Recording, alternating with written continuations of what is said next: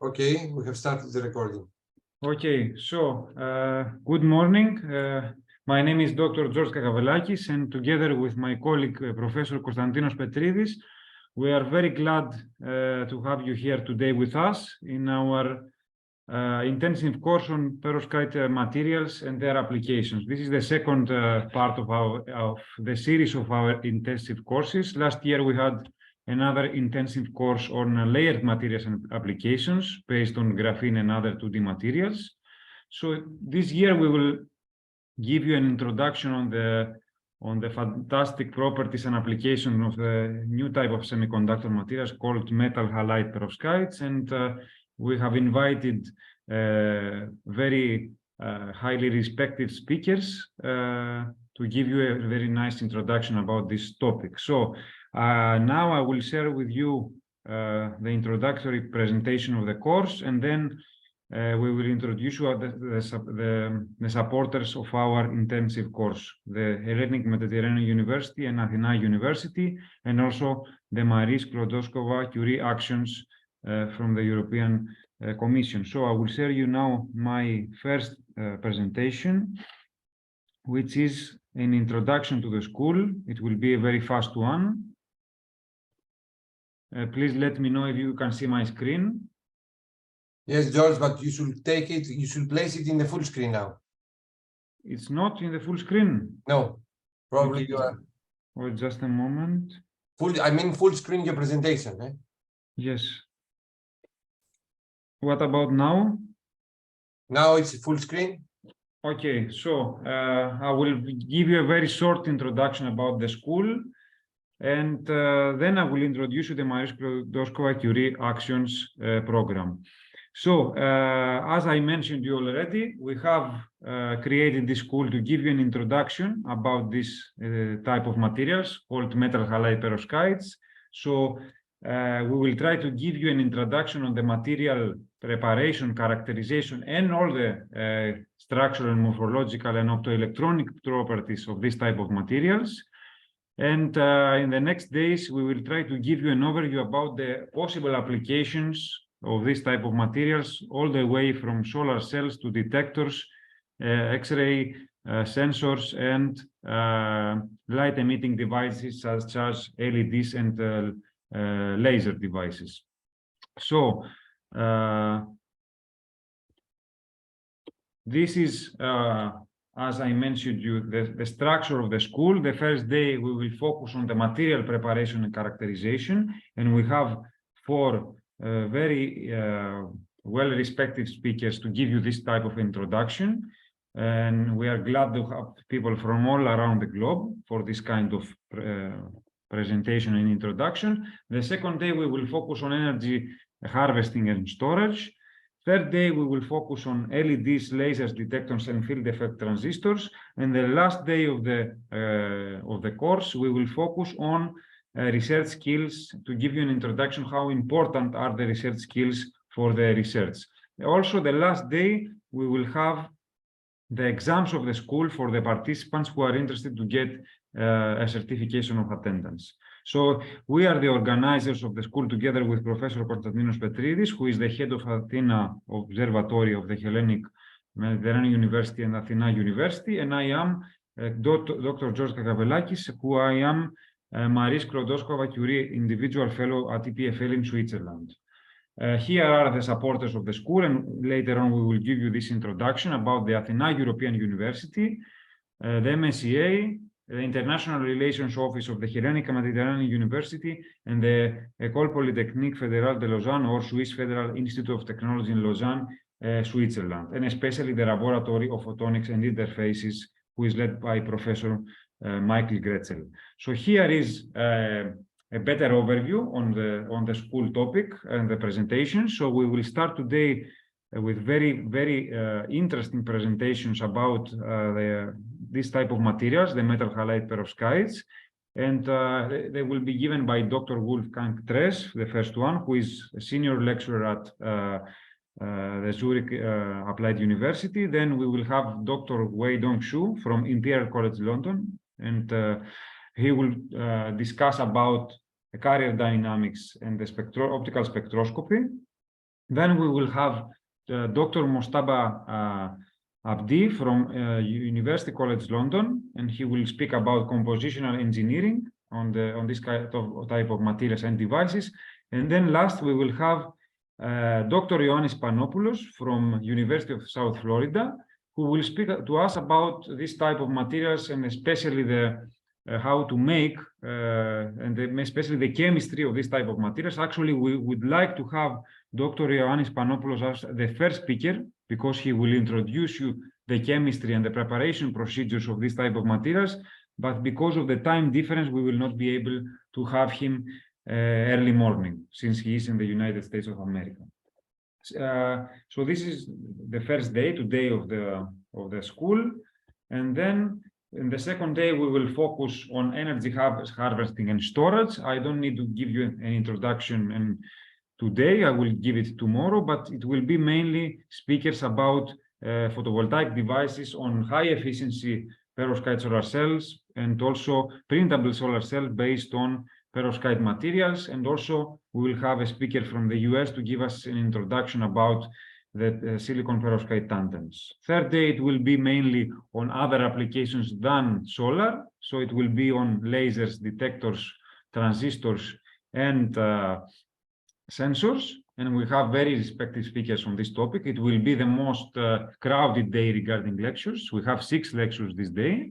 And the last day, we will have the research skills on how to train students, especially this is for undergrad and postgrad students, on how to train you on how to publish your paper, how to write a proposal, and the importance of soft skills on this kind of topic. And as I mentioned, the last day, on Friday, we will have the evaluation of our course. This is only for people who are interested to receive the certificate of attendance, and it will be a 2-hour multiple choice test. So thank you for your attentions. If there is any comment about my presentation, please raise your virtual hand or write please a question or comment on the chat.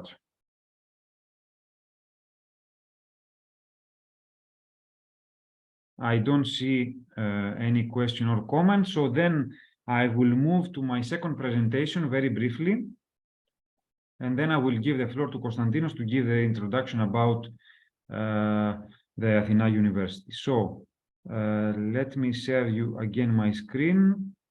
I will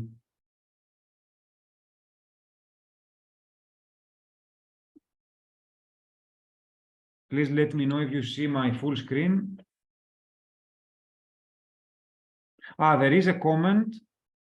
Hey George, will recording shared because it is a big time difference. Yes, I can assure you that all the recordings will be shared with all participants and especially in our YouTube channel.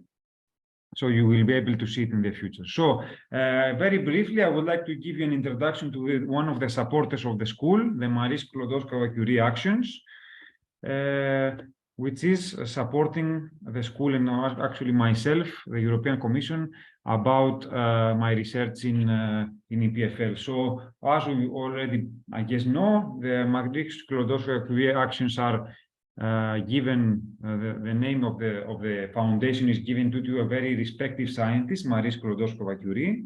So a few details about Marie Sklodowska-Curie in case you are not familiar, but I guess most of you will be, but I will give you a short introduction. So she was a Polish, a naturalized French scientist who she was doing very interesting research about radioactivity, and actually she discovered some of the most important radioactive elements, and she has done very important contribution to the treatment of cancer.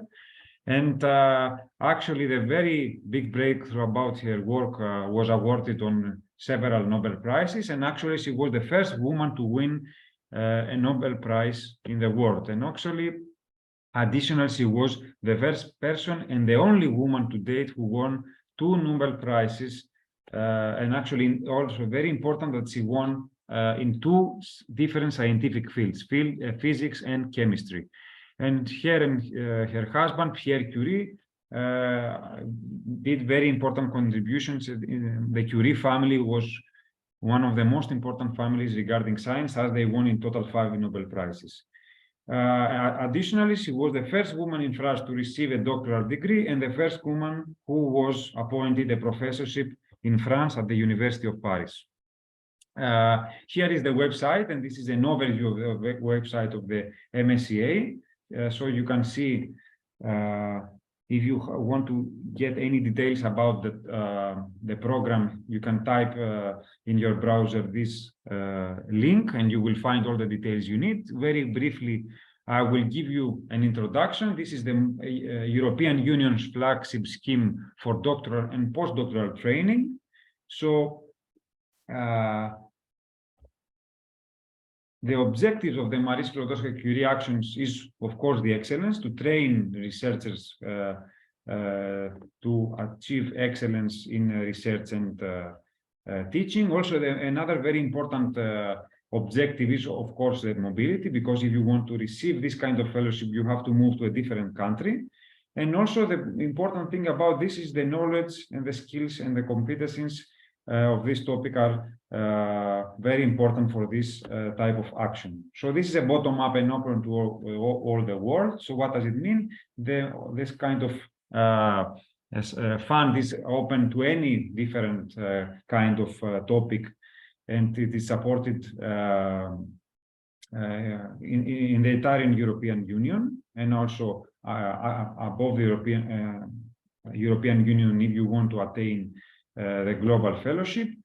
Another very important objective is, of course, the recruitment, working conditions, and inclusiveness. This is very important, and we have to support this kind of initiative. And of course, they want to support very excellent supervision and career guidance for the future leaders in their fields. Of course, open science and responsive research and innovation, and also European Green Deal is supported by Marie Sklodowska-Curie actions. Another important point is the synergy. So they're trying to support cohesion policy funds and European Recovery and Resilience Facility. And here I'm trying to give you an introduction about all the different, let's say, initiatives, because there is not only one funding source. You can get different funding sources through this topic: doctoral training, postdoctoral fellowship, staff exchanges, co-fund, and MSCA science citizens. So the doctoral training, as you can imagine, is for doctoral students, and this is supported through 2 different initiatives: industrial doctorates and joint doctorates. You can go and have a look on more detail if you need. And this year's actually submission deadline approaches very fast at the 15th of November 2022. Another very important fellowship, and maybe the flagship fellowship, is the postdoctoral fellowship, which is once a year, and the new call will start April 2023. And the objective is, of course, to train postdoctoral fellows to attain excellence in research and teaching. Of course, it has another opportunity regarding the staff exchange, so you can apply, and the deadline is 8th of March if you want to do an exchange fellowship within European institutions. And also there is another, the co-fund action, which is for regional, national, and international programs for training and career development. And the new deadline is 9th of February 2023. Of course, this supports 2 different programs for co-fund: doctoral program and postdoctoral program. And actually, the last one is the MSCA and citizens, which is mainly to support the engagement of research in European Union, such as programs such as European Researchers' Night and other dissemination activities within the European Commission. This year's the New Horizon Europe Fund started last year, 2021 up to 2027. It has a very big fund available, 6.6 billion. And actually, it has restructured somehow the initiatives. Not very big difference, but as you can see, for example, the individual fellowship is now called postdoctoral fellowship, and the innovative training programs now are called doctoral trainings. So there are some changes. You can go and have a look on the new initiatives of the MSCA MSCA program. So I would like to thank European Commission for the support to my project, and also you for your attention. So please type or write your comments in the chat. Otherwise, if there is no question or comment, I will now give the floor for the rest half of the hour to Professor Konstantinos Petridis to introduce you the Athena European University. Thank you, George. I wish to be a professor. I'm an associate professor. But thank you very much for the introduction. I will try to present to all the participants related activities to this intensive course. As George has mentioned, this is the second one, and we hope that it will have, the success of the first one already, with the number of the participants. I think that we have an initial indicator of success, but we hope also by the end of the week, all of us to be together more than the already participants right now. I will share my screen in order to show you what I'm going to present. Also, I would like to suggest, George, on Friday that we are going to have this session about how to write a proposal. George also to be with us. He will be with us. As he's the main organizer of this school, to present with us and discuss with us the main tips how to write a Marie Curie proposal, since my expertise is more like related to educational activities and proposals like the Erasmus and some kind of FET proposals in Horizon Europe. But let me share my screen in order to show you other activities that we are doing before I move to Athena. Another activity that we're doing is also related to the research, and we would like to cultivate. Costa, could you please put it in presentation mode or full screen at least? This is like, I hope that let me. Can you put it full screen? Maybe it's fine. Yes, I will do this.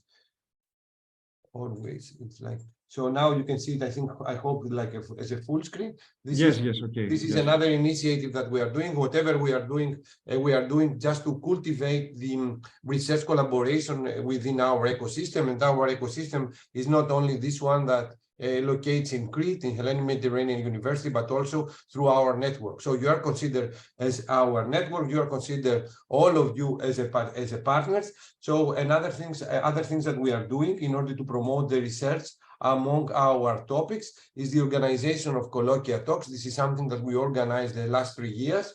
And this year we have already started with speakers. As you can see, these talks, we try to invite not only distinguished scientists, but also talented scientists like you. So if you would like to promote your research through this initiative that we organize with George in Crete, please send me an email to me and George, and then you can be included among the speakers of our colloquia talks. As you can see, there are not only famous professors, but also we have professors, young scientists that they would like to promote what they are doing. Today, or not today, on Wednesday, we have a first series of talks that we organize devoted to the Nobel Prize in Physics. So we're going to have our colleague, George Kavoulakis. He was a professor in Urbana-Champaign, University of Chicago in Urbana-Champaign in Illinois, and he's going to talk about Bell inequalities. So if you wish to receive the schedule of these talks, if you wish to contribute to our colloquia talks, feel free to do it and send us an email in order to include you. I have to inform you that the program for 2022 is full, but we are going to find time for you in order to disseminate your research. And also it's going to be a great contribution for us. So now I'm going to stop sharing my screen, and I will try to present you very briefly the Athena European University. So let me share my screen again. And I think that this is what I'm going to do. And so now you can, no, I think I share the wrong one. You can share the other screen, yes. Yeah, now we are fine, no? Hello, my name is Konstantinos Petridis. I'm an associate professor in the Department of Electronic Engineering. My background is laser physics, and how lasers, they can interact with materials like mainly 2D materials, graphene, 2D materials, but also we have started a research activity in perovskite, beyond perovskite solar cells, but also perovskite X-ray detectors, but also gas sensors. So my background, as I told you, is laser physics. I have received my PhD from the University of St. Andrews. My research interests are laser matter interaction and portable laser sources, mainly CW laser sources, external cavity diode lasers, titanium sapphire lasers, and also titanium sapphire lasers pumped, DRO, double resonant optical parametric oscillators. But also I'm very much interested in education and new technologies regarding teaching and also learning. So I will try to also present you now. This is the outline of my talk regarding the Athena. So I will provide you what is Athena European University. In general, what is a European university? European University is like the flagship program of the European Commission regarding higher education. So it's the most prestigious program that the universities they can participate. It's quite challenging, but also it's quite honorable to participate as an institution in one of the 41 alliances that they have been generating across Europe. This is the future of the higher education, and the main focus are to merge in one unit research, education, innovation, and entrepreneurship, with the main part of focus, the students. So whatever we are doing in order our students to get to be more ready to perform in the market, to perform and do beyond the fundamental research, also research with a direct impact to the society. So let me show you what is the, so the Athena European University would like to offer, as we are doing right now, all our programs to be offered for free to anyone. So we would like to offer something inclusive, and inclusivity does not only mean the impose of any tuition fees that sometimes is necessary for the sustainability of the program, but also to offer something using a blended means. So right now we offer something online, so to be available to all of you wherever you are. I can see from the participants that we have participants from Europe, from India, from Africa, from Middle East. So welcome. This is one of the things that we would like to do. We would like to offer innovative education. So we would like to offer something that can combine and promote new teaching and new learning policies. For example, we would like to integrate flipped classroom with problem-based learning, with creative thinking, and with Scrum. This is something that we are working, and this is also our proposal to the European Commission. And another proposal that we have to the European Commission is this kind of activities, like online activities, to be considered as part of the internationalization of the institutions, since people are exposed to different lecturers, to different styles, and also they can enhance through these kind of activities your international program. So we have proposed, and we have sent a policy paper to the European Commission, that online activities also can be considered as a part of your internationalization. So this is what I would like to say. This is like, for example, this is what George is organizing this week, is something like, as we used to say, collaborative online international learning, otherwise very well known as a COILS. It's a new trend in the higher education all over the world. And also what we are doing, we would like to have whatever we offer, short programs, intensive courses, individual lectures, to be linked with the research that happens within our university, within your university, in order to facilitate the transit or the transition of yourself from the undergraduate to research, or to facilitate your research by exposing to the knowledge of other distinguished researchers, as George has mentioned and has shown to us during the introduction. More than this, we would like also to create completed scientists. And for us, a scientist is not only this one that has the technical knowledge, but it is this one that also can transfer, can motivate his students, her students, and also transfer his or her knowledge. So that's why we have included in the last day some kind of soft skills presentation combined with some research skills development, how to write a proposal, how to write a paper, but also how to present your research activities, and how, for example, you can use the time, because time management and more than this are very important for your delivery and your reputation.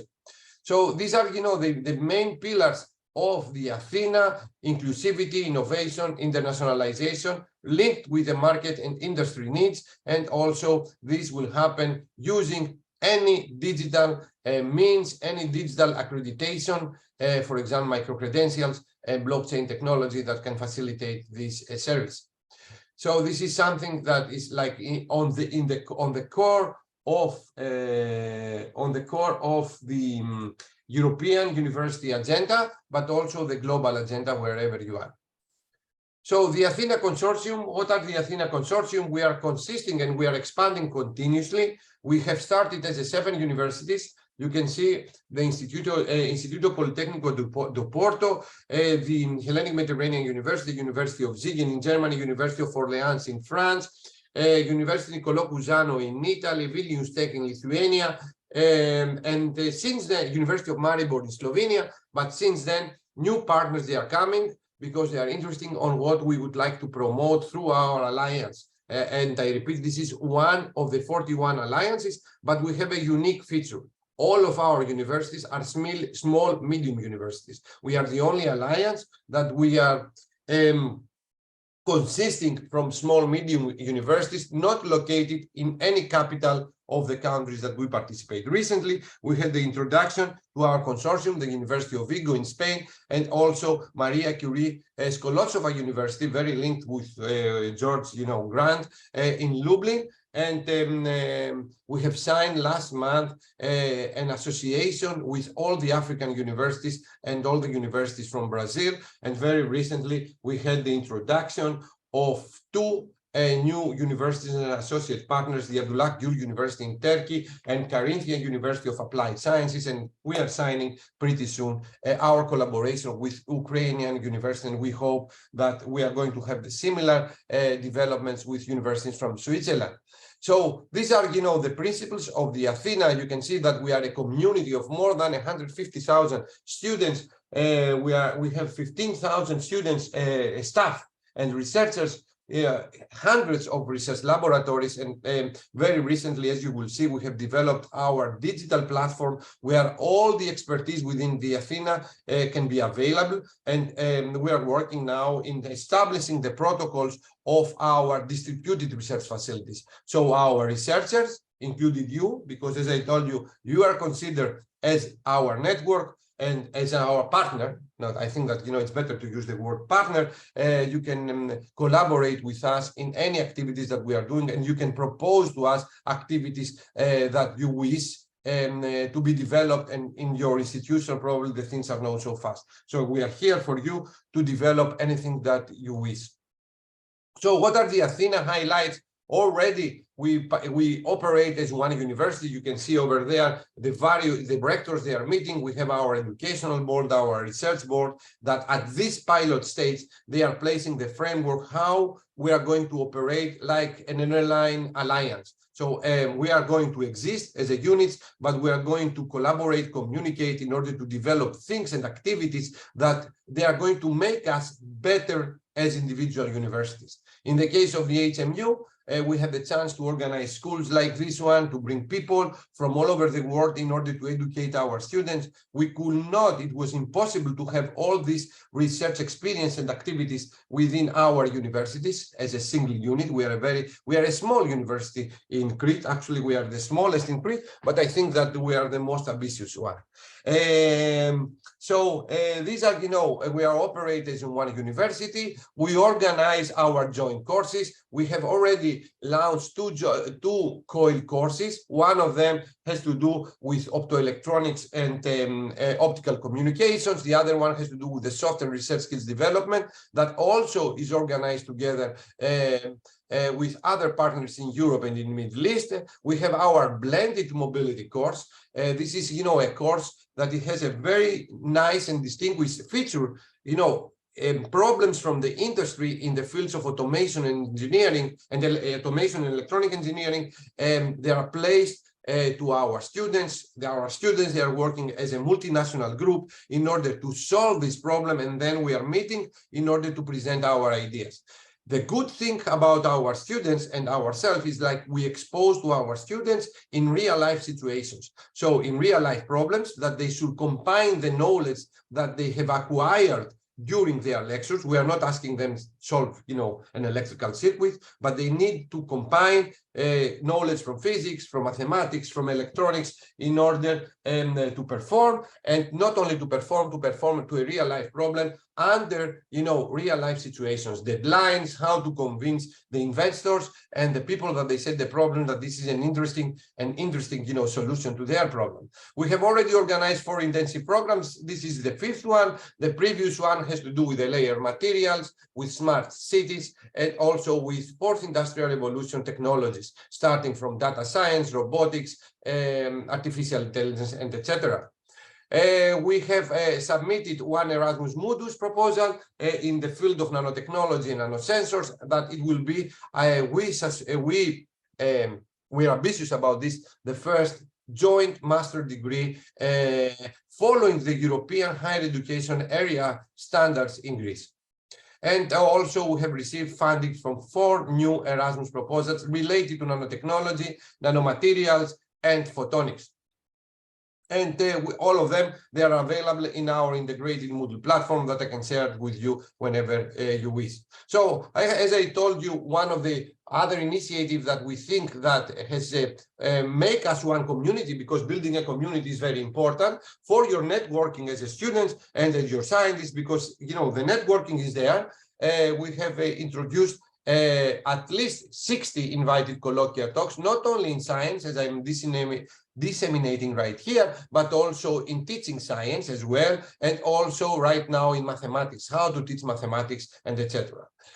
We have introduced 20 invited talks in modern pedagogies and technologies, 25 invited talks in teaching mathematics, 18 seminar lectures in soft and digital skills delivered by market experts, and 4 around table discussions. And these table discussions has to do with challenges. So we have a roundtable discussion about to promotion of the females in the science, a roundtable discussion about challenges and barriers for more internationalization, for more student and staff mobility within Europe and beyond Europe. And also we have a roundtable discussion about the language barriers within Europe and beyond Europe. So we have recently established something very nice, I think very nice, because I have to sell it. That's why I say it's nice. We have collaborated with Foresight Institute. The Foresight Institute is the main tool of the European Commission to foresight, to discuss and identify the pillars, the motivators of technology in Europe. What kind of technologies are the hot ones? And this gives us a future, a glance in the future. And also we can share these talks with you. Just email us, register with our activities, and we will share with you everything. Actually, this is our motivation and our spirit to share and be inclusive. So we are very happy that also we have launched our first research magazine, registered to all the related machines and tools like Google Scholar, Scopus, etc. We have, issued our first volume, and over there, the difference is that we have a specific section for publication by students. So students, as I told you, is something very, very important for us. We have also launching our career events, online career events that companies from all over the Europe, they shared with our students the availability of position for training, for employer, but more than this, they inform our students what they are looking for. What is the profile of people that they are checking? What are the skills and the competencies that any company will look for? And this is something that we have already done. And also, we would like to tell you that this praxis framework is a network, is a platform that all the companies, they disseminate their positions. So now regarding internationalization, 2 international weeks in very related topics, like the second one that took place before a month in Hanya, we gathered more than 150 people in order to discuss about digital and soft skills development. And the previous one had to do with the fourth industrial revolution technologies. We have proposed to our students to organize the next one from students to students. And we are with you also to share your ideas. We have introduced Lingua Cafe initiatives in order to make our students, to meet our students virtually. Actually, we have the first session at 2 o'clock today, that students from Middle East, they are going to meet European students in order to discuss between them challenges like sustainable development goals, and by this they practice their English. And then if they overcome the fear to use a foreign language, they are more motivated to travel. So we have our sports event. Of course, the big motivation is like to generate the European MSCA basketball tournament in Europe. You know, this is the big motivation regarding sports. I'm working on this, but we are organizing through the University of Orleans, our running annual event. We have the first Athena ESN network. Our students, they will have their ESN network and the Athena student card and Athena joint info days and etc. So another thing that we are doing is like this virtual course that I mentioned. We have developed our Athena body network. And what are the next steps of the Athena? We are writing now the new proposal in order to be sustainable for the next 6 years. More than 300 staff, they are working in this proposal. I'm operating as a general secretary of this, and I'm trying to coordinate all the teams, which is impossible. But you know, I have to say this. And also, we are going to apply the next stage of the Athena, not only in engineering topics, but also to be holistic, to address all the fields of all the universities. One of the nice topics that we have right now, one initiative is the Athena Green, and we try to develop or we plan, we haven't any deliverable yet, how to treat the waste and how to cultivate a culture among us that we should stop to discuss about waste, but waste are resources. From waste, we can generate fuels, we can generate food, we can generate products. So everything to be included in what we say recycling economy. And with this, I would like to thank you. I will stop sharing. I think George has arranged, you know,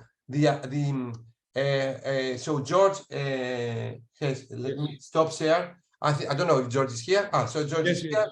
And with this, I think that George, if you are with us, you can introduce almost, you know, the next speaker is here. But if we have any questions, any comments, please feel free. I think that George has arranged everything to be able to raise your hand in order to give you the floor, or to type your question in the chat.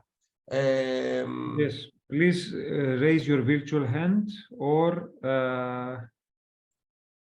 type any question that you would like, or comments for Kostas, or even also for the first 2 presentations I gave before, since we have a few minutes until the first lecture will start. I would like also to mention that, as I told you during my presentation, if you have any idea as a student, as a researcher, to organize something similar in a different topic, we are here for you. We are going to organize everything. You know that this is free of cost, no cost. We are doing to build the community among us. As a student, as a researcher, please make your proposals, or we are going to be very glad to host you in our colloquial talks if you wish.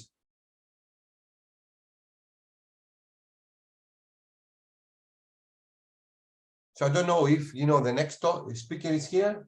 Yes, let's see. I think Wolfgang is here. So probably we should share, you know, the... I will make him co-host now.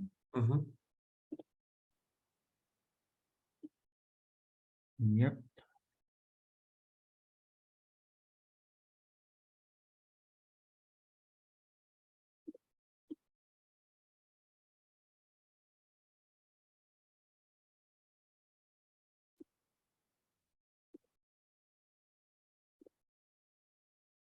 So,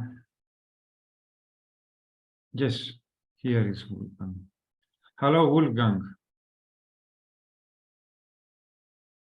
I think you are muted. Hello. Hello, how are you? Thank you very much for joining. Thanks for a great pleasure invitation. and honor. I can see a comment. Share. I hope all the links will be shared. Yes, of course, before the exam. So now I can start the introduction to Professor Wolfgang Tress, and he will start his presentation in 4 minutes. So, yeah, as I mentioned, it is a great pleasure and honor to have such a distinguished speaker with us today. So I will give a short introduction. So Professor Wolfgang Tress is a professor in Applied University of Zurich as ZHAW in the School of Engineering. And he is the head of the Novel Semiconductor and Devices Group at the Applied University of Zurich.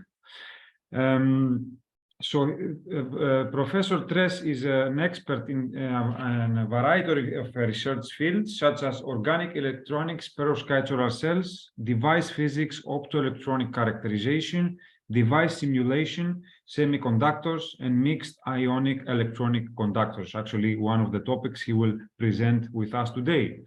He is very successful in his career. He has already achieved many awards. Some of them include the Ambizione Energy Fellowship at EPFL in 2017. He was also Marie Curie Fellow at the University of Munich 2019, and since last year he has been professor. He has been appointed the position of professor at the Applied University of Zurich. The presentation of Professor Wolfgang Tress, it will cover mixed ionic electronic conductivity in metal halide perovskites and its effect on solar cells. So please, Wolfgang, share your screen and start your presentation. Yeah, thank you very much for this kind introduction. And I will start presentation. You have 45 minutes for your lecture, and then we will have another 15 minutes of Q&A session. Okay, yeah, that sounds good. Great.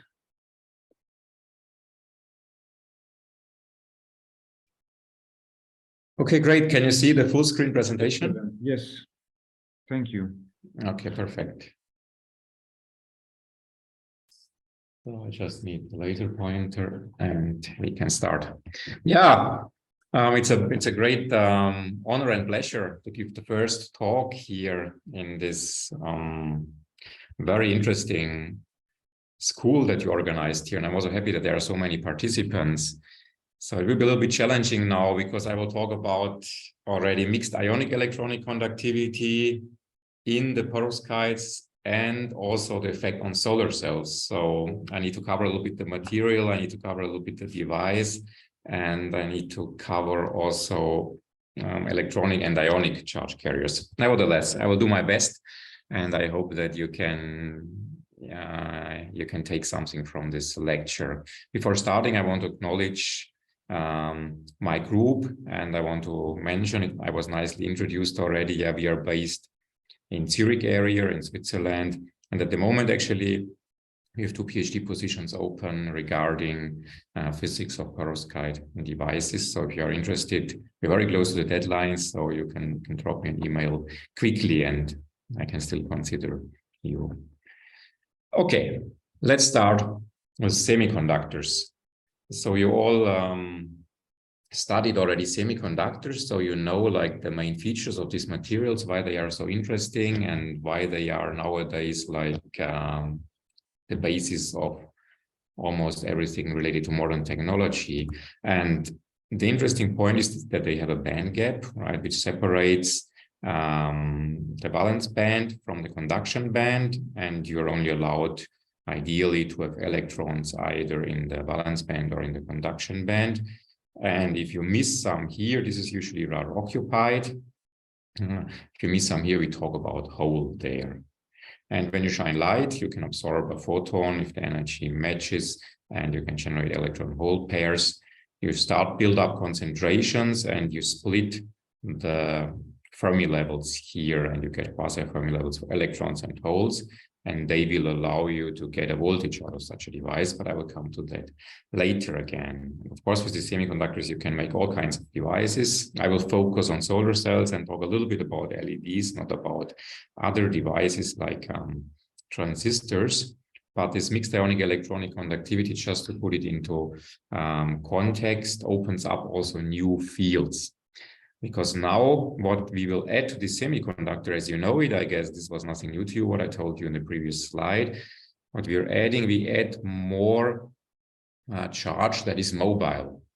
And this could be, or in our case, ions. So assume that is the lattice of our perovskite, even if at the moment you might not know what this like gray and reddish dots mean. Anyways, everybody can imagine that there are defects, that some lattice sites are missing. And if this is an ionic compound, then these lattice sites could be charged. And if they are not kind of heavily stable, if they can easily move around, then we have this additional conductivity in this material. And the interesting point is that this opens up, of course, a kind of new space in regarding opportunities, at the same time challenges, because what we usually have here, we have very different dynamics of those. So they might move much slower, for example, than the electronic charge carriers, because it is more difficult to move really like here ions from one side to the next compared to electrons, which are supposed to be rather free in their bands. But at the same time, this slow response might, of course, be useful if you think of memory features. If you want to make some devices, like devices which should emulate neurons, for example, in neuromorphic computing, such mobile ions could be actually interesting because they might form some kind of conductive channels in the material, and you might try to exploit this in what people call nowadays ionotronics. And the idea is that the classical computing, where you have a processing unit and where you have the memory, you have to always transfer the data back and forth. This is the very famous von Neumann architecture, but they have the bottleneck that your speed is limited at the end by this data transfer. So it would be very interesting if you could get kind of new ways of computing where you could like overtake this issue, and this also is at the end, and we will hit some kind of red brick wall at some point, because the Moore's law describing how things scale cannot continue infinitely. If you have new approaches where you can basically do computing in the memory or try to store data directly in a computing unit, how it is done in a neuron and its connections, the synapses, then this might help us to have new computing which becomes even more efficient. So this was just to give you like the broad context. I will not further talk about this now, but that might be kind of new applications, because now I will mainly see these mobile ions as kind of process which interferes with our solar cell operation in the devices, and which causes maybe negative effects like degradation, like reversible transients, which we maybe don't want in these optoelectronic devices. So what I want to talk about first, I want to give you a brief introduction. As the first talk, I need to say what these metal halide perovskites are. Then I want to tell you how a solar cell works in very simple picture, but already containing all the essentials, and then come back to these mobile ions in the perovskite. What are they, and what kind of experiments and calculations have been done to identify their properties? And then the second big part, I want to show you where we can see signatures of these mobile ions in our devices. I will discuss the hysteresis, some weird capacitance features, and if you have time, the pulsed LED operation. And then it will be already time to conclude. Okay, these metal halide perovskites we are talking about in this school. They are, and in my lecture, many following lectures, I guess, as well, are these ABX3 compounds, where we have here at the B side, most of the time we have lead. There are some lead-free perovskites. Maybe you could try to put tin there. The X side is always a halide, iodine, bromine, and on the A side, we can have small organic cations like this methylammonium or formamidinium, some simple carbon, nitrogen, and hydrogen containing small molecules. Or there is also, if you want to make a completely inorganic device, you can use cesium. And this is like the structure. We have, let's say, a cubic phase here. So you see here, let's say that would be the lead. It forms this octahedra with the halides. And you need this A side to kind of fill this space here to make the nice 3D structure. They are not so important for the electronic properties, like for the conduction valence states. There we have the metal halide octahedra, which dominate those. But you see already, it's not only one material, and we can combine different compounds. There will be talks about compositional engineering that helps to, for example, make stable phases using kind of benefiting from entropy considerations. And we can tune the band gap, because especially the halides, they have a strong influence like on the band gap of the material. And that's of course very interesting, both for solar cells to match perfectly the solar spectrum, or the device architecture in tandem cells, for example, and for LEDs as well. So I have here this kind of overview slide, coming now to this ionic response as well. So we have here our semiconductor, this you just saw here, and you know very well that we have electrons and holes moving in these bands. And we can have absorption or emission events there. And additionally, we have this ionic response in this device, which causes additional, for example, space charge in the layer and slow processes. So coming there, we have this band gap, which can be tuned from the UV to the near infrared. That is like, makes it very interesting. When we talk about the electronic response, we say it's a bipolar semiconductor. We want to say that we have electrons and holes, which are both sufficiently mobile in this material. Diffusion lengths are in the micrometer range. Mobilities in the order of around 10 centimeters square per volt second. If you compare this to other emerging semiconductors like organics, it is significantly higher. They are usually much lower than 1 centimeter square per volt second, apart from some exceptions maybe. But if you compare to classical semiconductors like silicon, gallium arsenide, and so on, we are still a few orders of magnitude lower in the mobilities you're seeing there. So we're somewhere in the mid-range, but in a very good range to make thin film devices. And when we talk here about these ions, that move, I'll come in a second in more detail to them. There we talk about like mobilities in the order of 10 to minus 10 centimeters square per volt second, minus 6. So many orders of magnitude lower than the electronic charge carriers. So we want to kind of further summarize a little bit the optoelectronic properties of this material. It is very defect tolerant. And there is a strong tendency to self-healing also in this material. Regarding formation energy, I want to come back to this in a second. So, as I told you, I want to discuss at the end the effect of these ions on devices. So we need to make a device. So we put this perovskite material as a thin film. It could be solution process, could be evaporated. The devices like which I show you experimental data from, they are all made from solution, and you will hear a lot in the coming days how to like process these materials and fabricate nice films. But I need to show you at least once how these devices look like that I want to show you afterwards. Current voltage characteristics. So we have this perovskite layer, roughly half a micron thick nanocrystalline layer. That's a cross section here. We took it with an electron microscope and then colored it afterwards. You have this layer here, and it's sandwiched in between a whole transport layer and some electron transport layer.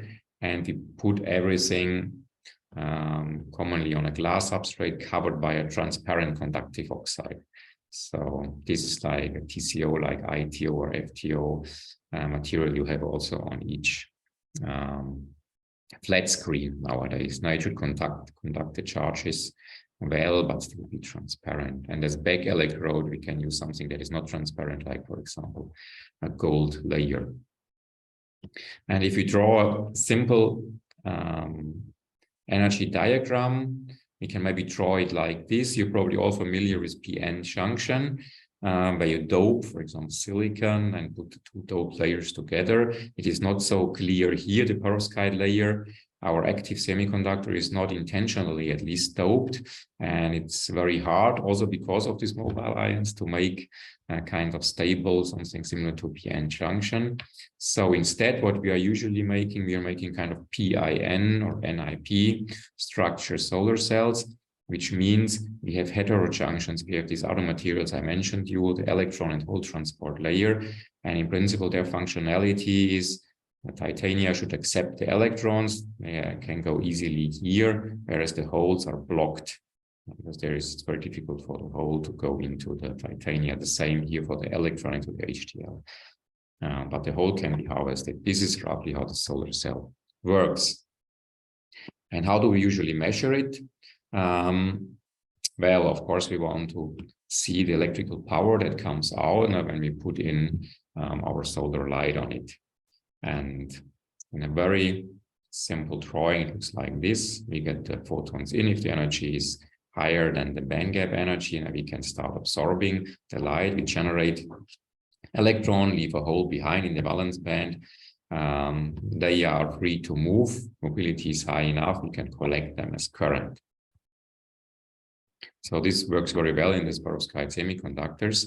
However, that's of course not all. Current is not enough. You also need a certain voltage to get power, current times voltage, out of the device. And what we usually get under illumination, when we start increasing the voltage, well, we start then kind of decreasing the absolute value here of this current. Put it already here like in a negative value, comparing to a diode which was in the dark, which would have a current voltage curve like here. So we have here the short circuit current, and the further we go, and at some point we reach the open circuit voltage. This would be the voltage that we can also measure when we don't connect anything to the device. And in between we have the maximum of current and voltage, which we call the maximum power point. And you see then, of course, in this region, so we have a competition of charge carrier collection and getting them out or losing them somewhere in the device, which we call recombination.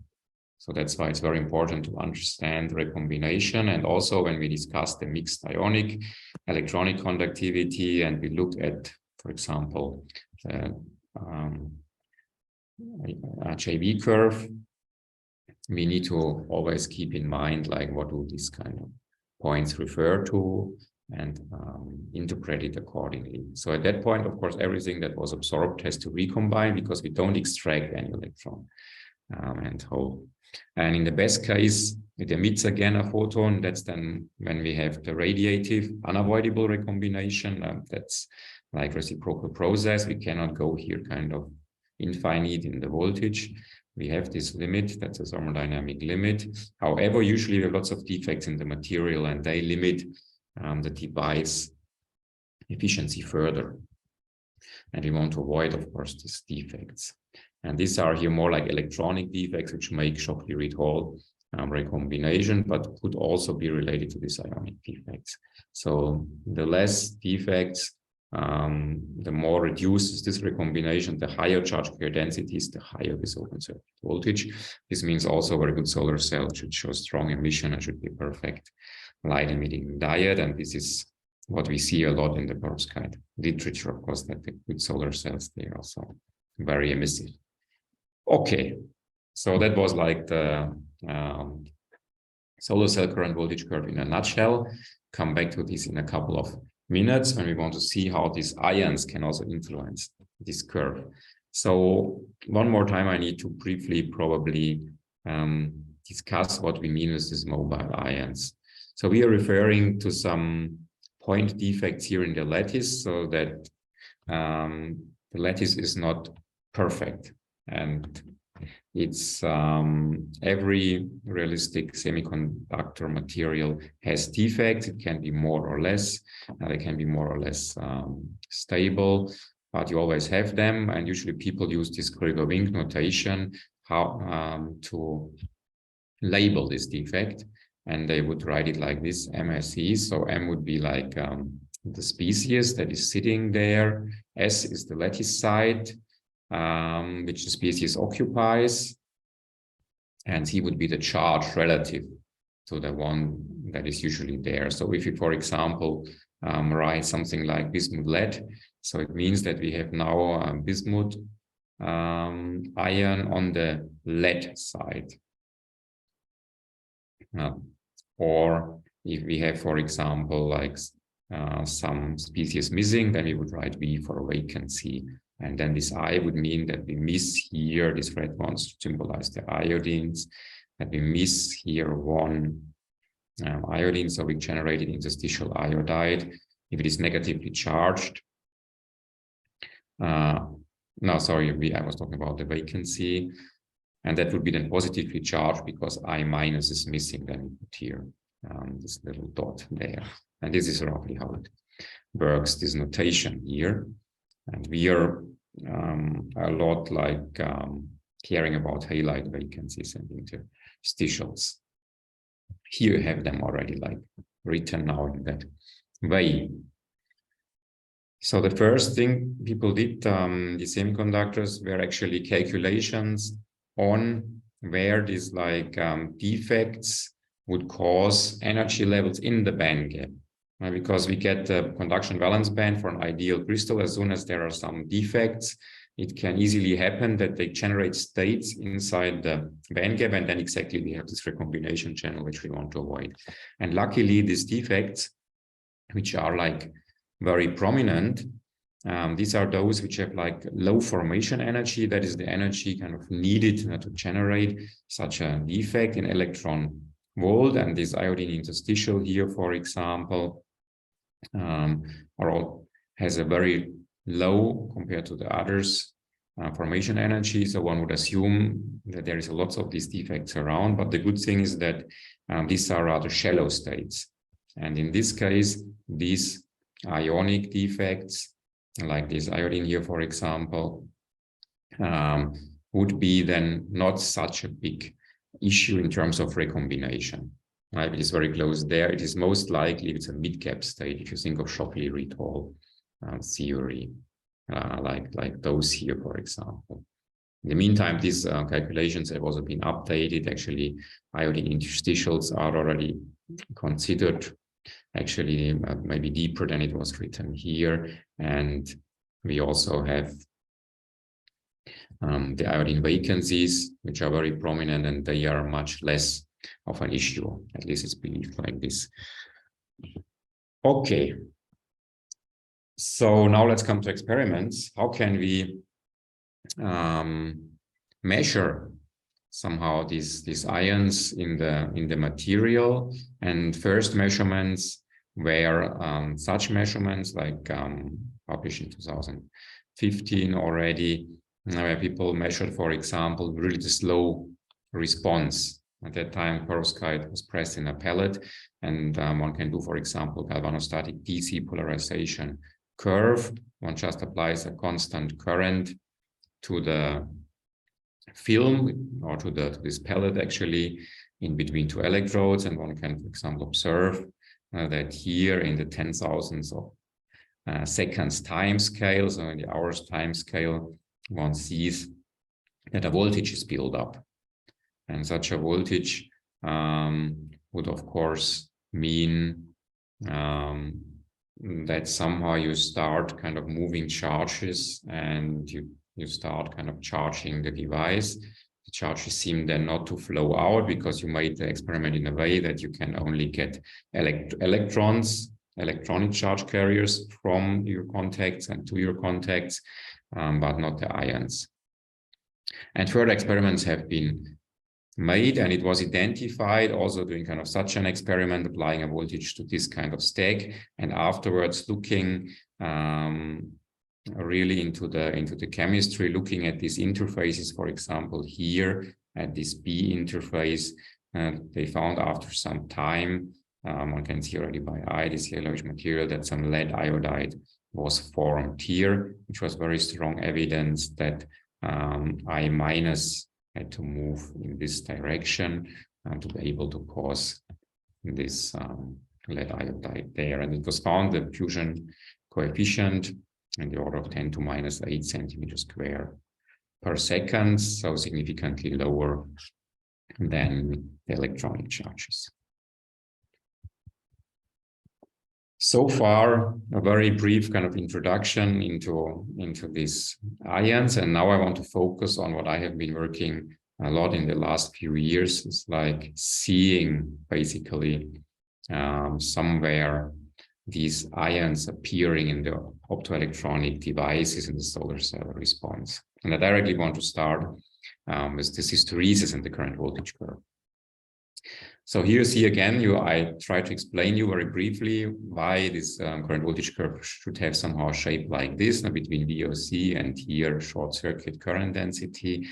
And now when we started measuring these perovskite devices, we saw that we got different results dependent on the direction we were scanning the voltage. So to get this curve, of course, we have to scan the voltage, but we usually assume that we get a kind of steady state measurement, but that seems not the case here. And even if we scanned rather slowly, so even if the scan took several minutes, we still could see such hysteresis effects.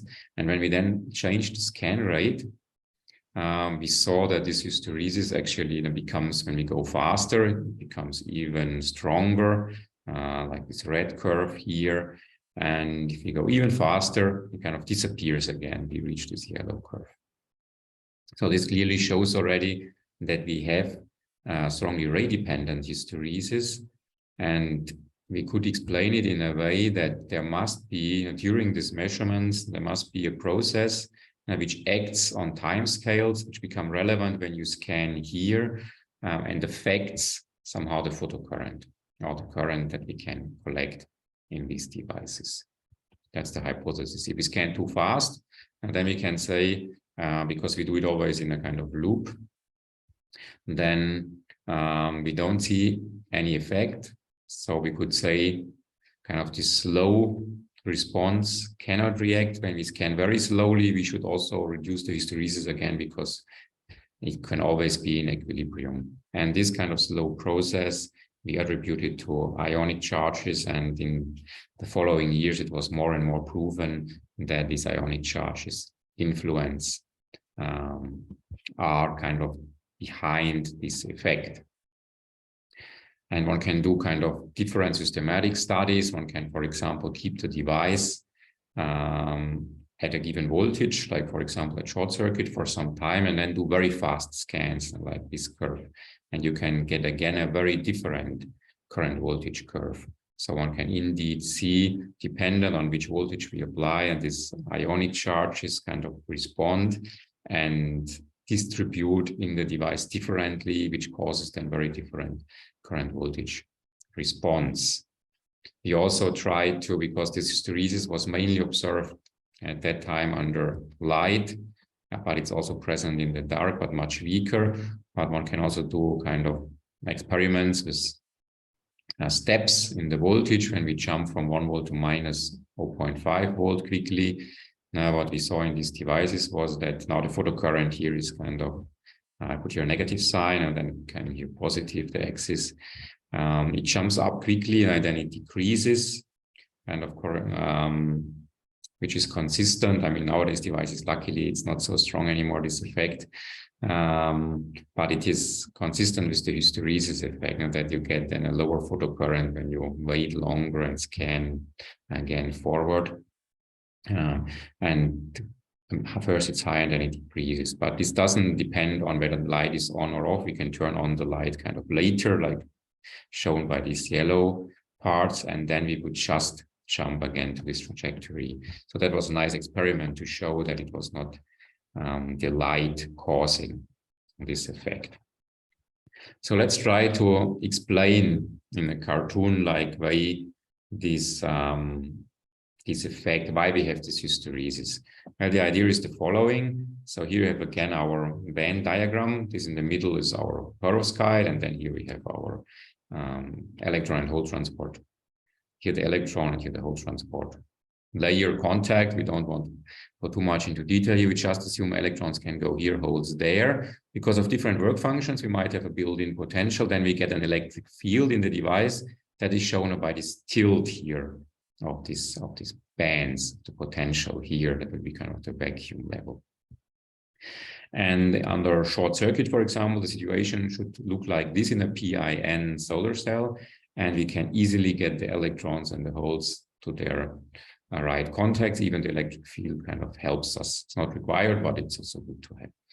Then, when we have now these mobile ions in this material, they of course also see, for example, now this built-in field, and they would tend then, of course, the negative ones to accumulate here, shown here, and the positive ones, they would tend to accumulate there, like they see the same kind of electrical driving forces, the electrons and holes.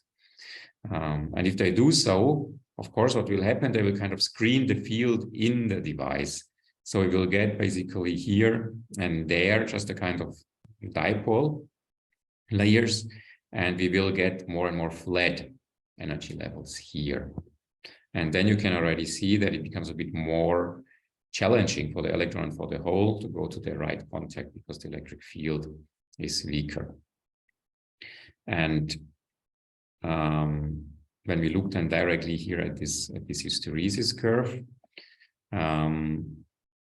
and we assume a condition that we scan maybe very quickly forward, that's then here, when we put some forward bias, that would additionally make it even more difficult for the electrons to go there and for the holes there.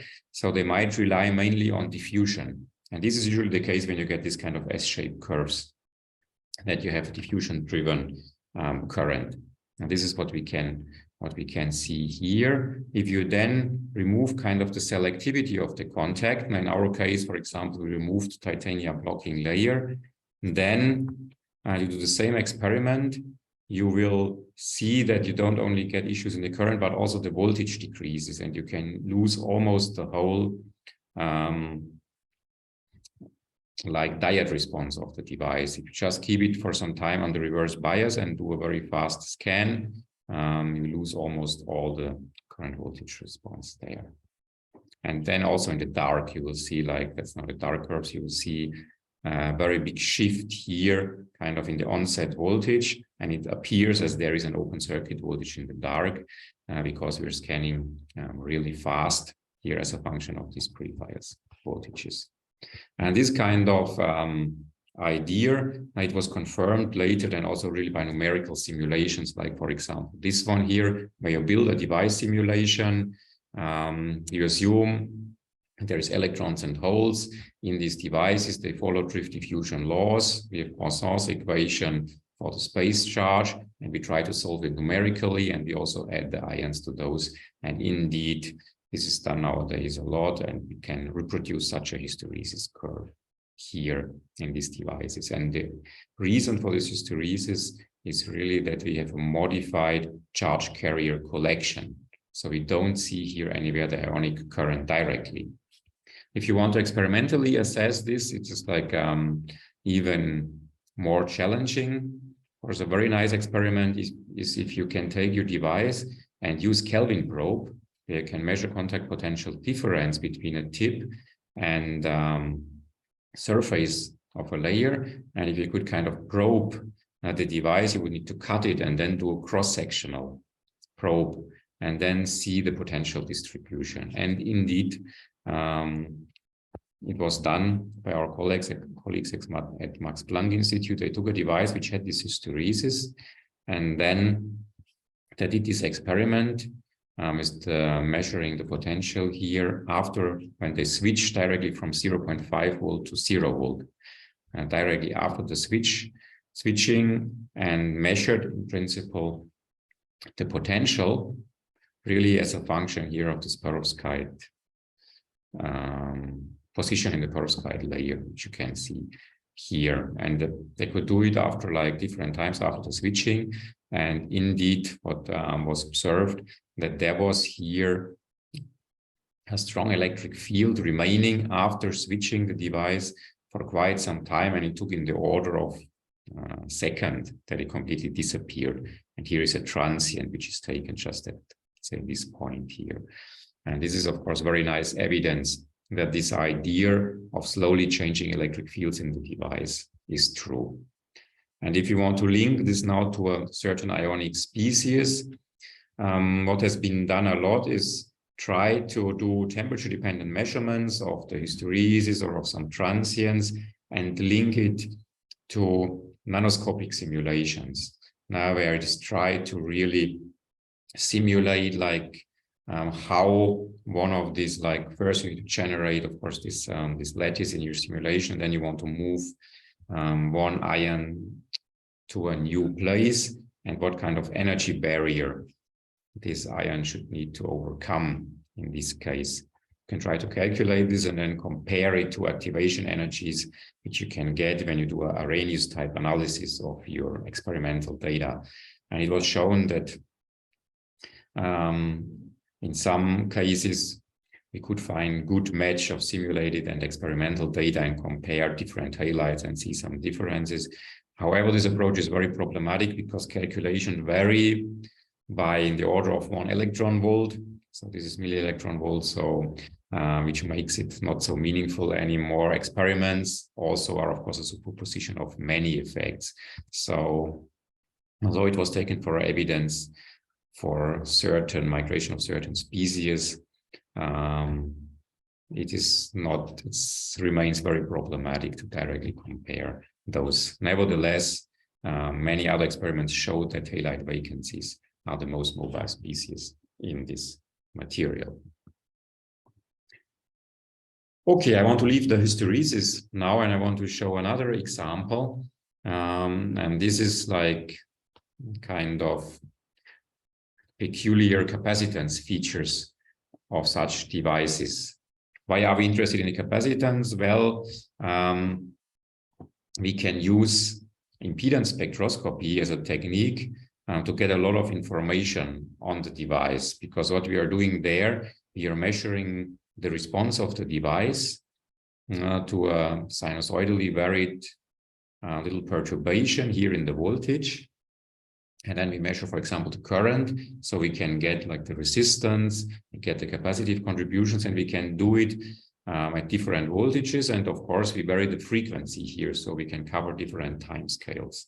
And by this, we can get insights into the device. And this technique is very common, for example, for dye-sensitized solar cells to get information on charge recombination, transfer, and so on. However, in these perovskites, because we have, again, this mixed ionic electronic conductivity, it becomes not so straightforward to interpret those correctly. Usually one uses an equivalent circuit and tries to assign some physical meaning then to these elements, because only then kind of this experiment makes sense if you can relate it to some process. Otherwise, it remains kind of self-purpose. And I assume that not all of you are very familiar with this technique, so I don't want to go too much into detail and explain too much now this kind of Nyquist plot. But one interesting observation was that when you look at the capacitance versus frequency, that one observed gigantic values kind of for lower frequencies, and they are even negative, because now this is like, here it was like positive, that would be like the capacitance of your plate capacitor here, this value, and then suddenly it becomes negative here and becomes gigantically large. And there was quite some confusion about what this capacitance can mean. And here in this situation, it is the best to not think too much about capacitance here, because, well, you just measured so far this kind of impedance response, and then you started interpreting it in terms of capacitance. Better think of some time constant. At the end, you measure the kind of process and its time constant, and you can do a measurement in the time domain where you apply for example, a little voltage pulse and monitor the current and see how it looks like. Maybe then you can also better understand this one. And this is what we did here. So we had here a certain current. Then we apply this voltage pulse.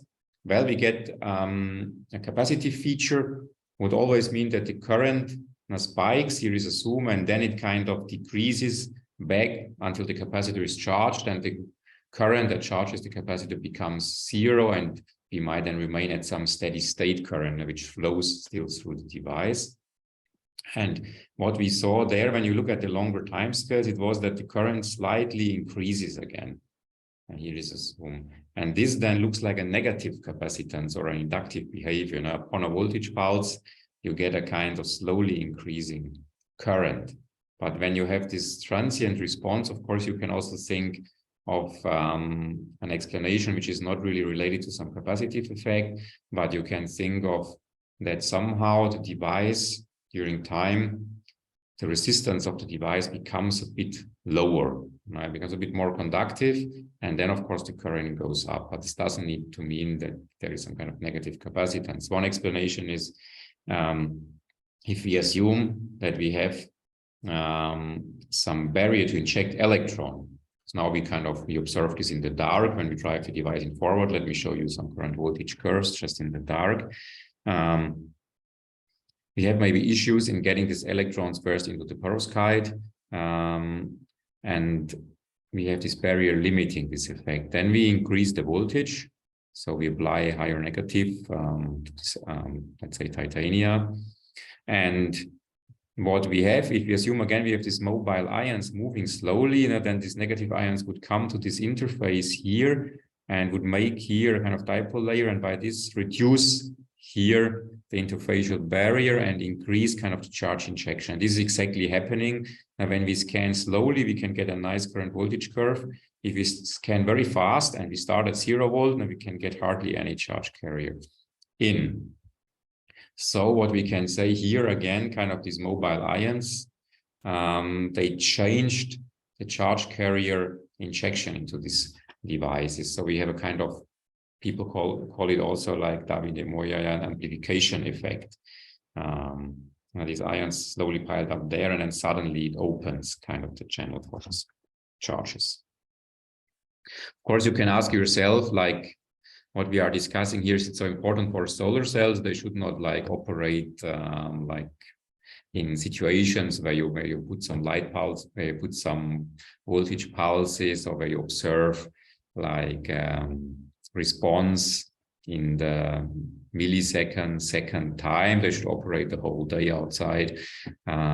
Nevertheless, what we can see here, for example, is that when you keep them for many hours under light, they might like lose a little bit in performance. But the interesting point is when you cycle the light, you see this during the night recovery. Now we have also reversible effects on the longer time scales. And these reversible effects are also attributed to ions moving. Then it might not be anymore the iodine, maybe it is then some slower ions there, or maybe it takes some time until some additional processes happen. But it has effect also, like these reversible effects also on the solar cell performance. And here is shown during one day when we compare silicon and perovskite solar cell efficiency. So you see like the silicon solar cell decreases around noon. This is because of the temperature effect. Here the sun is strongest, also temperature here is highest. And this dashed line is what we kind of expect from a pre-characterization, and the blue one we measured under kind of simulated conditions. And if you do the same thing for the perovskite, which has these reversible effects, and we can see that it doesn't maintain kind of its efficiency. Temperature dependence is less in this material, and devices like here from the prediction, but in reality, this efficiency dropped by almost 2% because of this reversible effect. The next day it recovered again in the morning. It was good. So it can have effect. Great. So these were two examples on solar cells in the last few minutes. I want to show that also for LEDs. We have, of course, these mobile ions, and they also influence the operation of LEDs. So now no hysteresis, no negative capacitance. You can reset your mind. We have an LED and we want to operate it in pulsed mode. That's important for displays or for communication reasons. You want to turn them on and off quickly. So we apply a voltage pulse, and for a normal LED, what we would expect, the LED turns on. That's now the emission. Let's say intensity we can measure. It takes maybe some time, and then it is stable. And if you give a shorter pulse like this brown one, you expect kind of the same thing. You reach the same level here of emission. And interestingly, in these perovskite LEDs, what can be observed, if you do this pulsed operation, it looks very different to what I have drawn you here. Here you see already kind of variation of the voltage, driving voltage on time. And this is then the emission we can detect.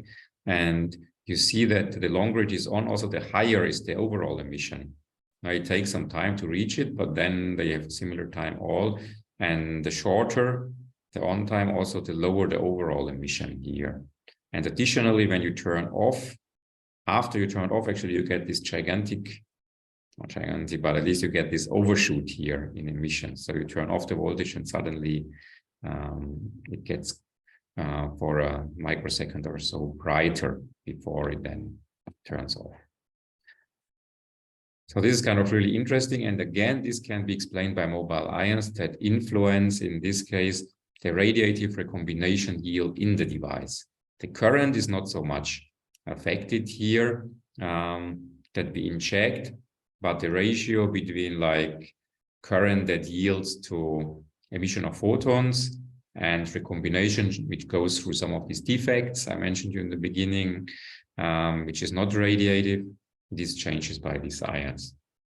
One can again try to explain it here with these little cartoons, kind of cartoon-like band structures there. So what we have here is that when we don't have the ions, we don't give enough time for the ions to move. One has to say that this experiment is done kind of in a repetitive way. So we're giving many pulses after each other. So in this case, then most of the time, let's say 90% of the time, the device is on, maybe for several seconds before we then finally do the measurement. Whereas here, now in these cases, it's most of the time off. If it is most of the time off, means there is no time for the ions to really reach a new distribution, because under this high forward voltages here, for example, here we applied exactly, let's say, for example, 2 volt or something. The electrons should go in here, the holes go in here. We have already kind of high field in the device. What will happen, that many of these charges, maybe they are injected in an imbalanced way, many kind of accumulate at the contacts and recombine there. There are most of the defects are close to the contacts non-radiatively. And then if you turn off suddenly this voltage, you have these piled up charges. Now they would kind of diffuse then back into the layer, and then they make this where they can nicely recombine radiatively, then they make this overshoot. But when you have the ions, they would again redistribute, avoid this kind of pile-up situation. You get higher luminescence and the overshoot kind of vanishes. That is roughly our explanation here. So here is the whole summary here, which I like to, which I still, sorry, from 2017, but I think still it's rather valid. So what we are having is, and here it was shown for the hysteresis, now we have this interplay between the ionic and the electronic response. So very often we just measure like electronic response, like this current voltage curve. We don't really see the tiny ionic currents there, but it can be strongly influenced by the electric field, by interfacial dipoles, because these ions can then change recombination and charge carrier collection processes in the device. And we have many material parameters which can influence either of those. So if you see, for example, reduced hysteresis, it doesn't necessarily mean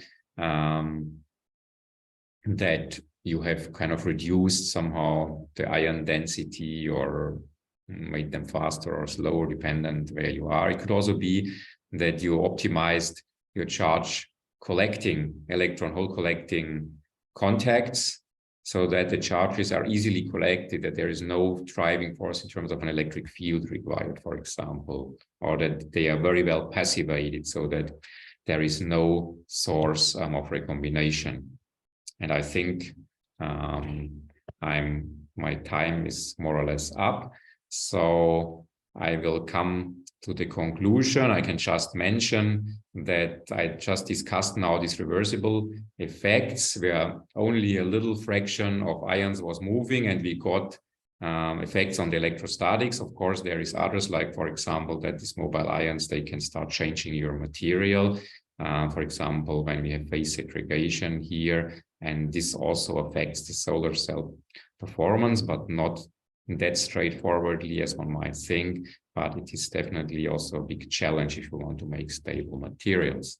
And with this, I'm finished. I have here again the take-home messages: mixed ionic electronic conductivity.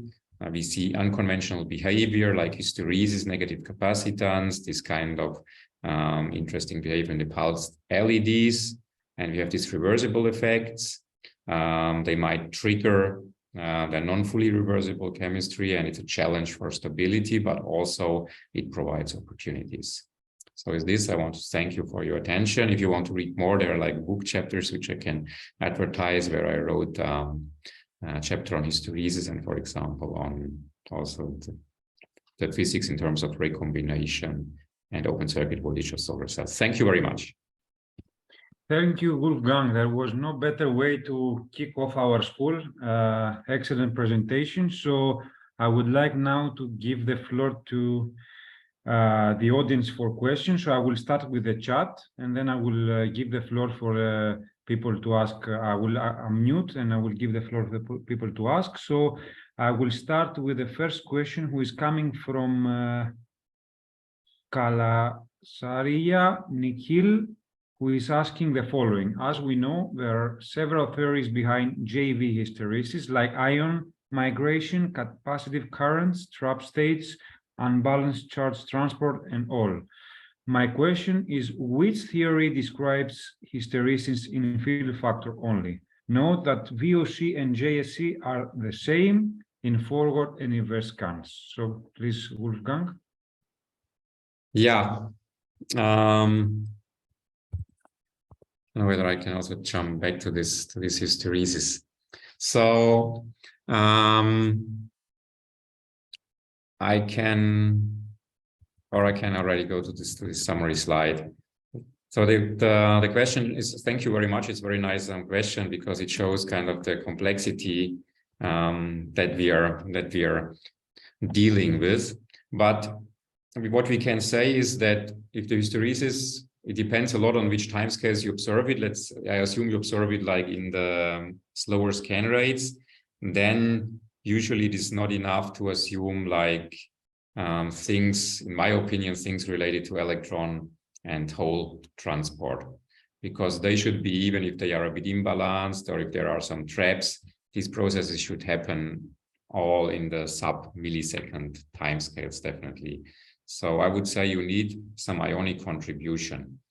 And you were saying that it is only hysteresis in the fill factor.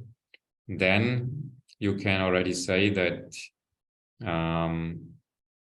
you don't have issue, it seems, at the contacts in terms of recombination. So you have a rather well passivated contact probably. So it mainly affects the charge carrier collection. And there I would still think that you have this interplay between mobile ions, which move in the material, and at some point you have somewhere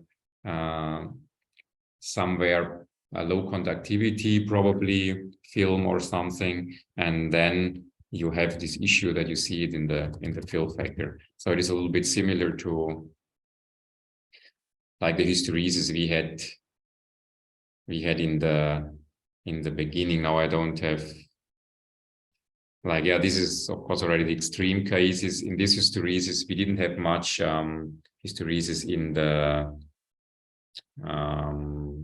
voltage either, mainly in the fill factor. Whether you see it in the current also depends how you scan, of course, where you want to turn. But then when the contact was not selective, we get this very strong voltage hysteresis as well. So you can at least say that it is not about recombination, but it's more about charge collection in your case. Hopefully this answers a bit the question. Okay, so thank you very much for the question and Wolfgang for the answer. I will move to the next question, who is coming from Suraj Prasad. And the question is the following: why there is a right shift in dark current as a function of scan rate in JV curve? Can we predict whether it is positive or negative ions?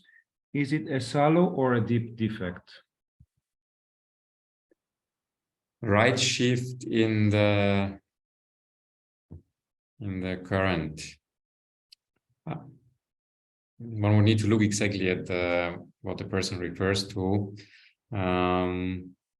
but it is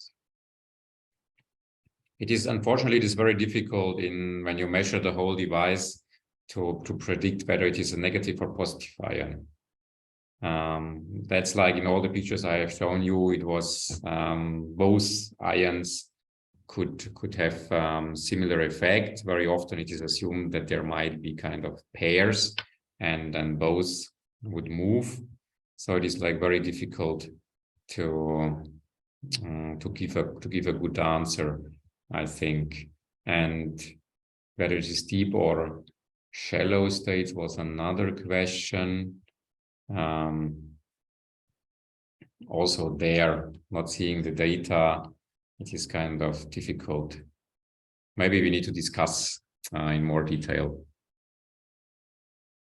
Okay, thank you very much, Wolfgang, for the answer. Maybe if you have, or if you would like a more detailed answer, maybe you can type an email to Wolfgang, I guess, and he will be very happy to reply. Yeah. So I will move to the next question, which is coming from Somaye Golipur. And the question is the following: thanks, Dr. Wolfgang Tress. Question 1. Does the density of free states in conduction band affect the electron hole generation in perovskites? And number 2, does the non-radiative recombination just come from the defects in perovskite? Why do we have non-radiative recombination in molecules also?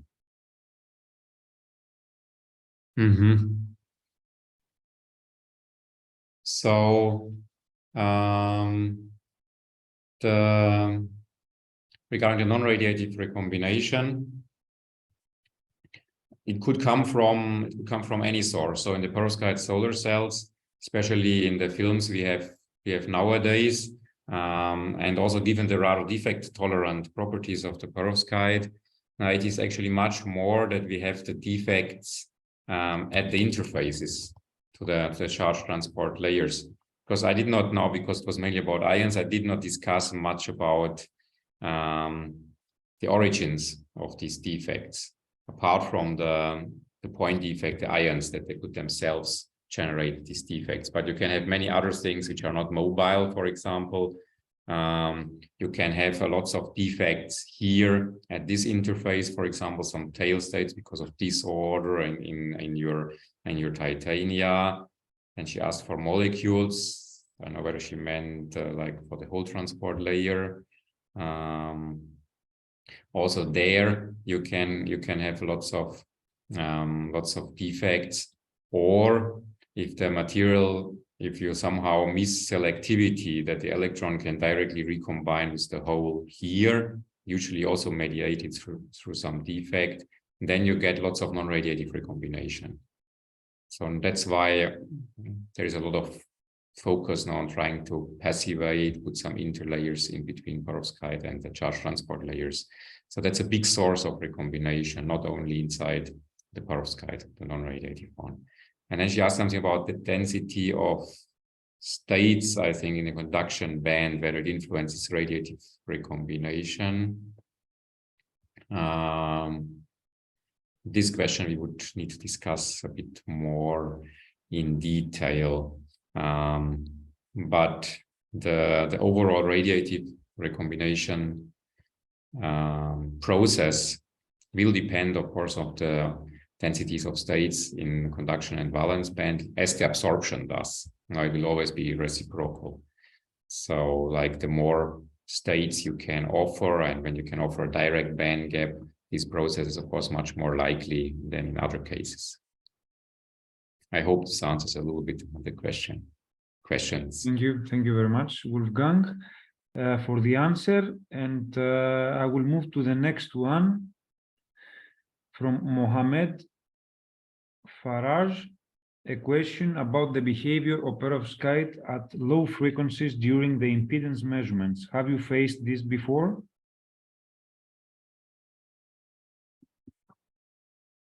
Yes.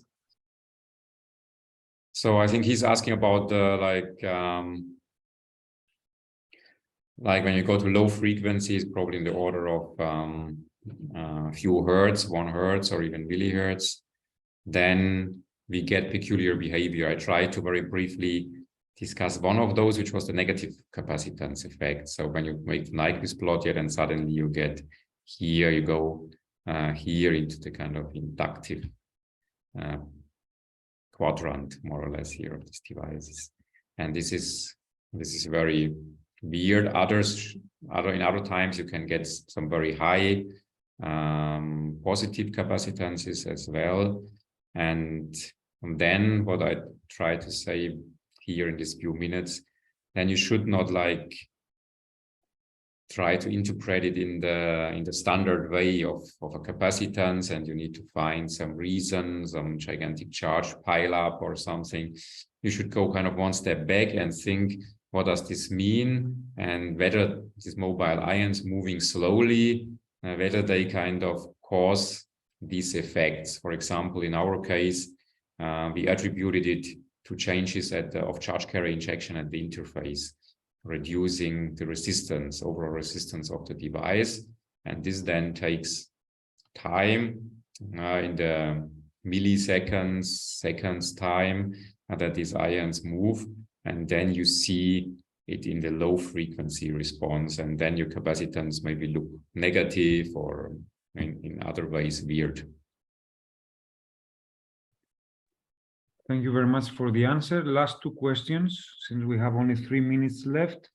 The last question from the chat is coming from Vipin CK. How the ion movement affect the bending in perovskite solar cells? How it affect the Fermi level of perovskite?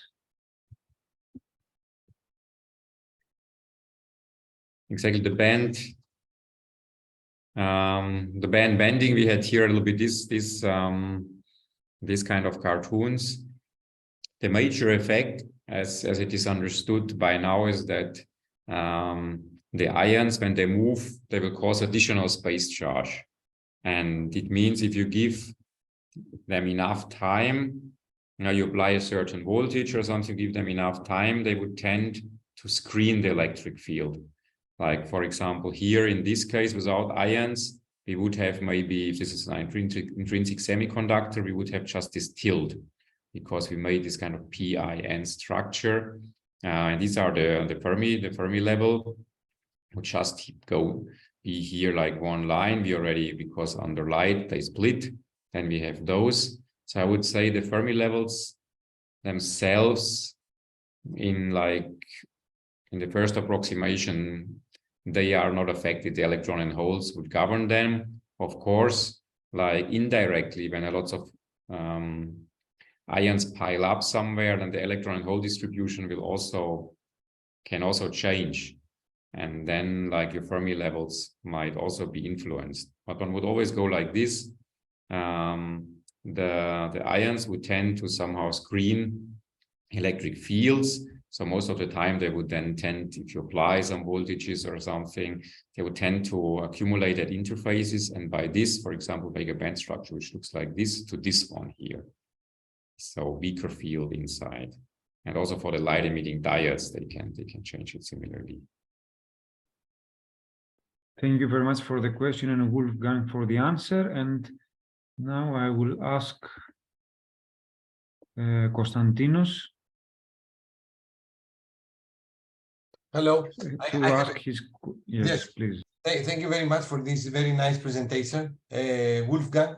I have, two questions. One of them is mainly generated at the very beginning of your presentation, that you presented that the perovskites, and through this ionic motion, they can offer something in order to overcome the limitations and the saturation of the Moore's law. But this generates me question, because I can understand how spintronics, for example, they can address the Moore's law, since they are providing a new way of transferring the information by spin, and because of the different directions of the spin, also they can introduce more data. But in this kind of technology, moving the ions, I cannot see any other kind of means apart of the classical transportation of charges, plus that's a very slow device, and in the communications also we need very fast devices. So can you please elaborate a little bit, how do you dream this? Because to me, it's not so obvious. Yeah, exactly. I mean, you're completely right. You're completely right. It is not so obvious. And one very big challenge is, for example, the switching speed. As you say, the idea, I mean, you cannot go, first of all, I'm not really an expert too much on this topic either. So, but I see that there is interest, and I roughly understand like what the ideas are behind. So I don't know how far you can really go, but the idea is in principle that you can probably not go if you think of quantum computing and such a thing, you cannot go probably many orders of magnitude different to this architecture. But the idea is that, for example, that you try to make something where maybe the speed is not the most important, but you try to have more like process like in our brain working. So to work not so much on structured data, but on unstructured data more. And then the idea is that like with such a simple device, which would at least be kind of nanoscale, maybe a few square nanometers big or something, and a few nanometers thick, and only 2 terminals. And with this device, you would kind of have features which your synapses have, so that these ions, for example, they would store some of the information. I would give them some spikes or something, and when they see the first spike, they would the device would react different to later, so that there is a bit of learning, a bit of memory kind of included. That's the belief. And then you can this is a circuit in CMOS where you want to kind of emulate such a synapses. And the idea is that like such a simple 2-terminal kind of device can do it. And then such device, it's also believed that like the energy needed for switching, for turning it on and off, for example, is like very, very low. So you could do like very low energy computing. It will not be like the highest speed computing, but it might be good to work more like our brains on some more unstructured data. But nevertheless, you would need to connect these devices also somehow through some grid or something. This also remains, yeah. I would say that more it reminds me that they would like to simulate ferroelectric materials than, like to address the Moore's law. I mean, they can address the Moore's law very well if, this kind of operation happens in the room temperature, because it seems that happens, these things happens in the room temperature compared to the temperatures that we need in order to keep the spin orientation in a specific. This is like a clear advantage. But, I cannot see, the advantage compared to the volume of, because quantum computing is based on this, on the volume of the data that we can store as a function of the spin orientation. But, I think that, the people, they try somehow, probably I'm wrong, to simulate ferroelectric materials and, to build, a computer that it will change the era. But I can see the clear advantage compared to spintronics because of the temperature operation of this kind of setup. And I have a second question regarding the LEDs. You have shown very nice, this transient effect of the LEDs. and you can describe, I think, very clear, I think because of my limitations, very clear what is happening to explain this very nice curve that you have above. And I would like to say to you, to ask you, like you mentioned about the constant, the time constant of the RC circuit that obviously you have with the accumulation of the charge. And you know, this time constant also it contains not only the capacitance, but also the resistance. Am I right? And I would like to ask you, this resistance should be very much affected not only by device from device, but also from perovskite material that you are using to perovskite material. Am I right? Since at the very beginning you mentioned that the conductive and the electrical properties are very much defined by the element composition of the perovskite. Have you checked this? Yeah. So now you're mainly referring to the RC time of the device. Exactly. Without ions, just the electronic one. Yes, exactly.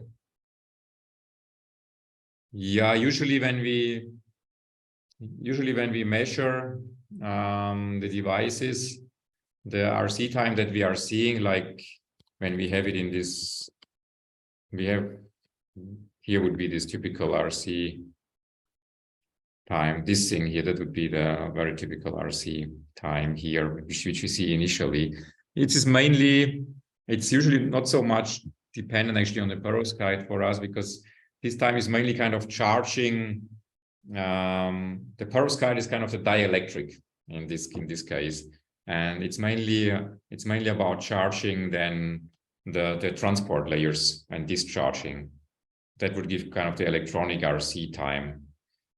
And this is like it's related to the geometric capacitance of the perovskite layer, and the resistance that limits is mainly like the resistance of the contacts of the TCO or maybe your measurement apparatus. So this time is not so much limited by the perovskite itself. Even though that you mentioned at the very beginning that the composition of the metal and the halide defines the electrical properties of the material?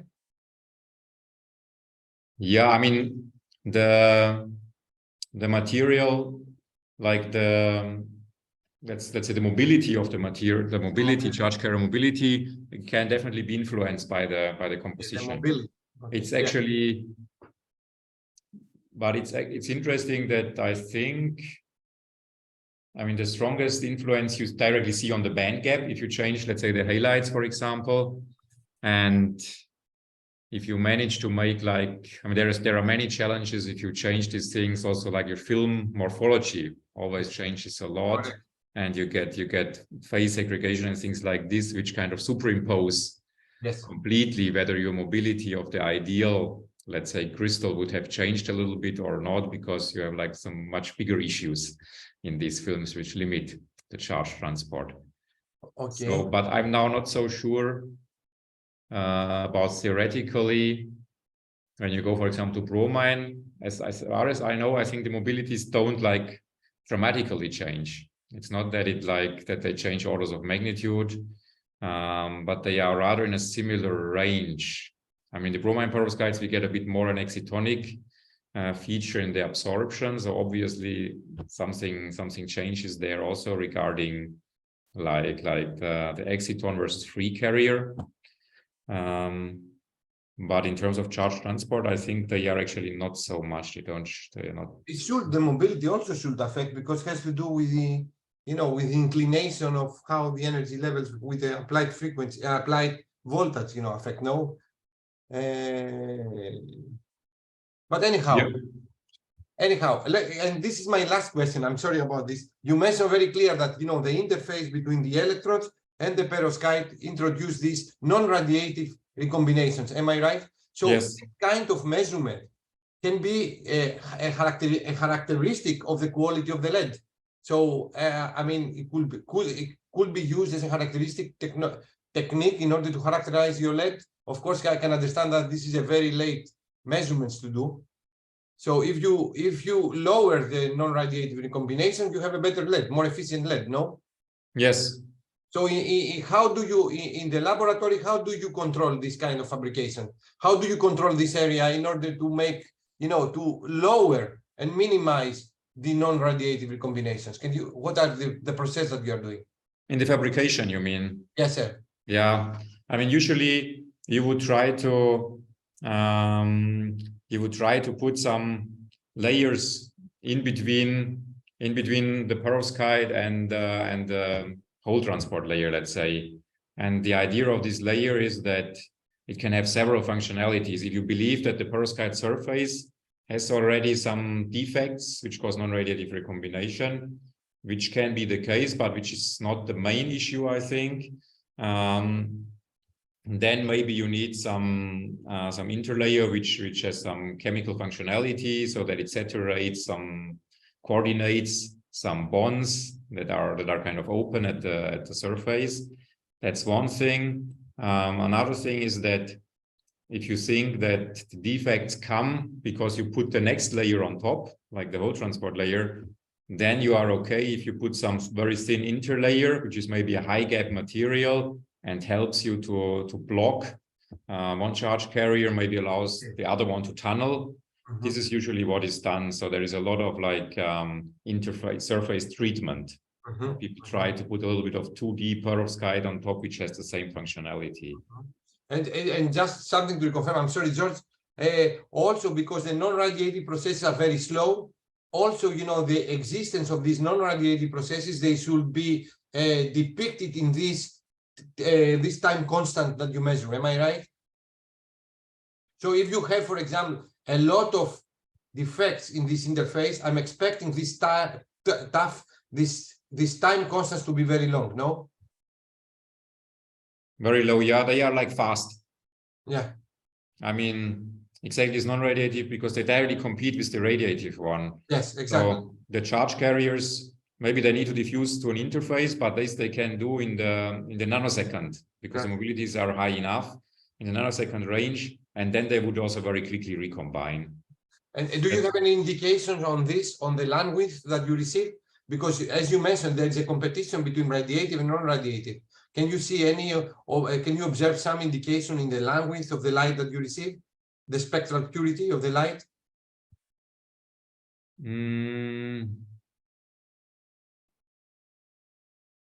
No, I was not expecting. Not really. I mean, I'm also not. There is a lot of spectroscopy done on this material, but usually we see we just see very nicely on the photoluminescence that it's very nicely reciprocal to the absorption. I mean, sometimes people see that there is some maybe a little bit of shift, or they believe that they can see also some of the shallow traps, that they also produce some luminescence and they can maybe see them also. But usually, yeah, the non-radiative recombination, of course, you don't see. But then we just see like the radiative one, and we just can analyze the yield to assess. Yes, exactly. The yield is, I think, the indicator. Yeah. Thank you. I don't want to. Okay. Thank you very much. Thank you, Kostas, for the comments. George, and I have a last question. Wolfgang, are you going to join Athena? Yes or no? I would like to. But we need to follow up with our management in the school. Okay, I'm waiting for your reply. I assume you haven't heard anything from them. No. Okay, I will. So thank you very much. Yeah, thank you very much, Konstantinos, for the questions, and Wolfgang for the answers, and especially for the very nice presentation and the nice lecture you give to our students. So now we can close this first lecture, and let's thank again Wolfgang Tress for the nice presentation. We already occupied 15 minutes from the coffee break, so I'm sorry for this. And I will see you in 15 minutes in the next session. So, George, I'm pausing the recording now. Huh? Okay, from Wei Dong Shu. I hope Wei Dong is here. So please, I will now make you co-host. Yes. Yep. So please open your camera, unmute yourself, and if you could start sharing your slides. Ah, yes. Great.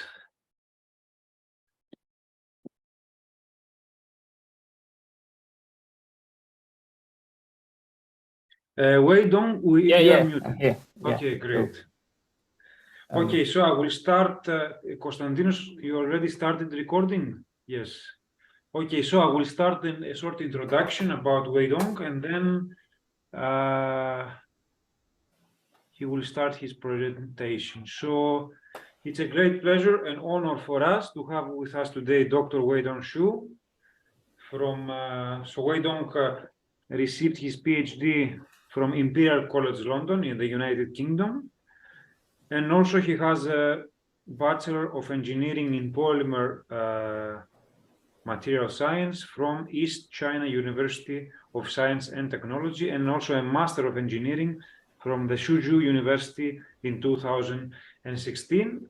And recently, Wei Dong got an appointment at the University of Cambridge for a research associate position at the Physics and Bioengineering department. So it is a great pleasure and honor for us to have Wei Dong with us, and he will give us a talk about probing charge carrier dynamics in metal halide perovskite solar cells using optical spectroscopy. So please, Wei Dong, share your screen and start your presentation. Thank you, George, for your introduction. So I'm going to share my screen and go into the presentation mode. Hope you can see. Sorry, it's a bit right. So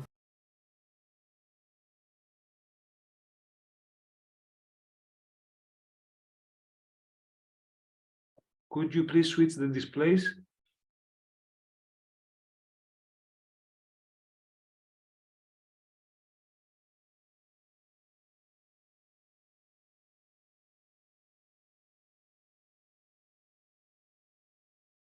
Swap presenter display.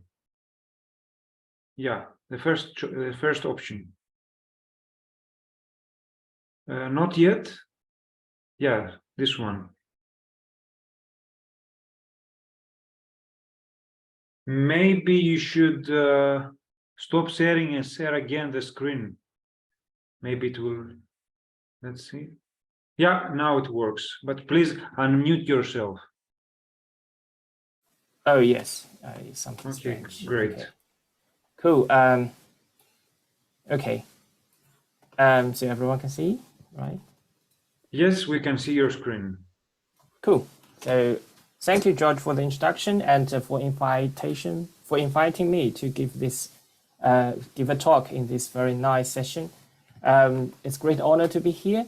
And so today I'm going to talk about some topics within the charge carrier dynamics in perovskite solar cells, and mostly using the optical spectroscopies.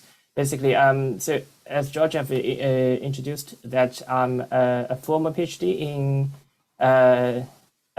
James Darren's group at Imperial, and now I'm just starting my postdoc in Sam Strang's lab at University of Cambridge. So today I'm mostly covering some bit of the basics of the perovskite solar cell and charge carrier dynamics, and I will also focusing on discussing the optical characterizations, and mostly giving some examples about how I using these techniques to investigate the solar cells during my PhD. So this will be some work based on my time in the Imperial College London. Maybe we can hide this. Yeah, fine. So it's a bit about the background. So first of all, the energy crisis and global warming have made this world in a huge demand for developing green and renewable energy, while the solar energy is one of the most abundant and universal resources to use. So while one of the most efficient ways to harvest the solar energy is to using the solar cells. So a solar cell basically is a device that converts the sunlight into the electricity.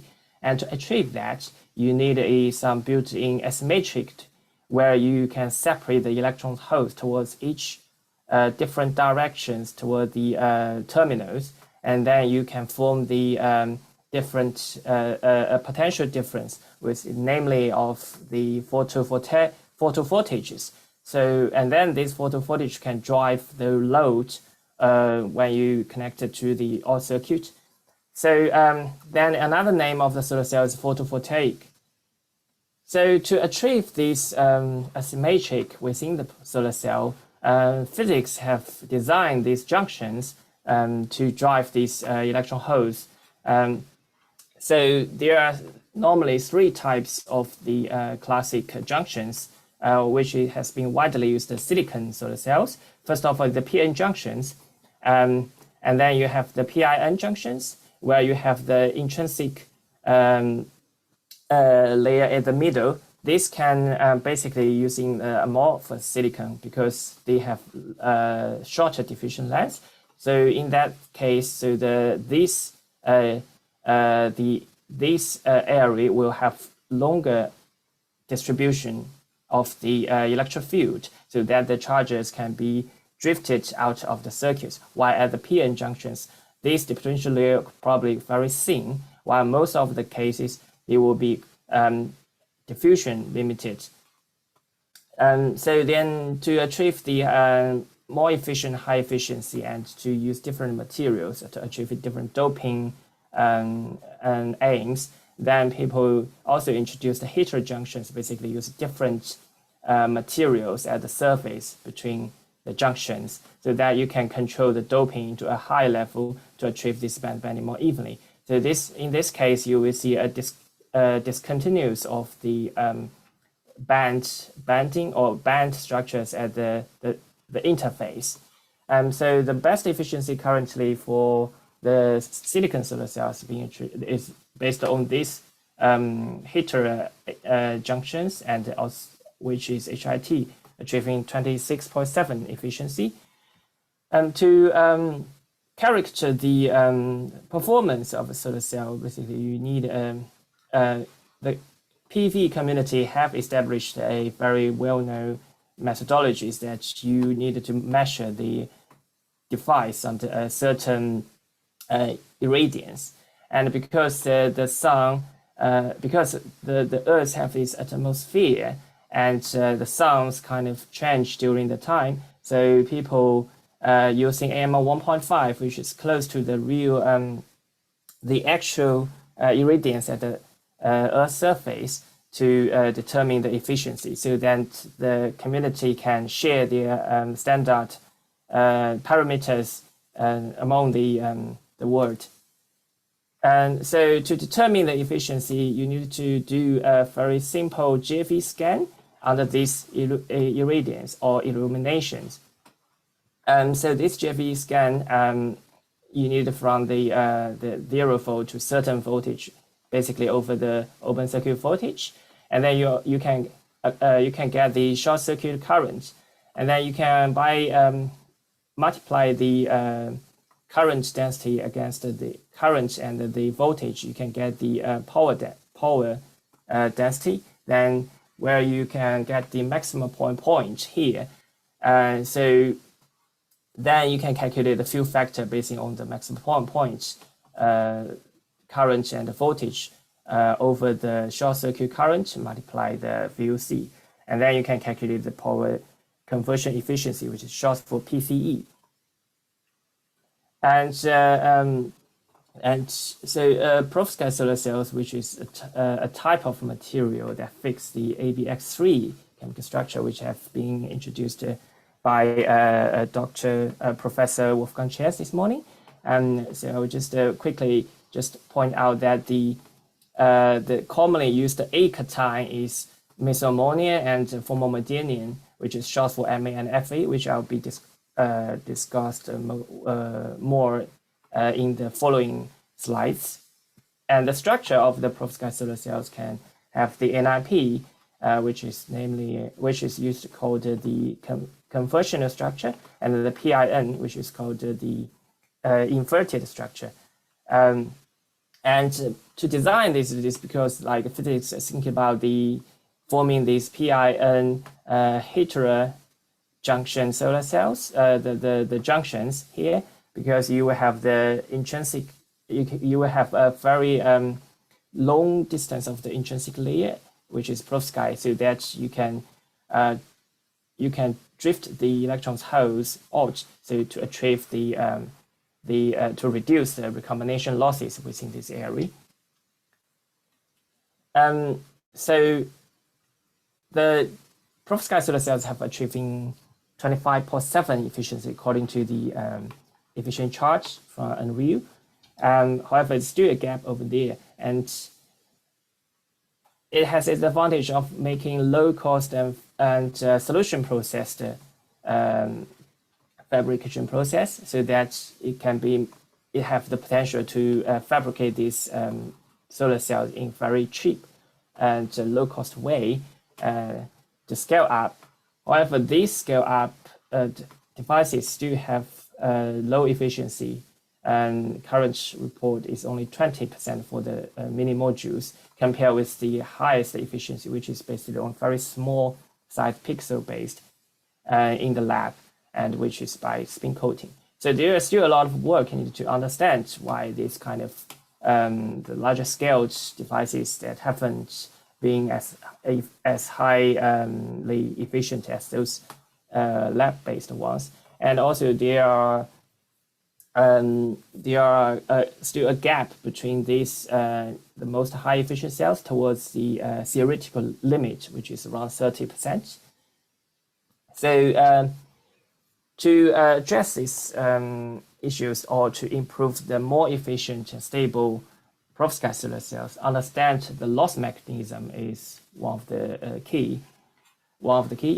So considering the charge extraction versus recombination is a determination of this device performance, and where this forming the charge. So to understand those dynamics within the perovskite solar cells, you need to separate the differences between the charge extraction and recombination, which is underlying of the process with the transport and transfer, and also the recombination, which is a loss here, either radiative or non-radiative. So here's a picture that's showing the basic basic recombination losses here, which is radiative and trapping process and interfacial recombination, also with the trap mediated bulk recombination. And then the charge transport and the transfer are always need to be boosted, as these will contribute to either the VOC or the JSC for the device. And these processes have different time scales. So charge generation is normally the fastest, which is between the femtosecond and picosecond. And while charge transfer and charge transport are also very fast. The charge transfer probably can limit by certain effect, so it can be very fast, similar to charge transfer, but sometimes are limited and can go up to microseconds or hundreds of nanoseconds. While the charge recombination can always happen during this process, where the ion transport is much slower process, from milliseconds to seconds, which has been discussed this morning by Professor Wolfgang Tress. So people using this recombination flux to determine this rich equation to determine the recombination losses in the perovskite solar cell, basically is which usually named of ABC recombination rich equation.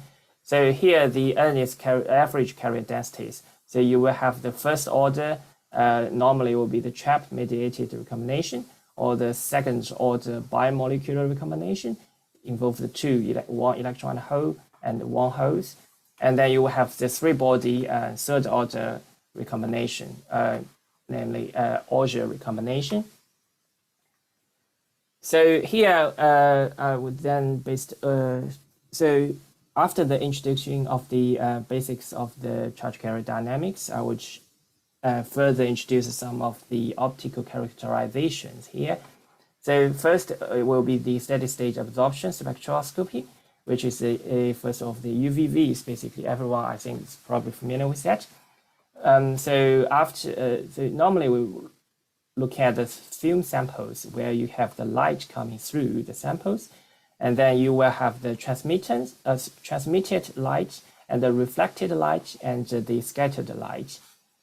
So then you can measure the absorption percentage here, which is absorptance normally, and then you can calculate however, these transmittance normally is not always the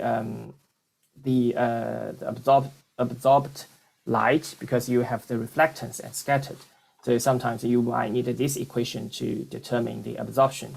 However, for the Beer-Lamb law, if you neglect some of these reflectance and scattering, you can have simply with the absorption plus transmittance equals 1. Then you can smoothly transfer from absorption to the transmittance. So then absorbance can usually logarithm to the 1/t, which is transmission. And then you can calculate these absorption differences between samples. And it is one that you need to pay attention to, that the ability of each materials, regardless of the film thickness, is the absorption coefficient, basically using this equation to determine. So here's an example that I would like to introduce for using UVVs. That this for perovskite, the most important parameters that change the absorption of the film is that the thickness.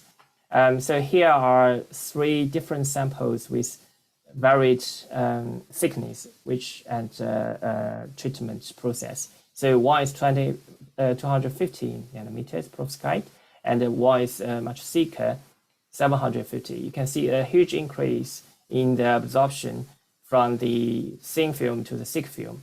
And then I also introduced an additional post-deposition mechanism, which is aerosol-assisted solvent vapor annealing treatment, so that you can grow the grains to much larger. So you change the morphology of these films.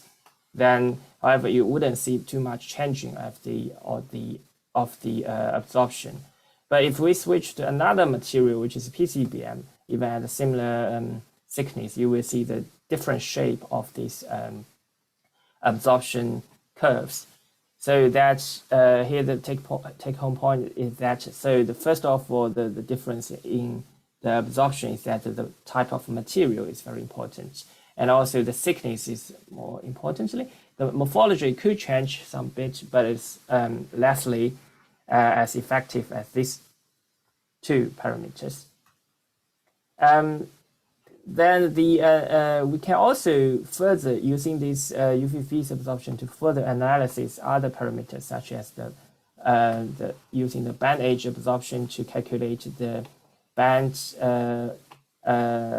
the band gap of the materials. So you can use this top plot, which is and against the photon energy, you can fit in these band ages, and you can get rough ideas about or numbers of the band gap of the perovskite material. Then we move to the transient absorption spectroscopy. And this is an example of the pump pro measurement. Basically, we need shortly for TA spectroscopy. And the TA is basically to monitor the temporal evolution of the excited state. And those excited states normally form excitons or free electron holes. So then this kind of determines the charge carrier dynamics within the perovskite. And so then to achieve this, the TA, so you will have the pump measurement, which is to excite the sample. And so you can excite the electrons or holes or forming the excitons in the samples. And then use the probe, which is a bit of delay. You can delay the time scale to probe these kind of charge carriers relaxation process. And then by varying this delay time scale, you can probe different time-based states of these excited states in the material. And the real optical setting up is much more complex. But so first of all, you will need to have the lasers, but that's through different optics. But it's worth to mentioning that here you have the delay stage to, which is a mechanism optical delay to prolong the travel distance of the light. So for example, you will achieving for 1 picosecond, you need moving the delay stage to further for 1 millimeter. Then you also have the choppers control the pump on and pump off. So because you wanted to measure the absorption differences between the excited state and the ground state, where there's no pump on, so then you will have the chopper which you have on and controlling the on and off. If you have the more details, you can visit this website or go to the I think the Comet Group lab is also giving very good examples of that. So but in terms of the features of this TA spectroscopy, so basically you will have 3 different spectrums features. So first of all, you will have the ground state bleaching, which is basically you excite from the ground state to the from the conduction band to the from the valence band to the conduction band, and you will have the emission, which is recombining back. Or the excite stage can go into even higher energy levels, which is normally empty. So you will have the two positive features in the delta T over T features, and then 1 negative PI, photo-induced absorption spectroscopy. The features. So for example, FA lead bromide, which I take from the literature, that is a very good example that you will have this ground state bleaching here, and then you will have 2 different shoulders here, which is positive, and this positive is assigned to the photo-induced absorption. However, you might notice that this is negative here, because we have this is delta T over T and this delta A. If you still remember the Lambert-Beal law, that 1 minus T is equals to A. So then this will be, if you're looking at the delta T over T, then it should be the opposite side forming like this. And then you can also monitor the, except for the spectrum evolution, you can probing at a certain wavelengths, and then you can monitor the decay kinetics of this to further calculate the lifetime or any other information from here. And just one more example to show that from the literature that because this is a very fast measurement technicals, usually 100 femtosecond onwards, and so you can monitor some very fast process such as hot carrier cooling process. This is usually happens within like picoseconds time or even less than that, and depends on the material. And so the hot carrier cooling is basically if you have a higher energy of photons coming in and the materials, for example, the perovskite absorbed it, but if you reached at higher states, and then you need to relax it down to the valley, which is conduction band minima of the material of the perovskite, and then these relaxed, cooled charge carriers can be transferred or transported within the material.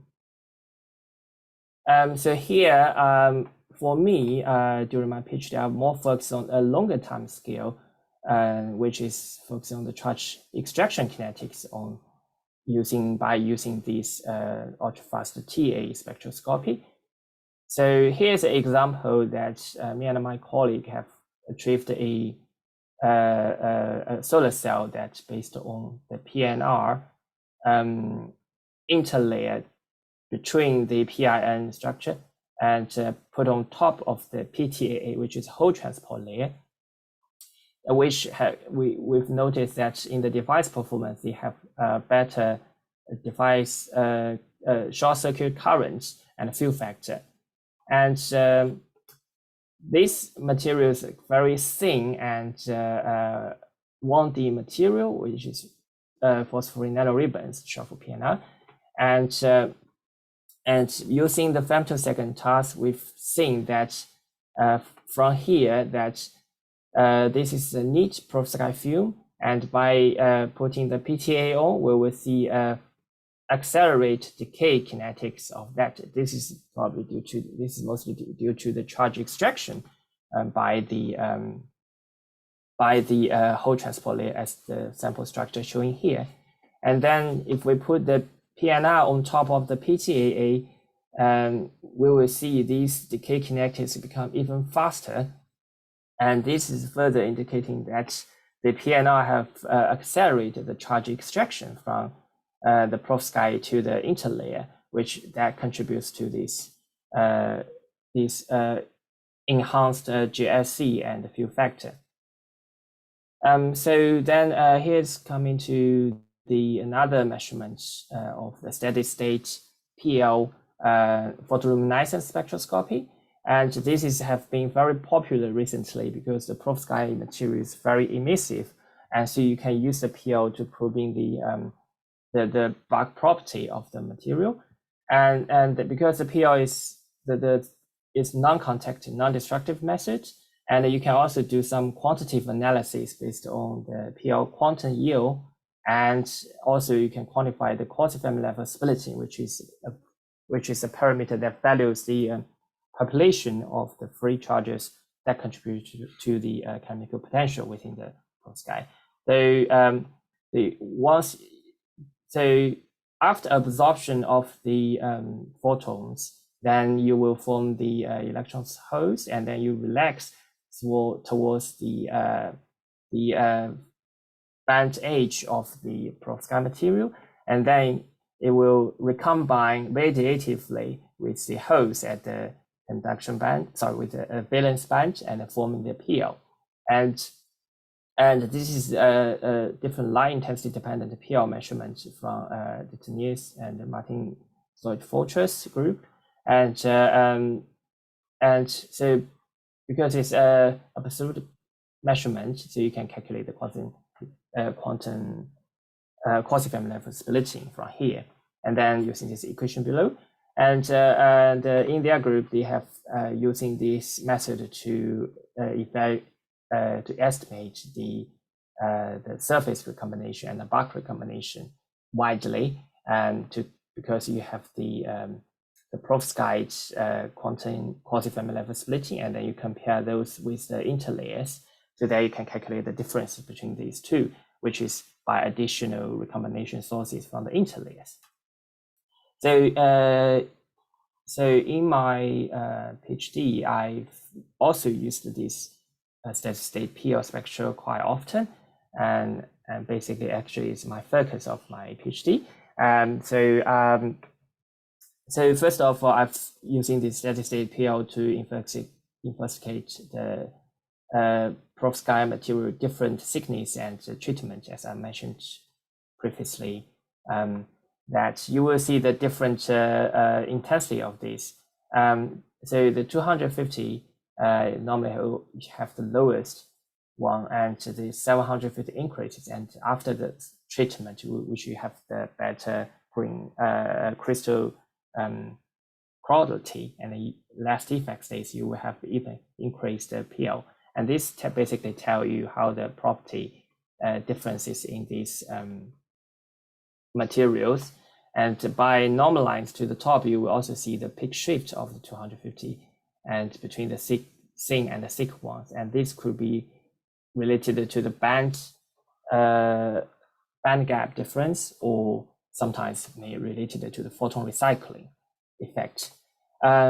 Also, you can do the light intensity dependent PL measurements. So here is kind of example of that, and you can do the log plot, and you have this relationship with alpha value. So this is proportional to that, and then you can have fitting these slopes. You can have the alpha value, where alpha value tells you give you the recombination order here. So you will see that the basically the 250 have the steepest slope, and the best quality 750 nanometers perovskite have the flat slope, and which indicates it has less first order recombination process. Then another widely used method for the PL efficiency is that the PL quenching efficiency. Basically, you compare the difference between the bilayers, which such as whole transport layer here with P dot PA or PTAP, and compare with these niche films, and you will people using this PL quenching efficiency a lot to estimate the charge extraction efficiency of the interlayers. However, it's not always the case, because if you're looking at here, that the P dot PSS basically have the strongest quenching, but the device performance telling us that the P dot PSS doesn't show the best charge extraction efficiency, neither nor the BUC. So because it only valid for certain conditions where the surface recombination can be ignored, and here is because the P dot PSS might have the strongest surface recombination. So these measurements have its limitations. And for some light intensity dependent measurements, we can also interpret the gradients of the slope, and then can also tell you where the charges are. So basically, from neat film, you have the smallest gradients, and by putting the interlayers on, you have larger, and also you put the making into the 4 devices with electrodes, you will have even steeper gradients. And by vary the thickness, you will also changing the difference within here. And this is probably telling you that the charges where the charges are. So as we've realized that the normal film PL quenching efficiency have the limitations, so we then try to measure a device, the PL of the device, and we know that switching from open circuit to short circuit, there should be charge extraction, and we should see some of the PL being changed at this point. So so instead of looking the neat film to estimate the charge extraction efficiency, we're looking at complete cells, where you measure the PL at open circuit, as the black one shows, and then you switch to the short circuit. Basically, you can, as short circuit, most charges should be extracted, and then there should be no or limited charges remain in the box to recombine, give you the PL as shown in the red curve. And so then we put forward the figure of merit, which is open circuit short circuit PL quenching efficiency, by calculating the difference between open circuit PL to short circuit PL over the initial open circuit PL.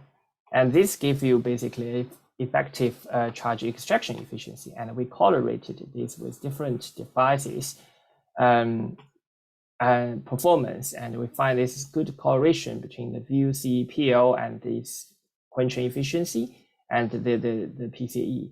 And as these devices share the similar charge extraction efficiency, as they have similar JSC or fill factor, the most difference coming from the open circuit voltage, where the so this basically tells this figure of merge telling you that the difference may come from the open circuit PL, where you see the PT have the highest.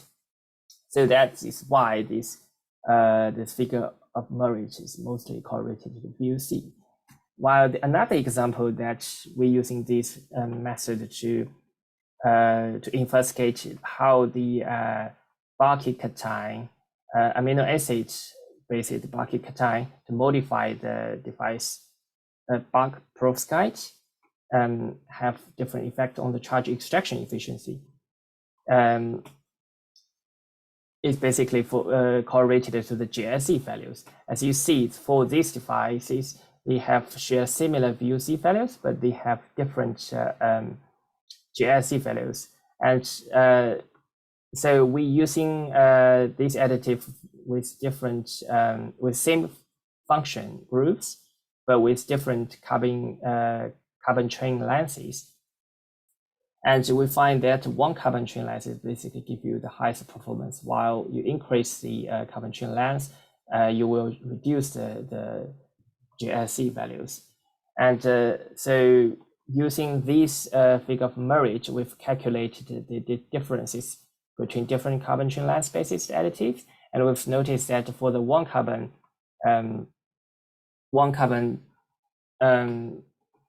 additive, and it shows very high figure of marriage, while the others show much less quenching efficiency. And this is a good correlation with the current. And so, however, this is also, this measurement only can tell you from the open circuit, short circuit. So while a device performance is determined by measuring the JV curve along the whole voltage windows. And so I'll just check the time. Okay, so so while so here I've then built a new operando PO measurement, which give you the real time JV scan. At the same time, you can acquire the absolute PL spectrum, and by calculate the PLQY, and so you can calculate the cross-family level splitting, which give you the internal recombination and the external recombination. So here I apply this method to PIM perovskite solar cells with different electron transport layers, varied the energetic alignment with the perovskite, basically different lumens, and then you will find out they have different device performance, vary from the GSE field factor and the voltage. And you will have different device performance here, as shown here. So, so first of all, I try to understand how the charge extraction or transfer kinetics happen at the interfaces. So, by using femtosecond task TA measurement, so I find that these basically, if you lower down the lumen levels, the decay kinetics become faster. And this tells you that the low lumen favors charge transfer or accelerated the charge transfer. However, you didn't see in this device performance trend. So then we measure the operando PL spectrum. Basically, you will find this different voltage-based PL. And then we can calculate the PLQY against different voltages and cross-family level splitting against the different voltages. And also you can also calculate the different current densities, recombination and current of all these radiative and non-radiative and the charge extraction ones. And then you can calculate the ratio between non-radiative and radiative recombination to give you further indication of the recombination losses. Here, basically, we just pick up these short circuit conditions and VOC conditions here. So we compare the quasi-family for open circuit with the VOC. We find this kind of always an offset here, but it's quite small for the other three material, while for the clock 6 we have find 80 milli electron volt differences. And this might be due to some surface recombination happening here, while these others probably due to the recombination at the other surface where the whole transport layer. And if we also compare the GSC values, and basically the lower quasi-Fermi level splitting gives you that there's less charges population in the bulk, and that should give you higher GSC. However, it's the opposite for the it's not the quite of the trend of the clock 6, and this could be due to a much larger surface recombination still happening at the short circuit condition for the clock 6. And it also gives you higher quasi-Fermi level splitting than the PCBM, and also indicating this more charge accumulation here in the clock 6 than the PCBM. And we also calculated the difference between open circuit quasi-Fermi level splitting to the short circuit quasi-Fermi level splitting, and these basically give you the amount of charges that have been extracted. And so there we already find that the PCBM shows the best performance and the better differences of this quasi-Fermi level splitting, and so as the IPH. And we can also do the normalize the PL against the V values, and then we find that these clock 6 have a discrepancy between each other, while the others all show good. To explain this, basically it's because that there are a lot of surface recombination at the clock 6 due to the pinning of the lumen level or the Fermi level, and so there you have diffraction here. So then the delta QV is not proportional growth with the quasi-Fermi level splitting, and while the others you wouldn't have these limitations, and this is attributed to the low lumen levels of the clock 6 compared with the perovskite conduction band. And so this is a bit of to explain why there's always a higher quasi-Fermi level splitting at the short circuit generally to all the devices, and we attribute this to the field screening by the mobile ions at these devices, and the simulation have shown good results with measured ones. While without the ions, you see the dotted line, they always show the similar GSE values. So the last bit I will talking about the transient measurement based on the PL technicals, which is time-resolved photoluminescence spectroscopy, which is I think this is another name for that. To achieve that is another name of the time-correlated single photon countings. Basically, it's kind of a start-stop measurement, and you will have this pulse coming, and then the detector get the first photons, and then you will stop and to wait for another pulse come and get another. So you will have the statistic results here that you will have the distribution with this PL coming, and then you will have the decay kinetics here, like forming like here, because at the early time you have more photons going in, so it's larger probability of getting photons, and then at the longer time scale you have less the probability for the detector to acquire a photon. So based on these technicals, and by using front-back excitation, and also we use a very short wavelength-based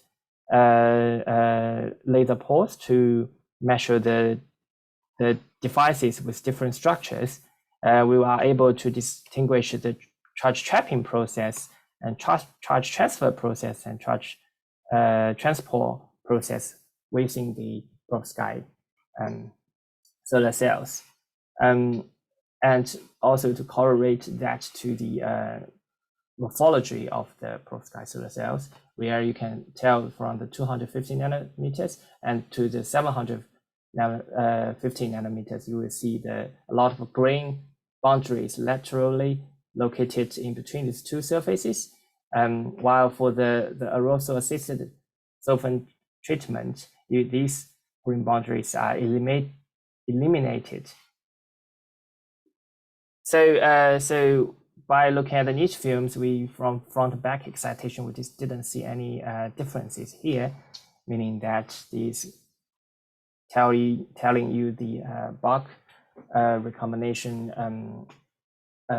informations, but you will always see that the different starting points were assigned to the charge trapping process.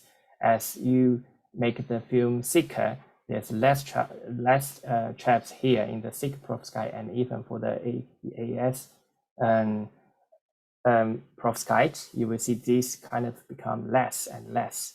So this basically telling you the charge trapping process, where the longer lifetimes probably the demonstration in bulk lifetimes. And we can also probe the samples with whole transport layer only and electron transport only, and then you will see from the front and the back excitation, and you will see the asymmetric decay kinetics from here, and we also see this is asymmetric here from the 4-stack cells. And to understand this, so we also looking at the samples with much deeper penetration depth with longer wavelengths with the red laser. We didn't see any differences between the front and back excitation, even for the bilayers or the triple stacks. This demonstrates that the effectiveness of this localized, spatial localized excitation process. Okay, so to explain this, basically, I've drawn a schematic diagram to that, and so you will see that if you excite from, for example, like this HTL and perovskite layer, if you excite from the interfaces, the HTL and the perovskite interfaces, because of the low penetration depths, so the generation profile will be localized at the surfaces. So there are a lot of charges be generated at surface, and then the charge transfer dominates the whole process, where there will be still some charges diffusion away from the interface to reach the other surface, either recombine or coming back. While if you excite from the opposite side of the interfaces, so then the most charges will be located at this surface. So of course you will see the charge trapping at the first beginning, and then you will have the charge transport across the whole film, and then to reach the interface, and then being quenched or transferred to the interface and being quenched. So if this charge transport limited, then you will see the asymmetry between this. And while this excitation at the interfaces will give you more information about the charge transfer kinetics. So that's how you see these kinetics here, that you will have the fast phase and different phases here. And then to distinguish that, we have, to further estimated or to quantify the transport differences by exciting at this opposite side of the half cell. So we use a very simple mode that uses equations to calculate the effective mobility. And then we have compared the different mobilities between these different materials. And our conclusion have shown that this asymmetric electron, we've seen asymmetric electron hole transport become largest at the 750, but quite small at those 250 and the AES treatment. And this is probably telling you that this asymmetric electron hole transport across the perovskite films is become because of the lateral green boundary existing in the 750. While for looking at the fast decay kinetics, where you excite from the interfaces side, we can distinguish the charge transfer kinetics, which the results tell you that there's a slow hole transfer also limited about the device performance. So here brings the conclusion that so I've introduced a set through optical spectroscopy methods for understanding charge carrier dynamics in the perovskite solar cells. So this is the UVVs, and basically can understand the generation and band gap, and also ultra-fast TA, which is quite useful to understand the fast kinetic or charge carrier dynamics in the perovskite. And then the film PL, and also some unique PL measurement that's in our labs, in my previous labs, which is defines open circuit short circuit PL, that which can tell you the charge extraction efficiency, and also the operand PL to give you more abundant information about both the extraction, accumulation, or surface recombination and stuff. And then the last but not least is the asymmetric and spatial localized excitation TRPL, which give you more information about charge trapping, transfer, and transport kinetics.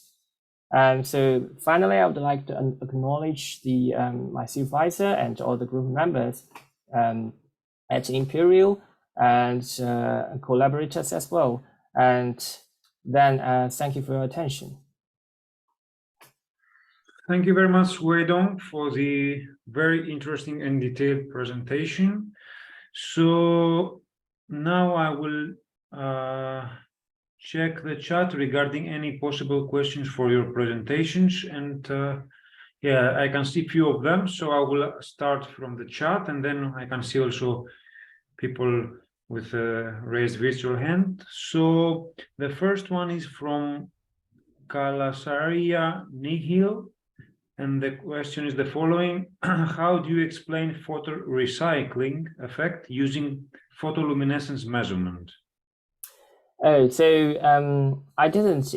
So yeah, photorecycling is basically a very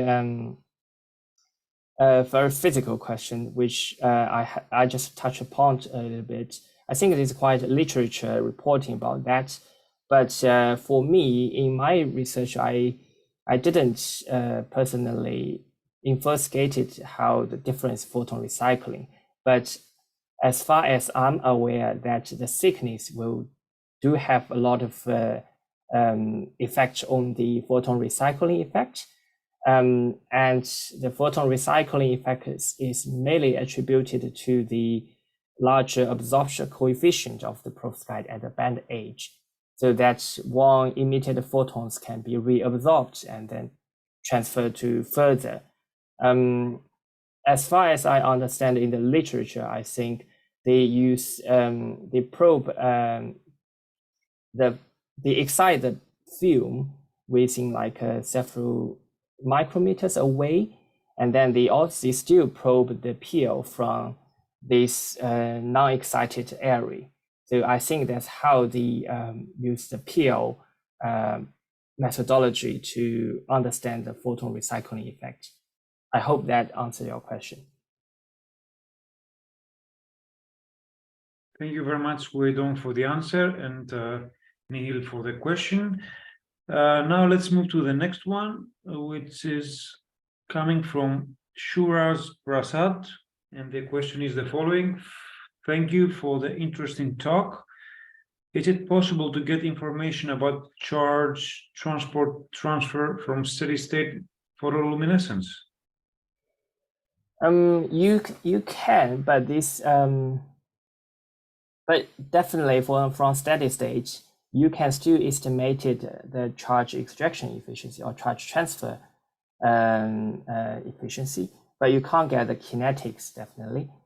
First of all, then I mean you still can using this PL quenching efficiency to understand the charge transfer and charge extraction, but this you must be very careful because you must this have the based on the hypothesis that there's no surface recombination or they have the similar surface recombination, and where the surface recombination or at least is not the dominant process, then you can use this method to estimate the charge extraction efficiency.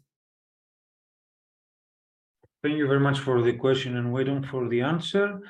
Let's move to the next question from Mustafa Abulsad, and the question is the following: is there a certain method which could be applied to probe the self-trapped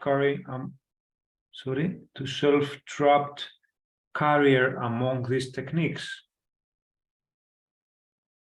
As if I understand the question correctly, so I think he's asking or she's asking how can I probe the trapped carriers in the bark?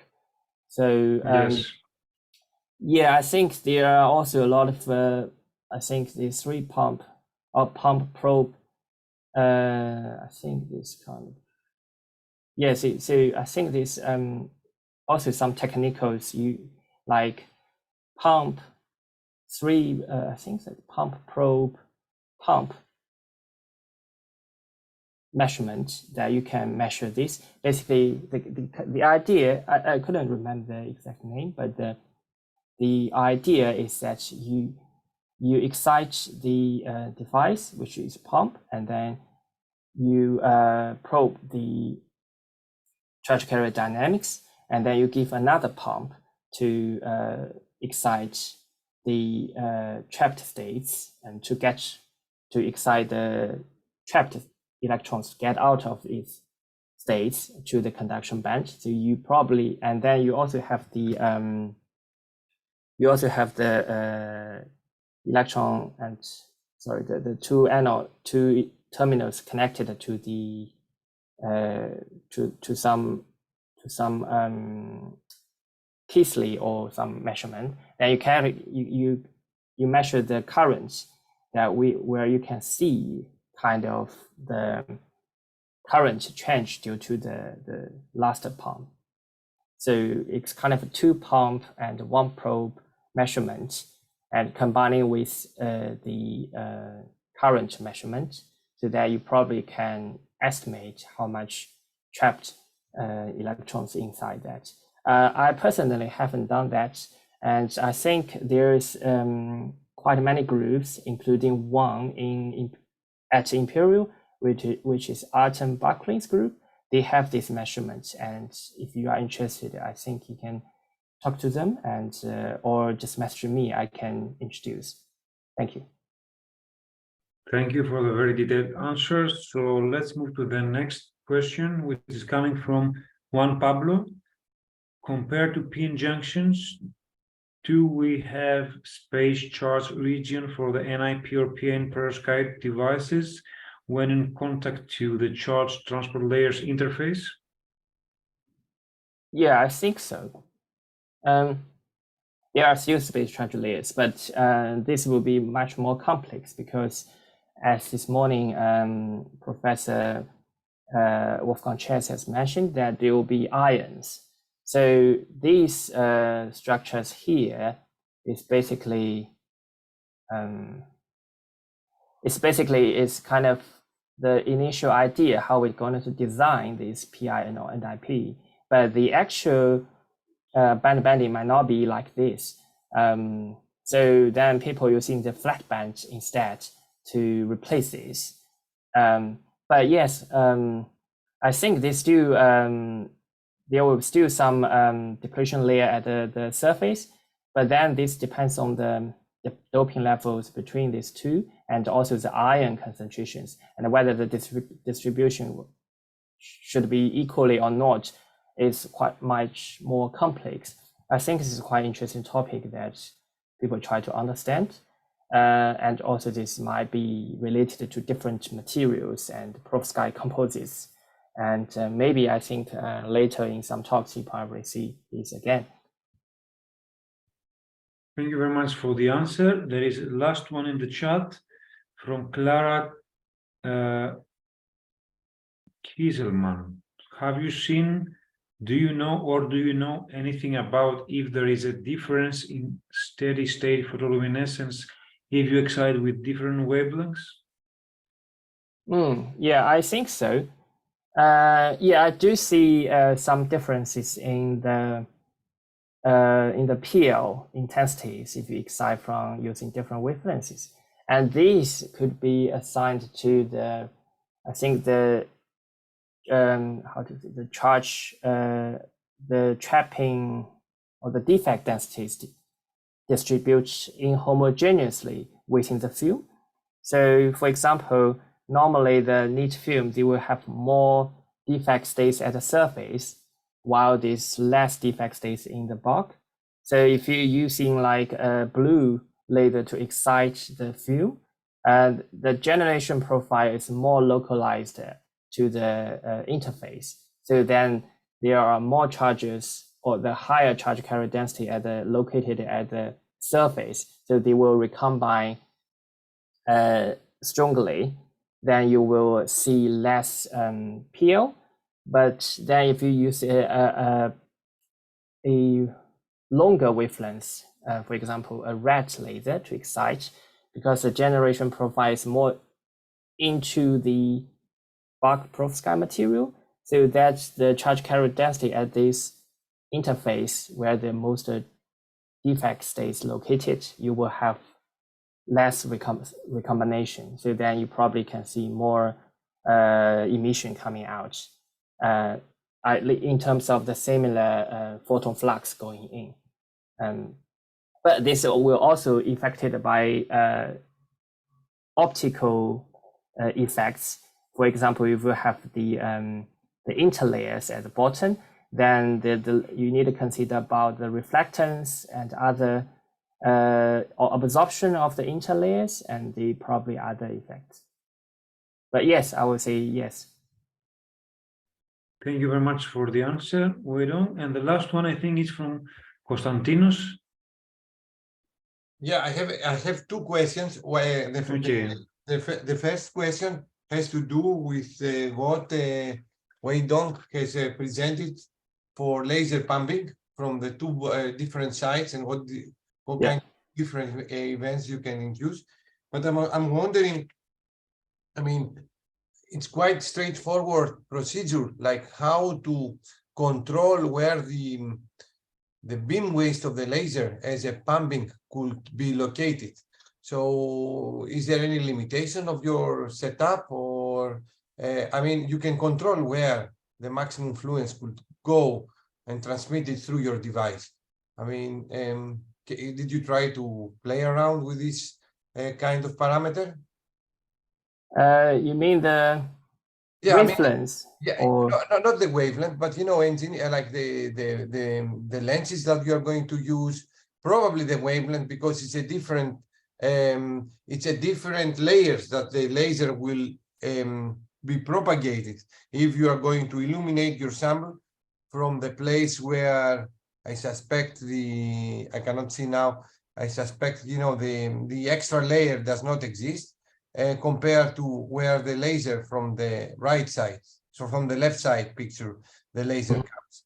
It's going to be affected, of course, because you have an extra layer, but you can control where the laser beam should be focused in order to induce the maximum rate of excitation. So did you play around with this? Sorry, Professor, I probably didn't follow your question. Don't worry. This is mainly, laser physics, kind of engineering. You mean the pulse duration of the laser, or no, the beam as itself, the beam. How are you going to focus the beam to the place within your material to excite, this kind of events? But I suspect. I see. I think in this measurement we only use the kind of consider the penetration depth. Yes. Yeah. Okay. But we haven't kind of looking at the different dots or places like a mapping or other specific excitation within the layer. Yeah. And I have another question. You show that you use a treatment using a material alpha S AAI, and you induce enhanced PL signal. No. Yes. Quite significant, actually. So this has to do because of fabrication of longer perovskite grain size. Why it was like you mentioned something about less defects, am I right? So you induced less defects. So it was not like that you had an impact to the perovskite grain size, but you induced less defects, no? Yes, I think it is both, but for the charge extraction, so I think this is kind of both. So first of all, this you will have less defects within the 250 AAS treated to 150 seconds, but then you will where you can increase the VOC, and then the other stuff. But then you will also see that the VOC enhancement is not exactly, or they are quite similar, just like slightly improvement in the VOC, But the more interesting is that the field factor difference is here. So that's why we're thinking there are probably other effects. Definitely, I think the improvement of the, reduce the defect states within this material will have the benefit for improving VOC and kind of charge extraction, maybe. But then I think the most important part is that in this 750 nanometers, they still giving you quite limited kind of VOC contributions, which is kind of it doesn't kind of contribute this kind of improvement in the defects states reduction is not the primary reason for contributing to the field factor increasement in this 750. That's why we're thinking that this green boundaries contribute to that. Because if you look at the 750 nanometers, it's still like a monosonic grain across the field. And you will also see the field factor is quite good compared with the 750. And this both indicating that this improve the charge extraction efficiency is related to the green boundaries in between rather than the defect states. For me, it's more obvious when I compare the 750 with the 750, because the different thickness also can define the absorption, no? But you know, from your transit measurement on the right side, am I right? On the right side of your current density voltage. I mean, if I can compare, I mean, it's not easy. You know better your measurements. If I compare the rate at which the PL intensity ceases, I mean, for me, the AAS with the red one, with the 750 nanometer, it seems that they have the same inclination. Can you see the PL, the PL decay? Yeah, so they basically. Please, can you comment on this? You mean the longer time decay kinetics? Yeah. But they're still slightly different. But so that's why we were thinking that. So this is kind of assigned to what kind of this decay kinetics means. Like you will see the first faster decay kinetics, which we assigned to the charge trapping process. Yes, and exactly. Because the charge can be filled at a certain point, and then you have the longer decay kinetics, which probably it's kind of behavior like the bi-exponential, and because it's kind of background, and this carrier density is because much less, but still like a bimolecular combination, but it's behavior like a pseudo first order. So you would then have the similar bicarb combination because the doping density might be similar. Mm-hmm. So that's how I think. So it's faster, you know, the blue one, no? And if you measure the, I think I didn't put here, but it should be faster because the others, if you involve the trapping, you know, it's a slower process, no? But they wouldn't change too much because this is happening to the end. So we have longer ones. All right. I think it's more or less similar. It's kind of few nanoseconds differences. And also you observe after the treatment, you observe a spectrum translation of the peak, of the PL peak. Am I right if I remember well? You mean the shift of the PL peak, right? Yes. How do you explain this? So here we've seen a PL peak, but then we have calculated this kind of PL peak. First of all, we try to I think here there's evidence here that you will see the different band gap of this. I don't know why these have slightly different band gap between the thin film and the thick film, probably the quality or other stuff.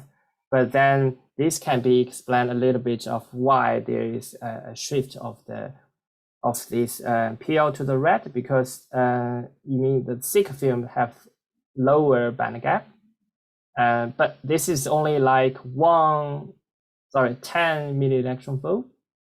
But then this PL peak shift probably over that slightly. So I think this is also something related to photon recycling. So this is kind of a combination between the band gap and the photon recycling effect. That's how we assign to that. Thank you, sir. Thank you. Thank you very much, Wei Dong. So can I have a last very quick question to you? Sure. So you presented a lot of optical characterization techniques. Which one do you think is the most important technique to understand the quality of the perovskite? And which one of those do you think it could be possible to integrate in a production line? Because now we are going to a phase where these kinds of materials are very mature on, so they are trying to exit the lab and go to the higher TRL. Which technique do you think can be very useful to integrate in a production line as well? Thank you, George. I think this is very good, very nice, good question. And I think, yeah, it's very important which technical can be easily transferred to the production line. I think my personal answer is the PL, because I'm doing a lot of PL. But so first of all, the limitation of this femto second. But sorry to interrupt, but combined with the point is to have a characterization technique that gives you also information about spatial resolution as well. So you should consider this as well. Yeah. So your answer. Yeah, exactly. So I didn't. So during my PhD, I haven't done much like spatial localized or some kind of the spatial resoluted PL measurement.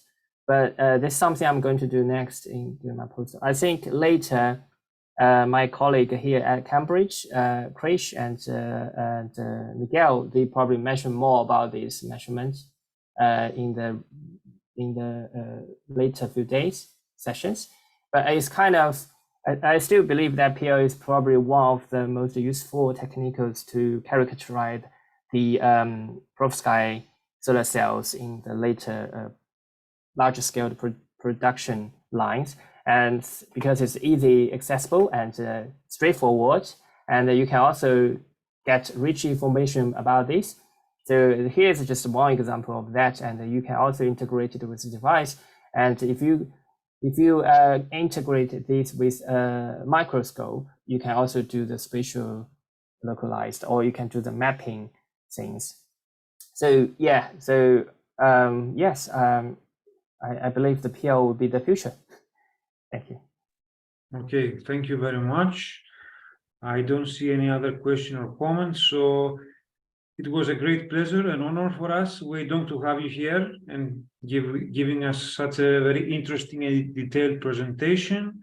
So I think now it's time for a lunch break. I would like to thank also all the participants for participating in this session, and we'll see you in 45 minutes for our next presentation from Dr. Mojtaba Abdi from University College London. See you soon.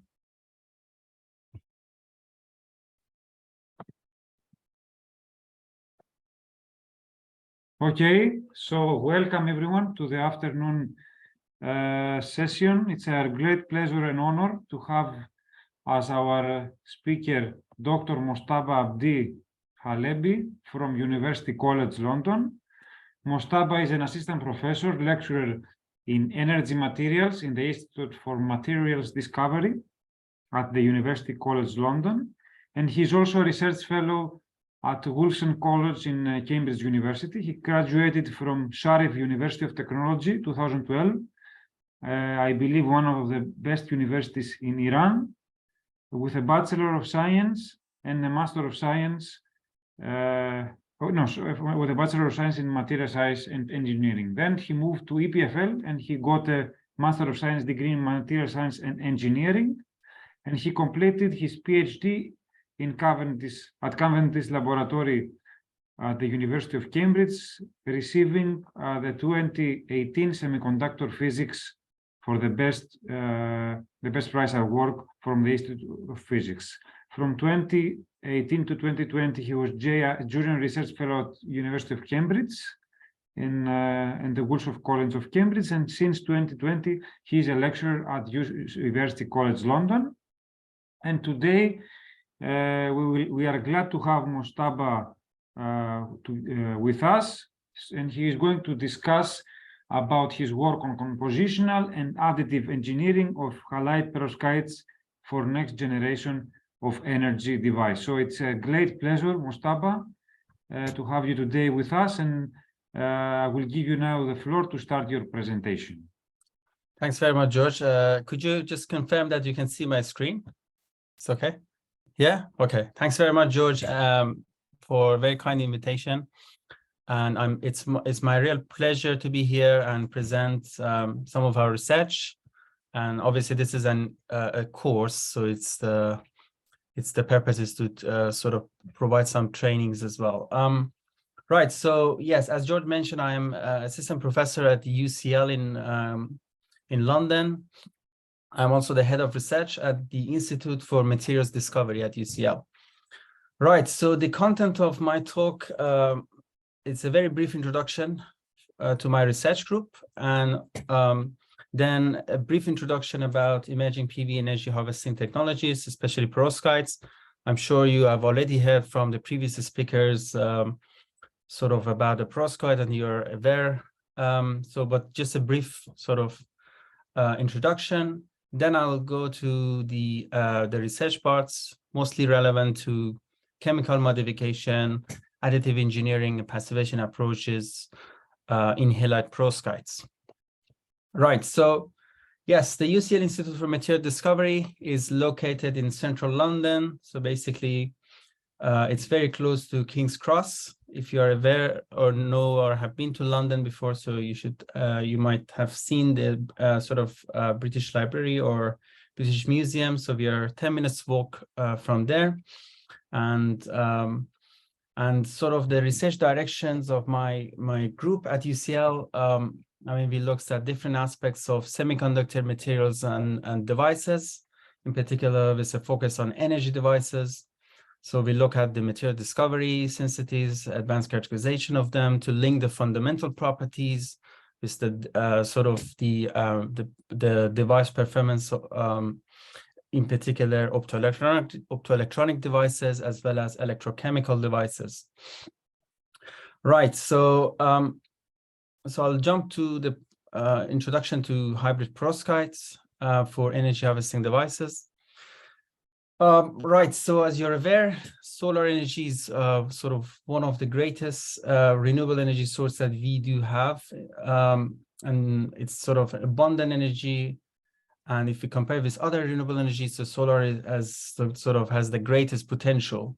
And unfortunately, at the moment, we haven't used the potential as much as we should have.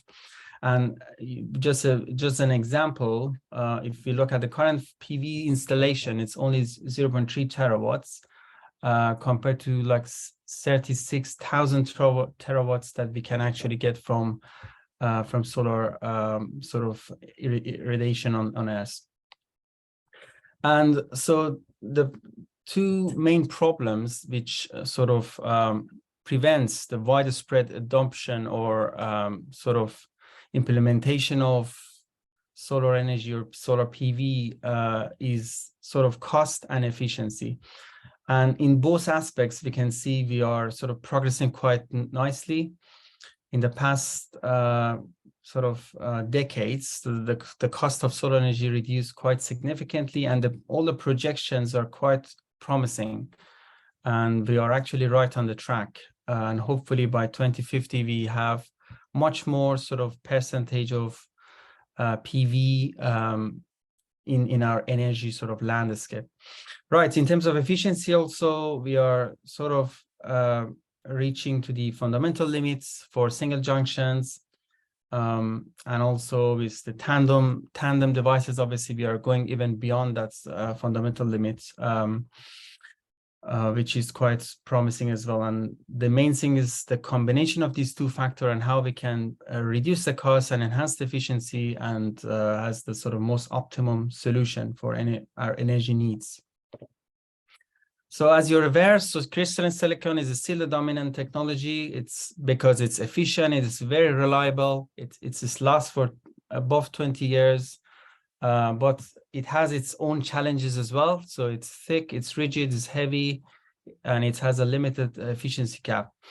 And more importantly, it has a very high capex limit for a scale up. So basically, if you want to make sort of 25 terawatts of silicon PV, it takes with the current capacity and sort of considering the growth, it will take 170 years.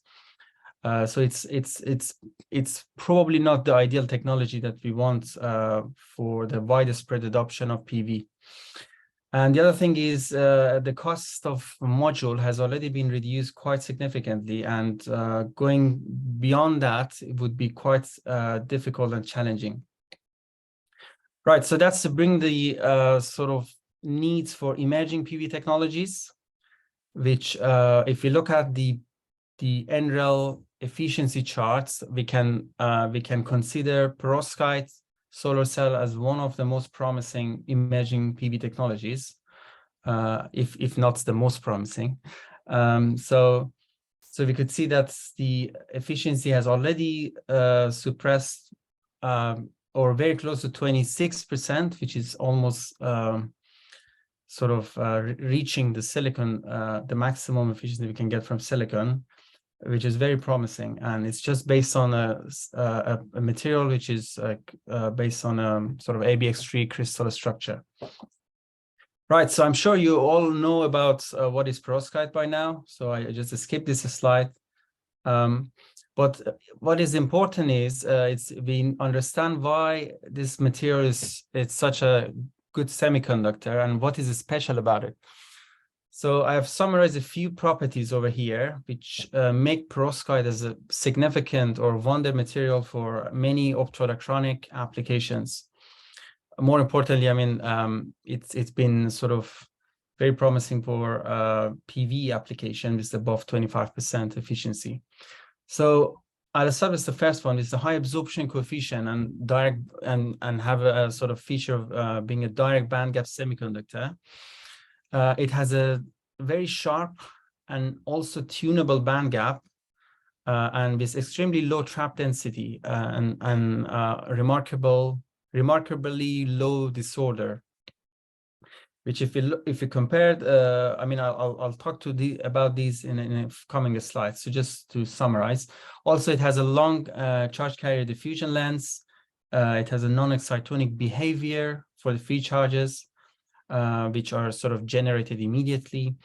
It has a very small or non-excitonic or non-existing Stokes shift, and the one which is relevant to my talk, it has a super high tolerance to defects and additives. Right, so the first one is, as I mentioned, is about high absorption coefficient and direct bandgap. So just to recap the meaning of the direct bandgap.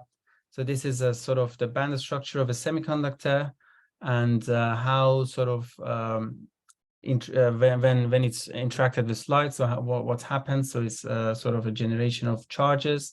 However, if it's not a direct bandgap, or it's indirect bandgap semiconductor like silicon, then we need a photon plus a phonon for excitation of sort of this electron into the excited state. So that's sort of one of the challenges in the indirect bandgap semiconductors. Right. So then the next property is about the bandgap itself, which is extremely sharp, and also shows very low disorder, energetic disorder.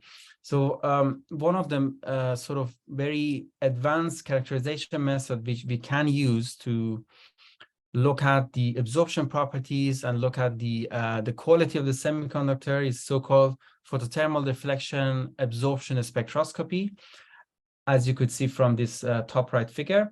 So basically it shows how sharp the edge of your absorption. And also you could, by looking at the sort of the sharpness of the peak from the sort of near to the band edge, you could also extract a parameter so-called Orbach energy. So Orbach energy is sort of representative of the energetic disorder in your semiconductor. So the lower the Orbach energy means the better your semiconductor, or the lower the disorder. And if we now look at perovskite, is the best semiconductor material which is gallium arsenide, and also compared with like a polymeric material IDTBT, we can see perovskite is somewhere in the middle and has a great potential, which I will show in the upcoming slide with the additional sort of additive engineering or compositional engineering. You can even bring this down and sort of make it very close to the gallium arsenide. So yes, this is a very important properties of perovskite materials. In addition to that, it's super easy to sort of change the composition of the perovskite and sort of reach different band gaps. So that's another sort of very special property of the perovskite material, which is not available, for example, for silicon. So here with perovskite, you can just sort of change or the halide or change the cations and easily play with the band gap. I mean, on this figure, you can see just by changing the halide, you can move the band gap from 1.6 to about 3 electron volts. So it's quite significant. And also on the top right, you could see a different color, which we got with just changing the halide. The other problem is about the long carrier diffusion lengths. Obviously, it's these are the estimations that's published quite a while ago. So 1 micrometer in thin films, 175 micrometer in single crystals is quite significant. If you compare, just compare it with other like organic ones, it's within the 100 nanometer range. So it's quite significant in perovskite. Right. So to sum up, so perovskite is a great material. It can be used for many sort of optoelectronic applications, as summarized over here in this slide. And the other good thing about perovskite is very versatile. So basically, you can make any sort of types of nanostructure with perovskite. So it can be nanocrystal, nanorods, nanowires, nanoplatelets, even bulk, and etc. So it's easy to tune in terms of the structure, nanostructure, and also easy to tune the properties, the semiconductor properties. And based on that, we can use in this material for many different applications. The one that we are focusing today is mostly solar cell and a little bit on light emitting diodes. But obviously, I'm sure other colleagues in the next talks will also talk about the other applications. Right, just briefly on the potential of perovskite solar cell. If we compare it with different mature technology, we can see it has a lot of benefits over the cost, over the manufacturing process, over the LCOE or the payback time, obviously also comparing in terms of efficiency. So it has it's give us a lot of sort of beneficial aspects in comparison to other PV technologies. And this not only comparable with the old-fashioned sort of usage of PV modules, but also bring some new or niche applications. For example, on the flexible panels, which you can either use them on rooftops or for many sort of niche applications. And the other one is the potential of using perovskite for BIPV application, building integrating photovoltaic. So it as a solar window or as sort of integrated in the sort of in various parts of the building, as it can also work under synthetic or artificial light as well. Right. So this brings me to this slide, which shows what can be done in terms of research or in terms of industry to bring this material and devices to actual real-world application. And we still have a few problems, or sort of, I would call it challenge to sort out before seeing this material in actual application. Which, I mean, these challenges has been for a while, but I mean, there have been a lot of good progress so far. The one of them is scalability of the material and how we can make them on a larger scale without sort of sacrificing the efficiency and stability, how we can make them stable in a sense they are comparable with silicon to stay for above 20 or 30 years, and how we can even go further in terms of efficiency and bring that one to even above the fundamental limit by using novel structures like tandem. Right, so yes, this bottom right figure is showing one of the progress where showing the stability of the perovskite solar cell has been improved quite significantly.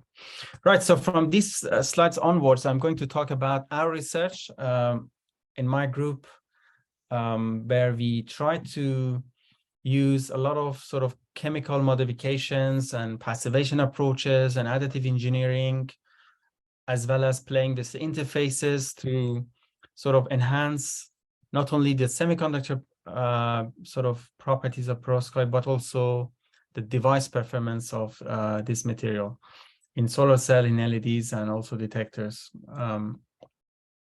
Right, so just a brief introduction before in terms of the additive engineering or passivation approaches and why we are using these in perovskite energy devices.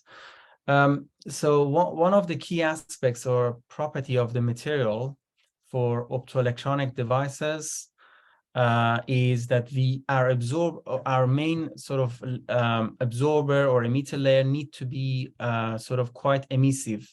So that means it needs to sort of have very high luminescence efficiency. And that's one of the main approaches if you want to sort of go to reach the efficiency limits in various energy devices. So this is just an example on the top right figure. It's showing by gaining 4%, by gaining about 10% sort of luminescence efficiency, we can increase the solar cell efficiency maximum to, by about 4% on sort of a range of band gaps. So this is just to sort of emphasize on the importance of luminescence efficiency and its impact on the performance of solar cell and other optoelectronic devices. Right, so this bottom right figure is also quite important. So it's showing the voltage in the maximum voltage we can reach, as well as the fundamental sort of maximum voltage in different PV technologies, from crystalline silicon, CIGS, OPV, perovskite with different composition, as well as gallium arsenide. So just to briefly give you an idea, so the gray part is showing the thermodynamic limits, and the red part is sort of the loss. It's sort of non-radiative loss that exists in different materials or different PV technologies. And the black part is the maximum that we have already reached with different PV technologies. And if you look at just the gallium arsenide one, which already shows the best or the highest PV efficiency among all the technology, you could see this one has the lowest non-radiative recombination, or the sort of the lowest loss mechanism. And so this is sort of a guidance for us that if we want to go to highest efficiency, so basically this is the way to go to minimize or get rid of all the non-radiative recombinations. And with the perovskite, it's quite interesting that with the compositional engineering, you could see from going from methylammonium, for example, lead iodide, into triple cation lead mixed halide, we can reduce the sort of non-radiative recombination by like 40–50%, which is quite significant. So this is just a hint for us that compositional engineering is one of the effective way to go or to reach efficiency limit in these devices. Right, so just to give you an idea of where these losses are coming from. So basically these losses in halide perovskite mostly coming from the charge carrier trapezoids, and which mostly sort of exist at the grain boundaries or interfaces. And the other source for this non-radiative loss, which has been studied quite extensively, is ionic defects, which is mostly referring to halide vacancy in the material. So these are the origin. This is the goal. So now it's to us as scientists how we can reach the goals and address these challenges. So the one that we have chosen is to sort of use compositional engineering as well as the additive engineering. as I mentioned earlier, one of the good things about perovskite is its tolerance against additives and also defect density. So this is actually just to give you an idea about the this work actually was one of the early reports on inclusion or addition of additives into perovskite and looking at their properties. So honestly, I mean, our sort of motivation for this was to actually at that time was to look at the doping of perovskite and how we can actually enhance its sort of optoelectronic properties via doping. And that was the reason we start this work. We have chosen a few different monovalent cations, including sodium, copper, silver. So the goal was doping. So there that was the doping of the divalent cations. We were thinking of substitutional doping at the beginning. So therefore, we chose some sort of elements in the periodic table that has ionic radii close to lead.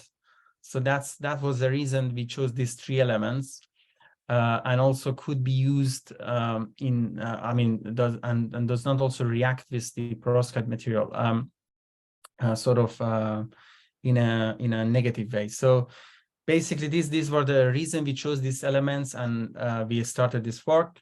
But obviously, the result was quite, as always, was quite surprising and interesting.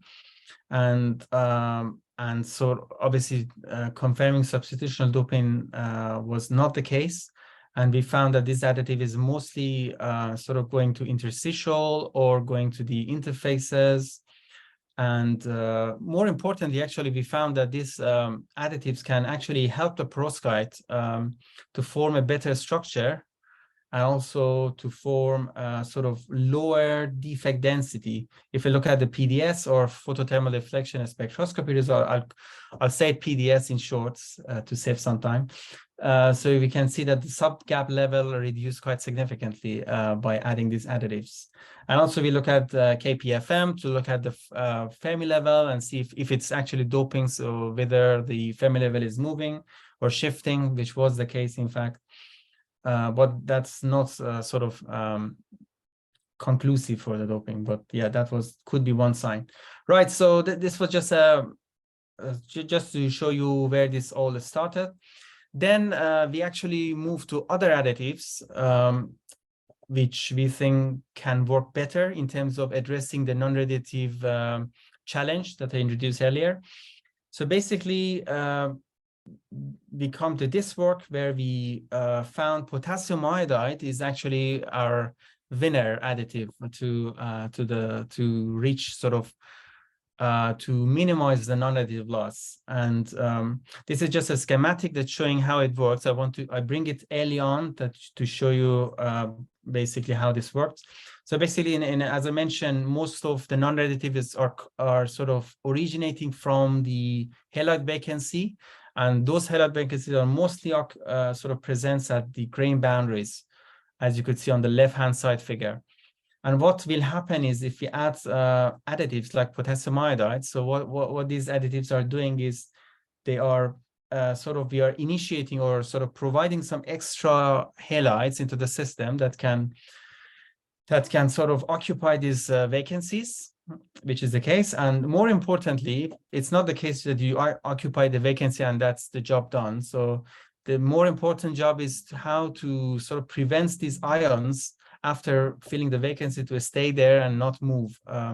So which is the job of the potassium. So basically, we found that potassium is actually forming some sort of secondary phases at the grain boundaries and sort of help to prevent the migration of these ions. With that introduction, I'm just showing you some results from our work,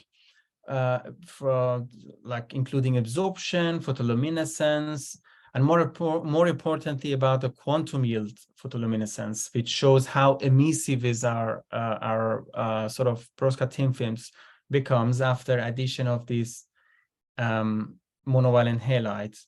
And interestingly, that's give us a significant boost in photoluminescent quantum yield, which was quite a significant achievement. And in terms of the charge carrier mobility, we also measured the mobility of the charges using TRMC. And that was also showed, although we didn't gain sort of extensively on the mobility, but at least it didn't drop, so it increased a little bit. And more importantly, it's also enhanced the charge carrier lifetime. So the lifetime of the carriers in our perovskite thin films increase significantly after adding this monovalent halide to the system. And the other challenge in the field was actually that the band, I mentioned to you guys earlier that perovskite is great. We can tune the band gap easily, and that's fantastic. But the issue is, although you can tune the band gap, but in most of the composition, it doesn't stay there. So it just change over time, and also especially on their illumination, which you can see the proof on the top right figure. And what this potassium-iodide addition do is it just, as I sort of showed you the mechanism earlier, so it just blocks the ions, and it is sort of prevents the migration, and therefore sort of frees the band gap at a wide range of energy. So that's quite a promising sort of achievement for additional using this additive engineering approach. So this is again the mechanism which we already discussed. And to prove this mechanism, we have done a cross-sectional TEM measurement to look at different phases forming in the material on the cross-section, and also more importantly, how they or where they located in the thin films. So basically, this super advanced measurements help us to sort of prove this mechanism that this second phase is actually forming, and more importantly, is forming at the interfaces. So this is sort of the proof of our suggested mechanism. Another important factor in perovskite materials, in particular, if you want to put them in the devices, is normally this material, when you interface them with different electrodes, electron transport or hole transport layer, so their emission drops quite significantly, which is not good for many optoelectronic applications. So that's sort of an indication that there are an extra non-additive losses are introducing to their devices by just interfacing this material with different electrodes. And what sort of one of the benefits of adding this monovalent halide into the system is it actually created some sort of self-assembly potassium bromide layer at the interface that prevents this or enhance the quality of the interface, and that is obviously showed in the enhanced photoluminescent quantum yield of the perovskite with the electrode, as well as in the lifetime of the carrier after putting this material in contact with different electrodes. Right, so to validate our approach, obviously, we also made solar cells on both sort of two different band gap, low band gap devices, and also large gap devices. The large gap device is very good for the tandem structure, which I explained, to go beyond the sort of the fundamental limits of single junction. And it was more challenging in the large band gap, because normally in the large band gap, the band gap is not stable. Therefore, you see a lot of hysteresis in the device, and adding this potassium halide help us to sort of get rid of this hysteresis, get rid of this ion migration in the device as well. So that was a sort of a significant sort of discovery in this work. And yes, and this potassium passivation became actually a universal approach being reproduced with many groups to use to avoid hysteresis in perovskite devices. Just to give you an idea, hysteresis, perhaps previous speaker already talked about it, but when you do it forward or backward bias to measure your IV curve, so if this normally give you a different curve, and most of the studies shows that this is actually directly relevant to the ionic migration in the devices within the perovskite. And this is sort of a proof that is showing that this approach is actually working in terms of reducing the non-additive losses. Right, so next work was about the tolerance. So I've talked about the tolerance of perovskite against additives and defects.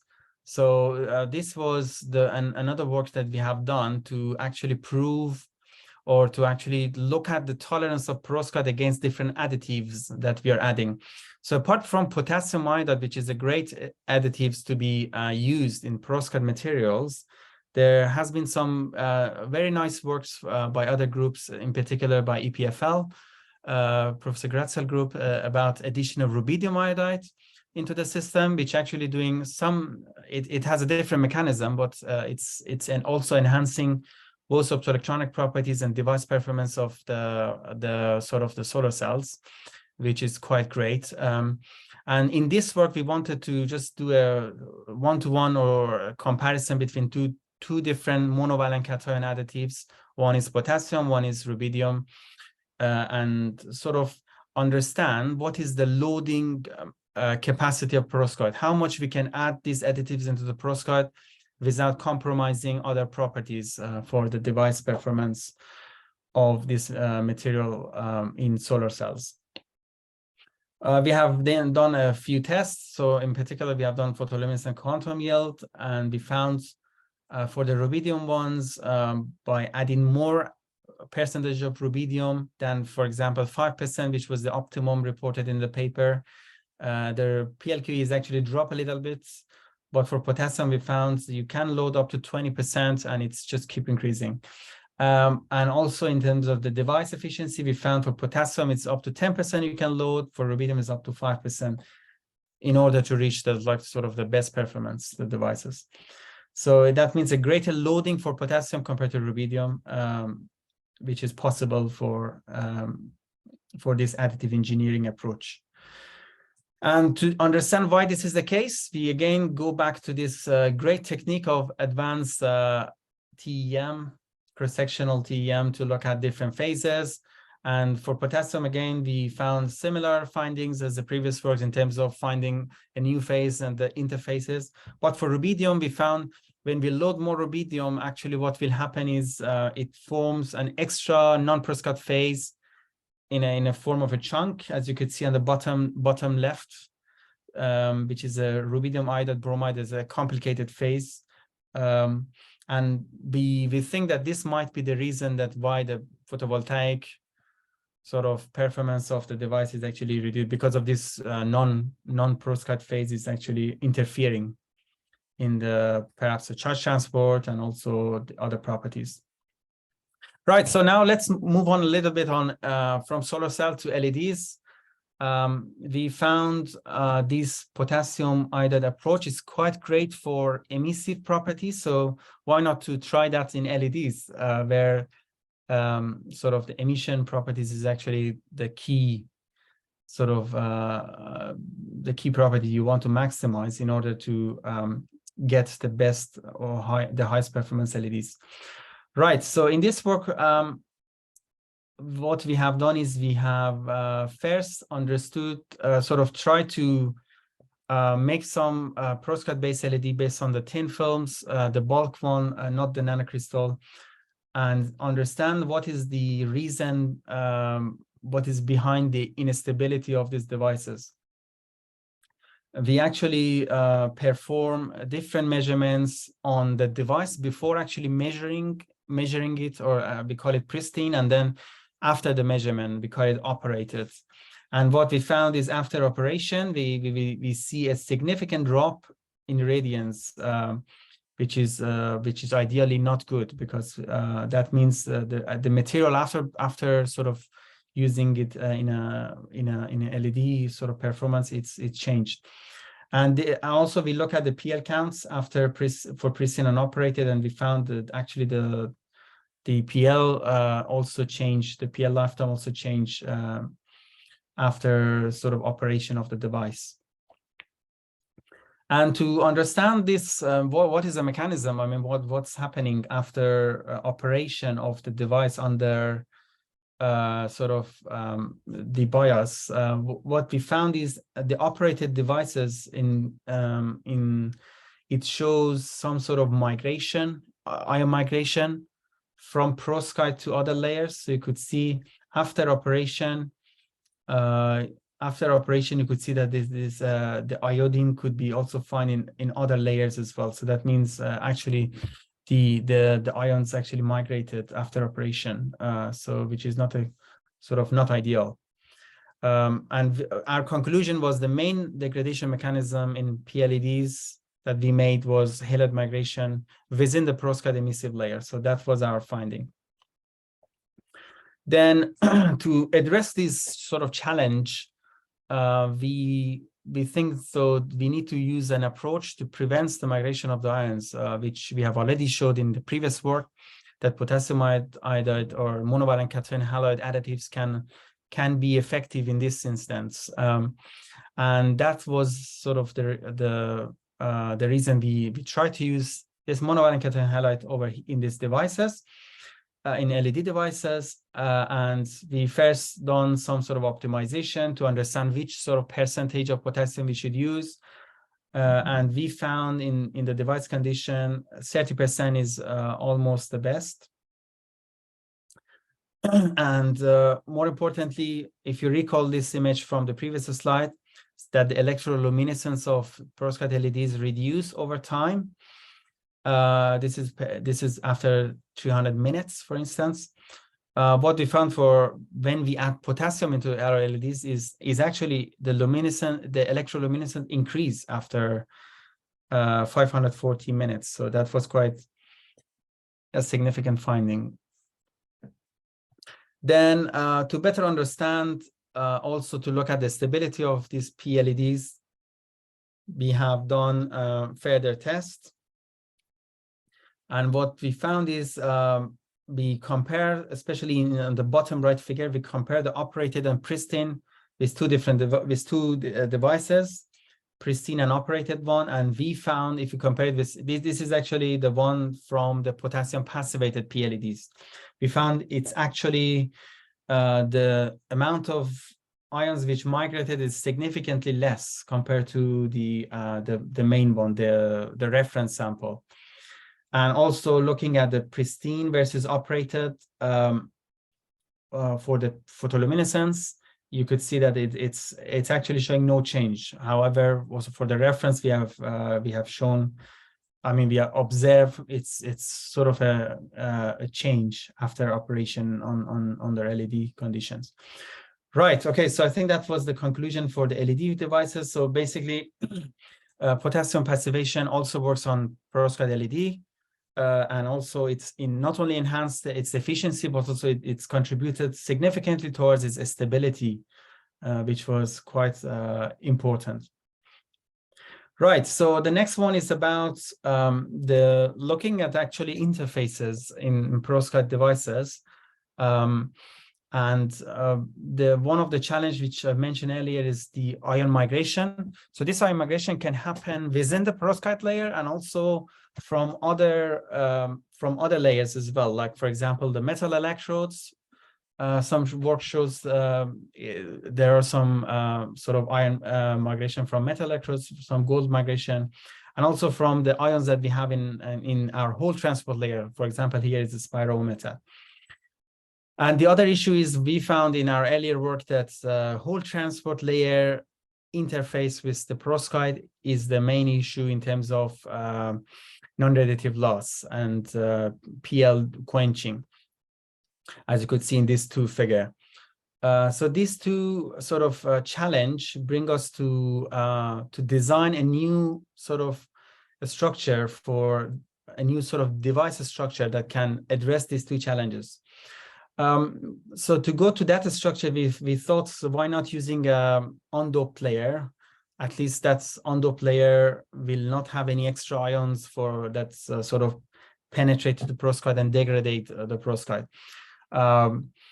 Where the problem with undoped HTL is normally it has low hole mobility and conductivity, therefore the collection efficiency for holes would be significantly low in most cases.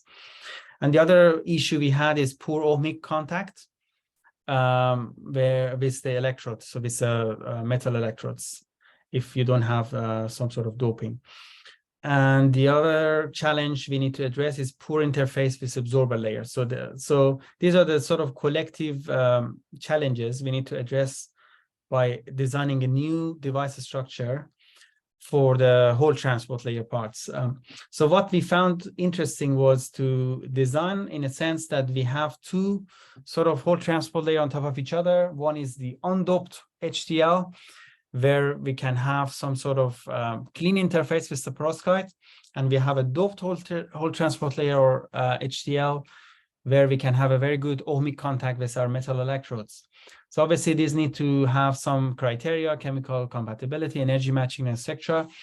But and based on this criteria and all sort of considering all in terms of energy matching, we found tetrazine is one of is a sort of a good options that can match or tick all of these boxes, which is has been used in organic sort of devices quite significantly. But we found tetrazine can work as this our undoped HDL in this structure.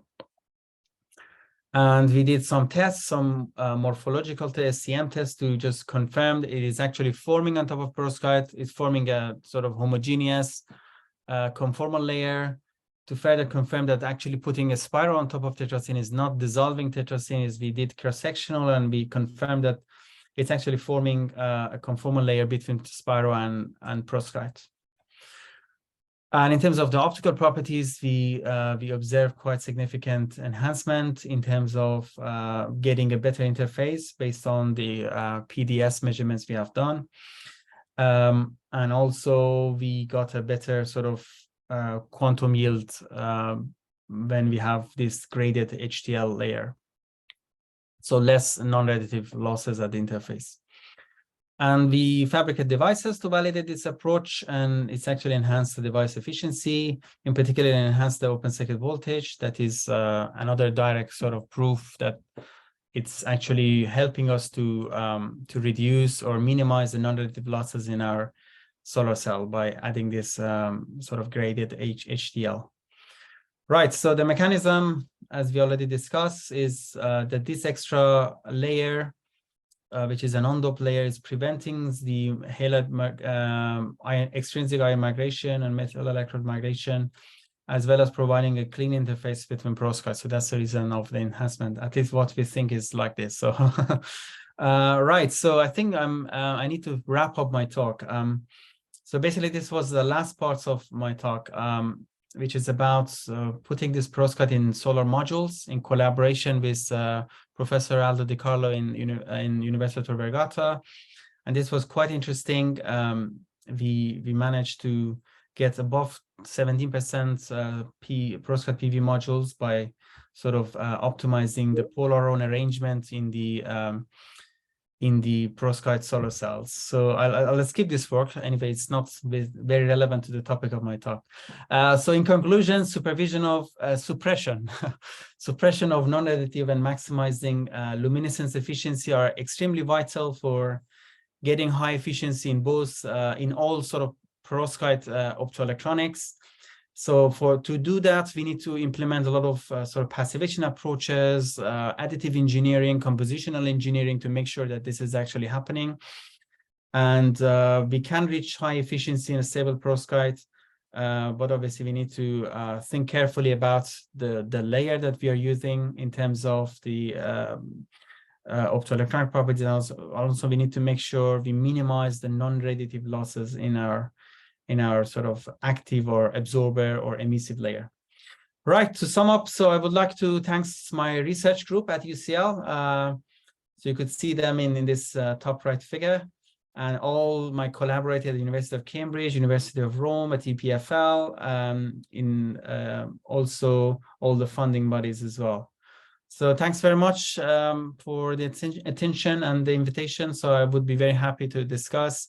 And and my email is also on the top left. So if you still have some questions, please do feel free to get in touch, and I would be always happy to discuss. Thanks very much. George, it's up to you. Thank you very much for Mojtaba for the very interesting and detailed presentation. Now I will go to the chat for any possible questions from the audience, and please raise also your virtual hand if you want to ask a question. So I will go to the first one, who is from Fahimeh Sakaki. And the question is the following. Thanks, Dr. Abdi-Jalebi. In case of passivating with potassium cations, is there any technique to distinguish how much of potassium cations have been collected on grain boundaries? That's a good question. So thanks for the question. So basically, it's quite difficult to do quantitative analysis on how much actually is incorporated into the perovskite films, because we are adding potassium iodide into the solution when we are preparing the sort of perovskite solution, the precursor solution we are adding, and how much is actually going into the thin films, and that's one challenge. And the bigger challenge is how much of that perovskite is actually going to the interface. So that's a bigger challenge. So I can't think of any sort of a specific measurement that can help in terms of give us a very exact quantitative analysis. But what we have done in this work is we use the TEM analysis, so that at least deconvolute the phases that we got in our cross-sectional sort of layer of perovskite. So basically it gives us two distinguished phase. One was the perovskite, which is quite common, and the second phase was potassium bromide. So we can provide some estimation on how much based on the peaks or intensity that we got. So compared to the perovskite, how much potassium bromide phase it's forming.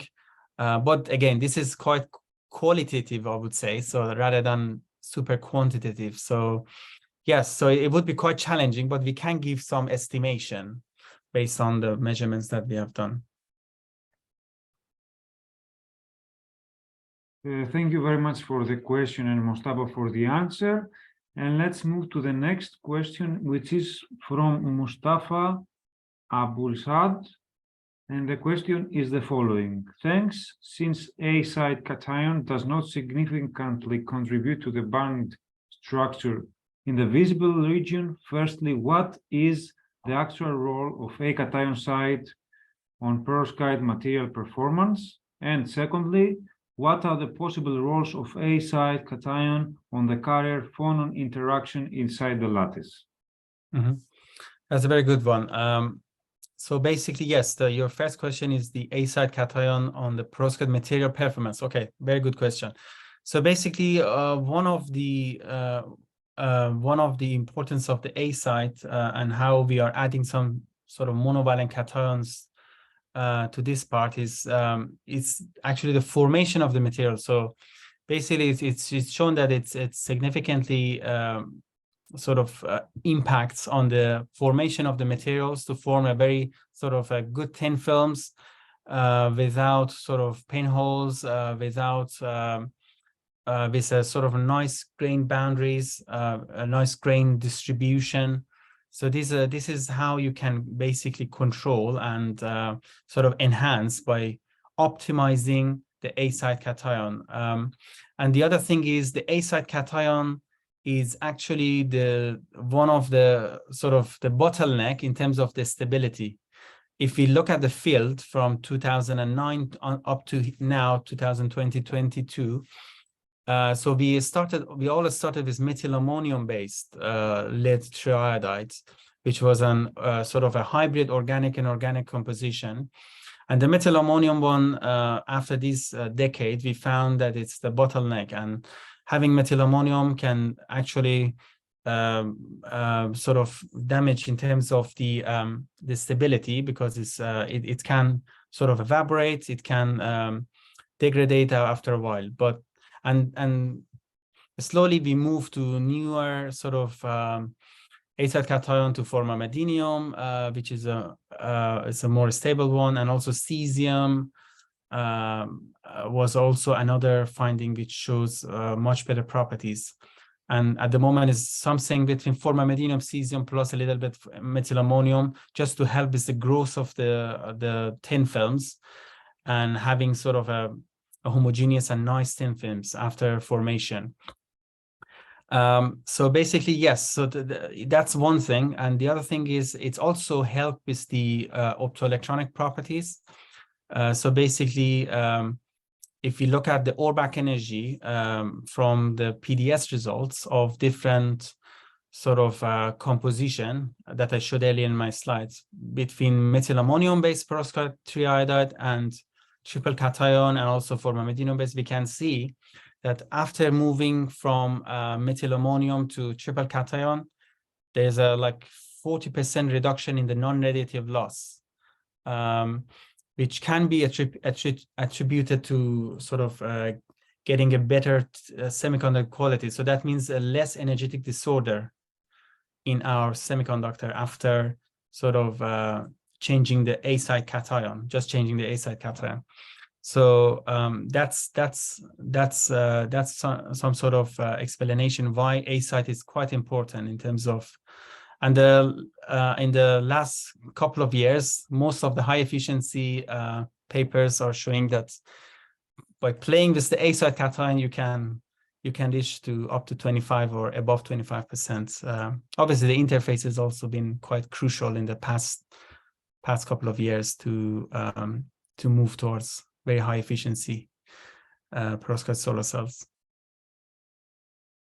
Okay, thank you very much for the question and Mojtaba for the answer. And the next one is from Nisheka Anand. And the question is the following: is there any other measurement technique to measure the passivation on perovskite other than photoluminescence measurement? That's a good question. So basically, it depends. I mean, you can look at the passivation by sort of looking at the device performance as well. I mean, one of the feature from the device that sort of directly or indirectly, yeah, it's hard to say directly, but relevant to passivation is the open circuit voltage of your solar cell, for instance. So basically, if you look at the literature, many people are assigning the enhancement in the open circuit voltage to the passivation of their perovskite absorber layer. By just changing the perovskite absorber layer, they got like, I don't know, 100 millivolt enhancement in the VOC. So VOC could be one measurement. The other measurement I come to my mind is electroluminescence. So that's also actually very sort of inclusive and important to look at, and also it's give you information about the passivation. So basically, if you run your perovskite solar cell as an LED and measure the electroluminescence, and so obviously the higher the electroluminescence you got, so that means you have a better sort of device and a more passivated device. And yeah, I think the PL, obviously PL quantum yield is one of the best in terms of referring to passivation, and time resolved photoluminescence, as you mentioned, could be a good one as well. Thank you very much for the question and Mojtaba for the answer. There is a comment from Felix Utama Koshar. If I may help with Fahimed question, I believe atomic probe tomography or cross-sectional quantitative STEM EELS can give the absolute number of potassium atoms on grain boundaries. Both techniques are very challenging to perform though. Yeah, I actually, don't know Felix if you have any comment or yeah, sure. reply. Felix, hi Felix. Good to hear that you're listening to the talk.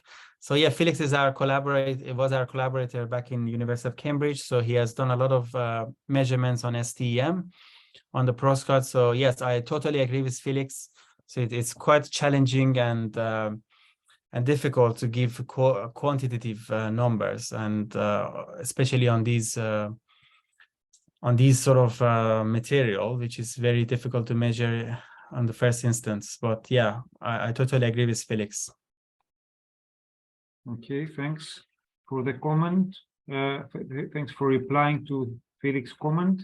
The next one is from Timur Maksutov from Saudi Arabia, KAUST.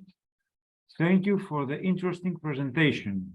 And his comment is there any barrier on charge extraction when introducing potassium iodide? Sure. So that's a good question, Timur. Thank you.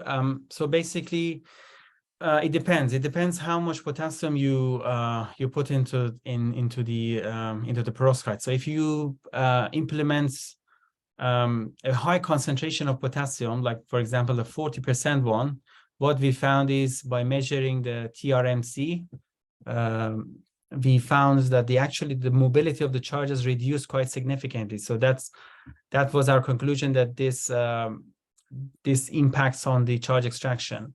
And also our devices with higher concentration of potassium shows lower photocurrent density, which is another indication that high concentration of potassium might not work for solar cell, because that can, obviously, if you introduce a lot of potassium into the system, then you are forming some extra phases, like the one with rubidium as well, which is non-favorable because they are non-perovskite phases. So you don't want too much like high concentration of them, because they will sort of negatively impacts your charge extraction properties. But obviously an optimum concentration is favorable because it helps with the sort of freezing the ions at the boundaries. So there is a sort of a balance in terms of concentration. But yeah, to answer your question directly, it actually impacts on the charge extraction, but it depends on the concentration. You can control how much it interacts. So our study showed up to 10%. It doesn't impact negatively. So basically it impacts a little bit positively, but if you go higher concentration, that might be more negative. Thank you very much for the question, and Mojtaba for the answer. And the next one is for Ruzan Farazi, and the question is the following: which technique did you use in fabrication process for perovskite itself and for the additives? Sure. Thanks very much, Furuzan, for the nice question. So basically, we used anti-solvent technique for deposition of perovskite. So basically, we use chlorobenzene as an anti-solvent, and it was a single-step deposition, solution processing, spin coating, and we added potassium iodide into the perovskite precursors directly. So it's not like a treatment. So basically, we add the potassium iodide into the precursor of perovskite. So that's the reason it's going actually into the bulk of the perovskite and to the grain boundaries. So there has been some works that people also use it as a treatment. So basically, they deposit a potassium iodide layer on top of the perovskite. So that is also helpful. And there are some reports that shows that adding potassium iodide as a treatment layer also reduce the hysteresis in perovskite solar cell devices. Okay, and the last one, we have still 1 minute from, no, we have actually two, but let's see first the question from Ashish Gurav, and the question is the following: what are the factors which you considered while choosing potassium iodide? How about other alkali metal iodide? Sure, thanks, Ashish. This is a nice question. So basically, as I mentioned earlier, we started our monovalent cation halide works with the idea of doping perovskite. So we started with sodium, copper, and silver, and that was one of the early works in the field on addition of monovalent cation halides into the system. And then we move on to potassium, because potassium is not, the ionic radii of potassium is smaller, so it's not going actually into the structure, because we don't want the potassium to go to the structure, and it can have, therefore, has a sort of passivation properties. So that was the reason, one of the reason that we choose potassium rather than other alkali. But there are some reports in the field that people has used lithium, for example, has used rubidium, has used sodium, for example. They all provide some positive impacts. But to me, I mean, based on the papers out there, potassium and rubidium are the two winners. So, yes. So hopefully, yeah, this could be going to the next step. But yeah, thanks very much for the question. Okay, great. Thank you very much, Mojtaba, for the interesting presentation and for addressing all the questions from the audience, which were quite a lot, actually. It was a great pleasure for us having you in our intensive course, and your Thanks very much, George. presentation was very good. Thanks a lot. Thanks a lot, George and Konstantin. Yeah, it was great to meet you, George. Hopefully we'll catch up at some point later. Yes, yeah. we Have will. A good day. Yes, thank you very much. So please stop your sharing, and we will now move to the last speaker of today's session. So I think Ioannis Spanopoulos is here, so I will give you now a co-host. So please, Ioannis, yes, hello. Good evening to all. Good Can you hear evening. me? Yes, and good morning to the US. Welcome. So it is Thank a you. great Thank you, pleasure. George.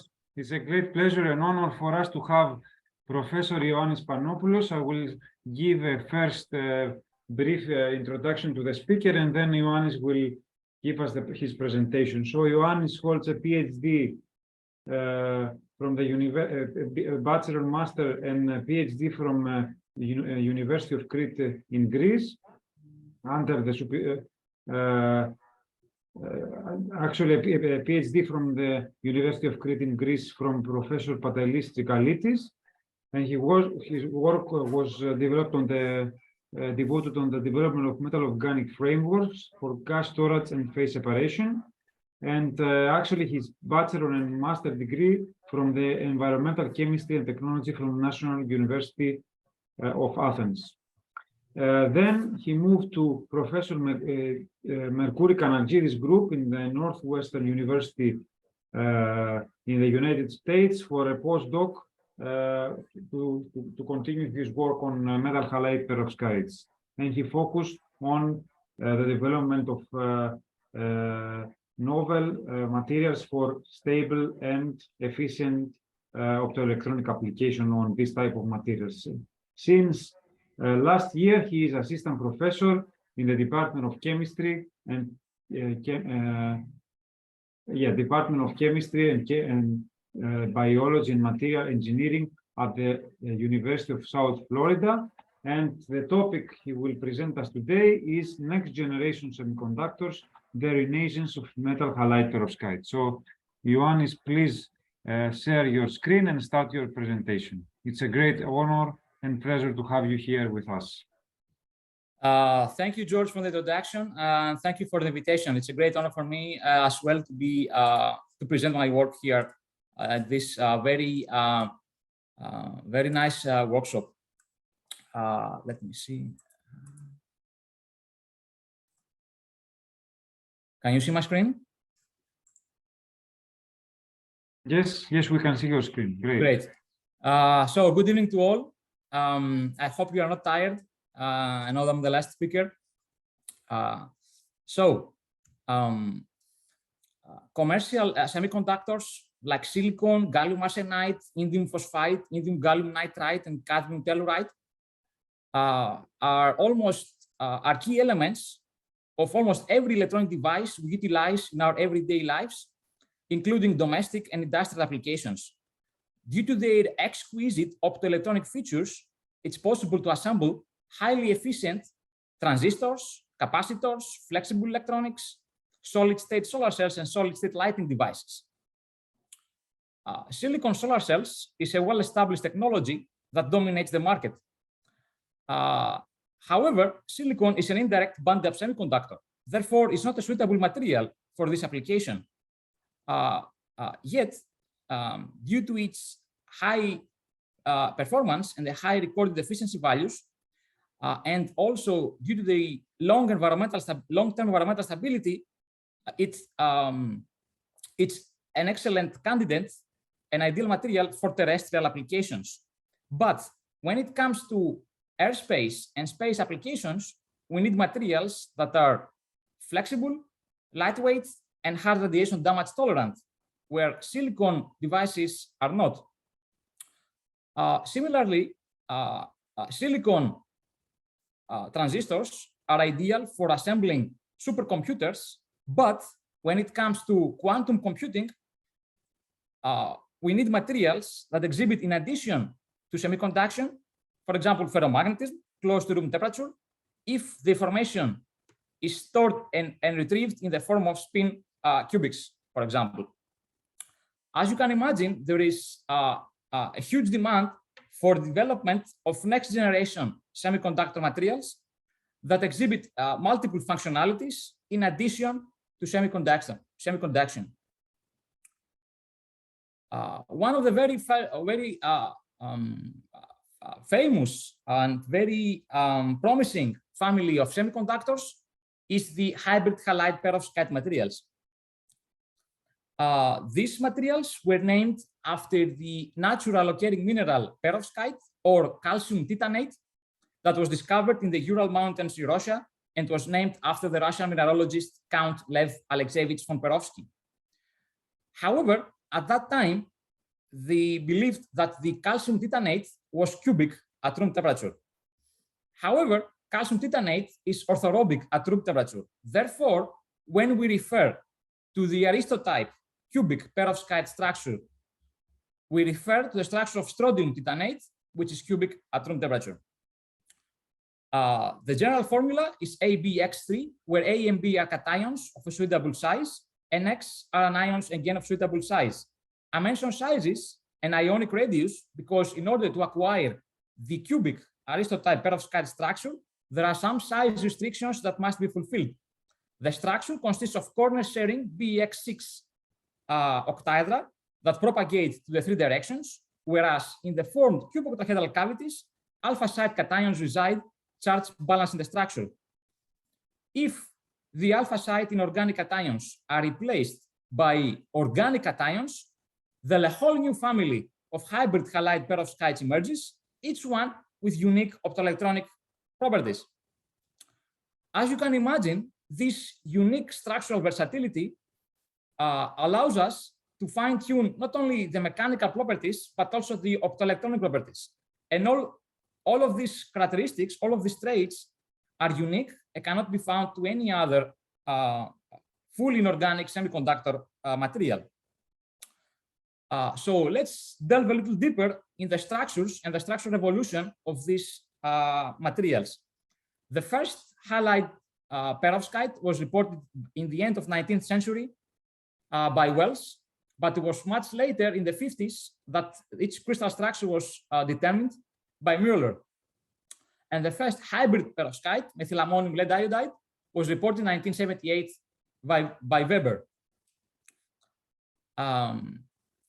I want to mention the 3D families of perovskites, going from the aristotype cubic perovskite with general formula ABX3 to the El Paso light or double perovskites, which is a 3D perovskite as well, and derive from the parent perovskite by doubling the unit cell. The general formula is A2M1M3X6, and then in that case, we replace the B site 2+ cation with two cations, one of 1+ charge and one of 3+ charge. In that case, the charge balance of the structure is acquired. A most famous material of this family is the cesium silver bismuth bromide double perovskite. And these compounds pose as an excellent alternative for the lead-based perovskites, because now it's possible to replace lead 2+ with, let's say, silver or bismuth, posing as a much environmentally friendly alternative in terms of semiconductor material.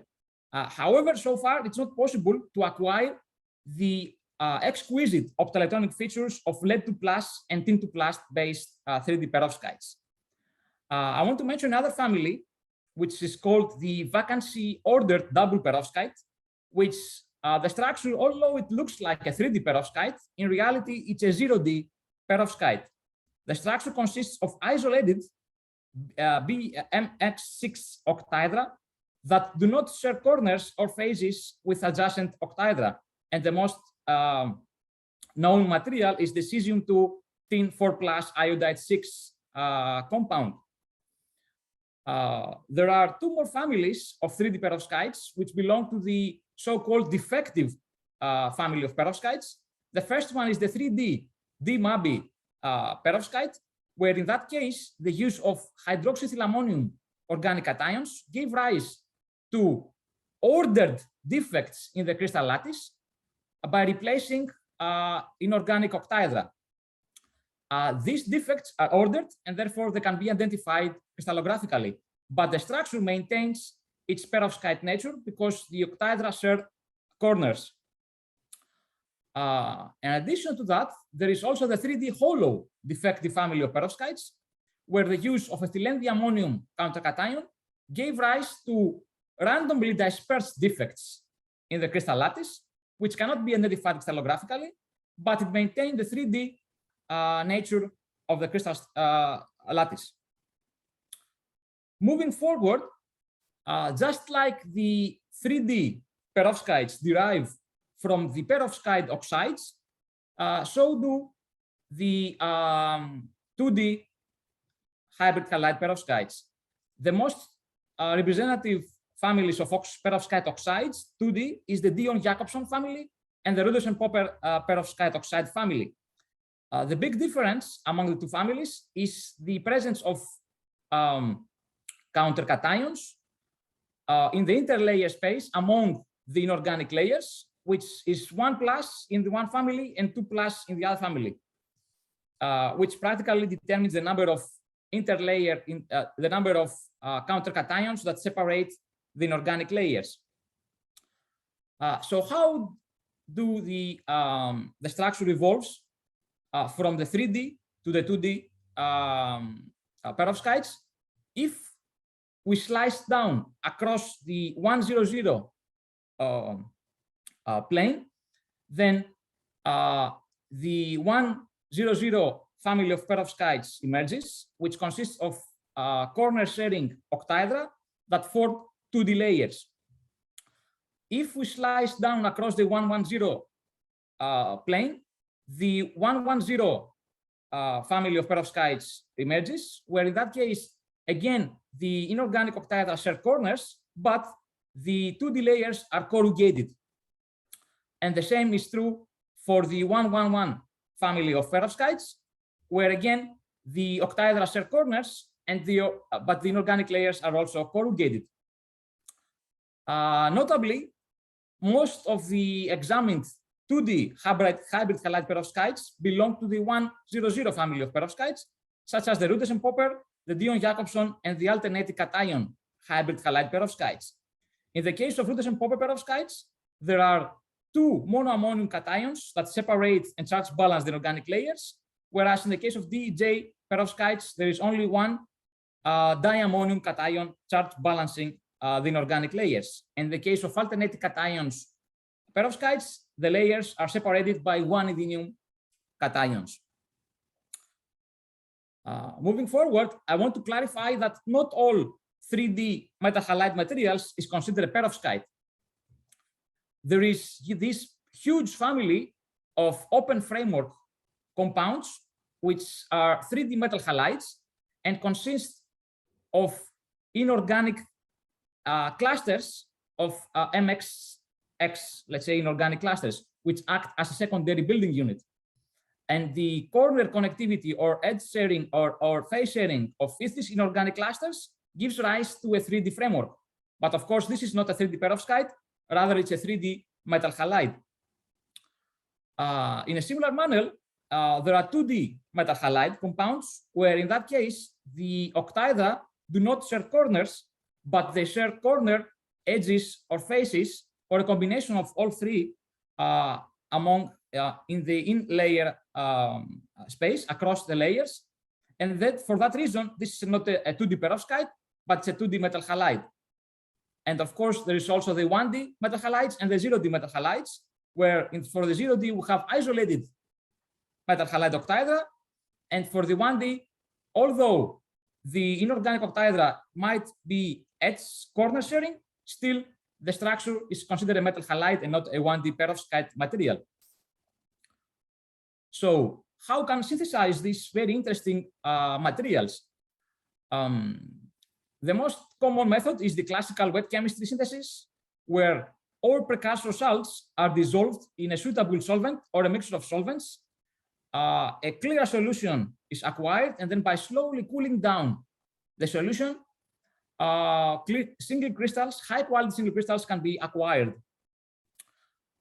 In a similar method, there are two variations of the anti-solvent synthesis method, where in the first case, the precursor salts are dissolved in a suitable solvent completely. This solution is placed in affinity in close proximity to an anti-solvent, which could be dichloromethane, for example, which cannot dissolve any of the precursor salts. And then by the slow diffusion of the anti-solvent in the solution, in the perovskite solution, crystals can be formed. In another variation, we can place the perovskite solution among, let's say, two glass slides, and then by the slow diffusion of the anti-solvent through the glass slides, high quality single crystals can also be formed. Moving forward, another very important technique is the solid state and mechanosynthesis methods. In terms of the solid state synthesis, we take all the precursor salts, put them in a glass tube or Pyrex tube or quartz tube, and then flame seal it under vacuum. And then we heat them up at temperatures high enough so we can get we can get a melt. And then by slowly cooling down this melt, high quality crystal ingots can be acquired. And one of these techniques is the Bridgman method, where it can give rise to very high quality single crystals. In that case, the cesium-lead bromide single crystals. Of course, by using mortar and pestle, we can also acquire a crystalline perovskite material, which is also the case by using bulk milling and not mixing all the precursor salts with some beads, milling builds, and then we can get still a crystalline material. However, the disadvantages of the mortar and pestle and bulk milling techniques, the mechanosynthesis techniques, is the fact that although we get a crystalline material, we do not get single crystals. And this is important, especially for the discovery of new materials, because we cannot determine the single crystal structure by using single crystal X-ray diffraction if we don't have a single crystal and we have only a powder. So that's a disadvantage of the mechanosynthesis protocols. So moving forward, I want to focus on the structure property relationships in terms of optical, electronic, and mechanical properties in this important family of semiconductors. Apparently, it was found experimentally that the parameter that affects the optical properties and the band gap of the corresponding materials is the orbital overlap between lead and iodide, in that case, or metal and the halide of adjacent inorganic octahedra. When the structure is not distorted and this angle is close to 180 degrees, then we can record the lowest possible band gap, optical band gap. But when the structure is distorted and there is reduction in the orbital overlap, then the band gap increases. So what is the reason behind this? How this can be explained? So theoretical studies shed light on the matter, and apparently the top of the valence band of the perovskites consists of antibonding MS orbitals and iodide p orbitals.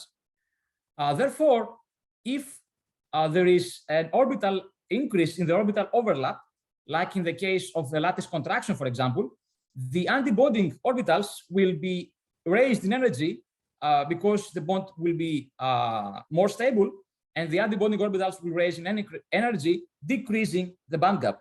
In a similar manner, when there is an octahedral tilting in the structure, and therefore there is a reduction in the orbital overlap, the antibonding orbitals will lower in energy, thus increasing the optical band gap. So in terms of mechanical properties, apparently, this is a 2D perovskite, which consists of two inorganic layers and an aromatic countercation as the organic composing the organic layer. Apparently, by adjusting the nature of the interface of the organic layer of the structure, we can fine-tune the mechanical properties. And this is the Young modulus of the corresponding materials, moving from the C4 monoammonium butylamine to the C9 diamine and the aromatic countercation, the PEA, the structure becomes stiffer. So why this happens? In the case of the C4 material, there is two organic linkers that the interlayer space, the interactions in the interlayer space are based on hydrophobic interactions, which are van der Waals interactions. Therefore, there are weak interactions. This means that the 2D layers can slide on top of each other weakly, and this drives to a much softer material. In the case of the diammonium C9 organic layer, the two inorganic layers will be bridged through electrostatic interactions. These are much stronger interactions, and therefore it's difficult for the two layers to tilt, to shift on top of each other, which increase the stiffness of the structure. And in the case of the PEA, due to the multiple pi-pi interactions between the organic linkers, the structure becomes stiffer because it's difficult again to slide for the organic layers to slide on top of the other inorganic layer. However, it's also possible to fine-tune the mechanical properties by adjusting the number of the inorganic layers of the structure.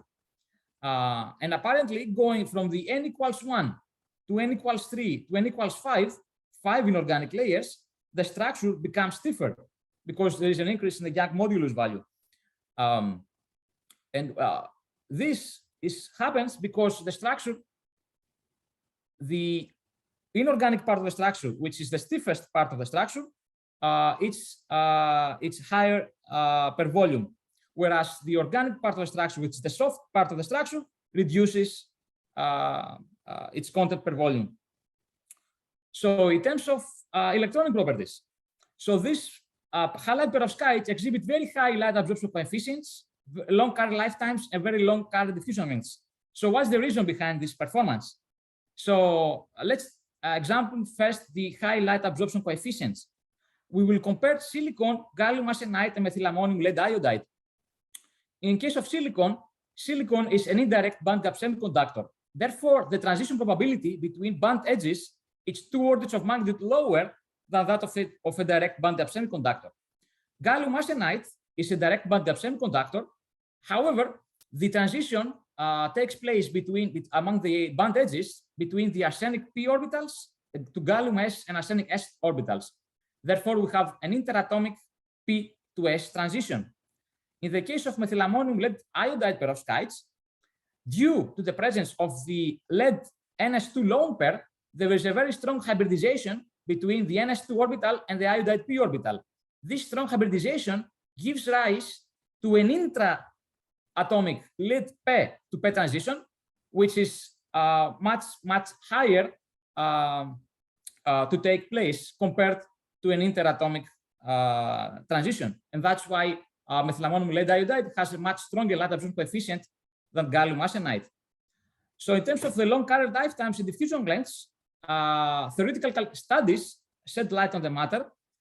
These researchers determined what is the energy formation of different types of defects, and they found that the defects that have very low formation energies, and therefore they are much more favorable to take place to be formed, they lay very close to the band edges, and therefore they cannot act as traps for the generated carriers.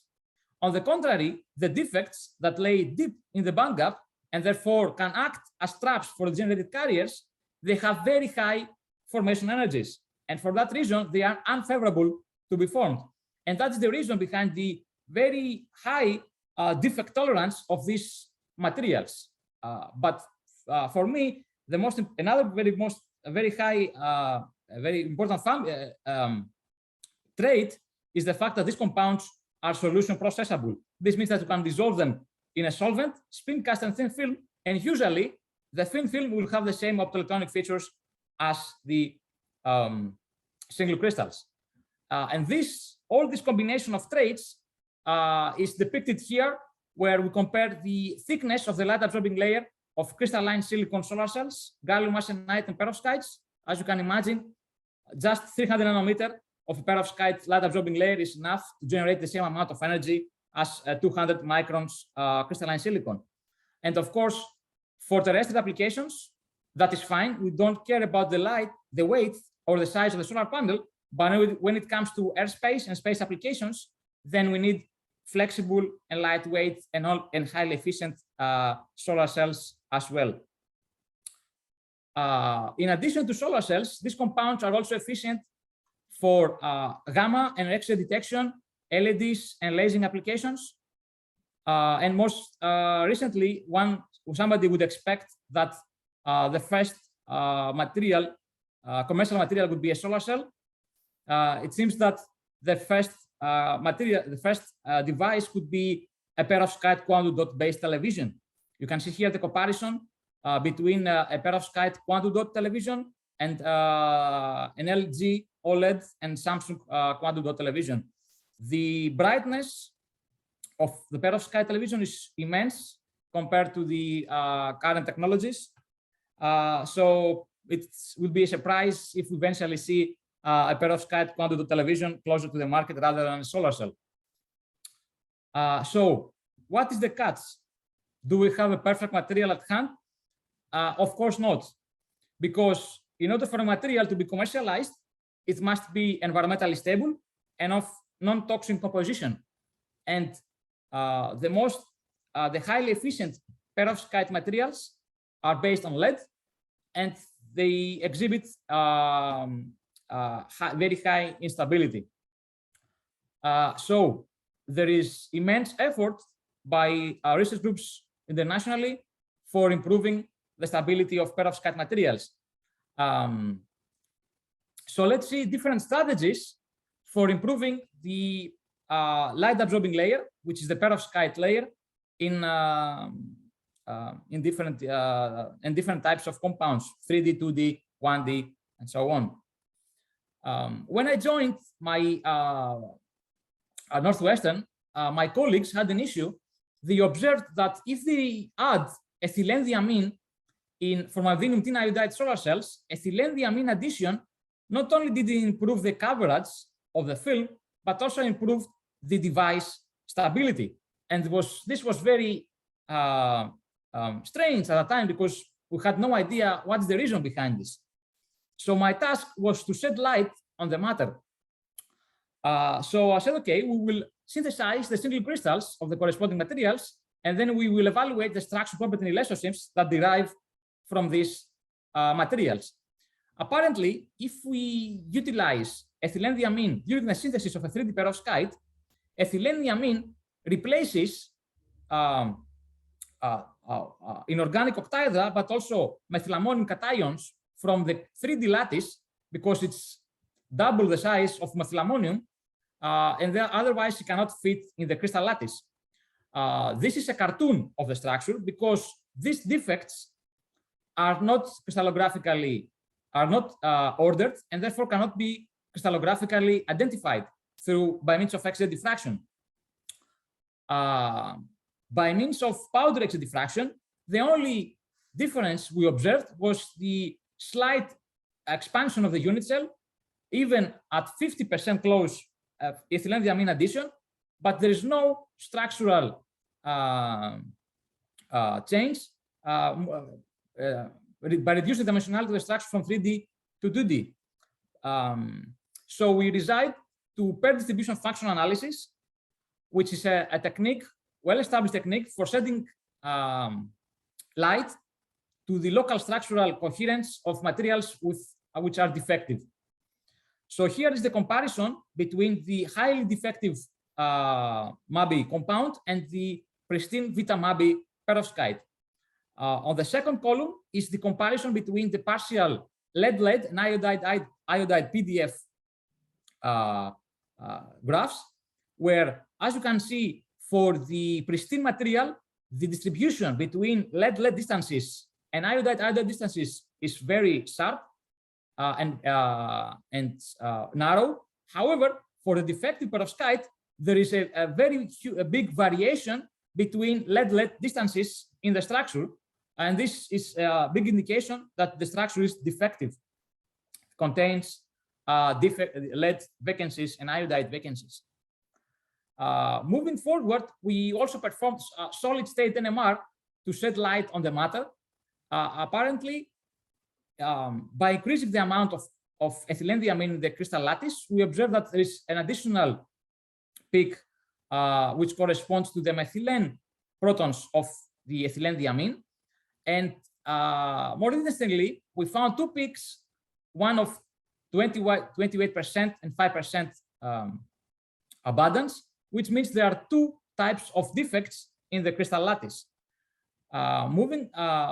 By performing 2D double quantum, single quantum correlation NMR spectra, we observed that there is a close proximity between the methane proton of famidinium and the methylene proton of ethylene at distances closer than 5 angstrom. And this very validates that our model structure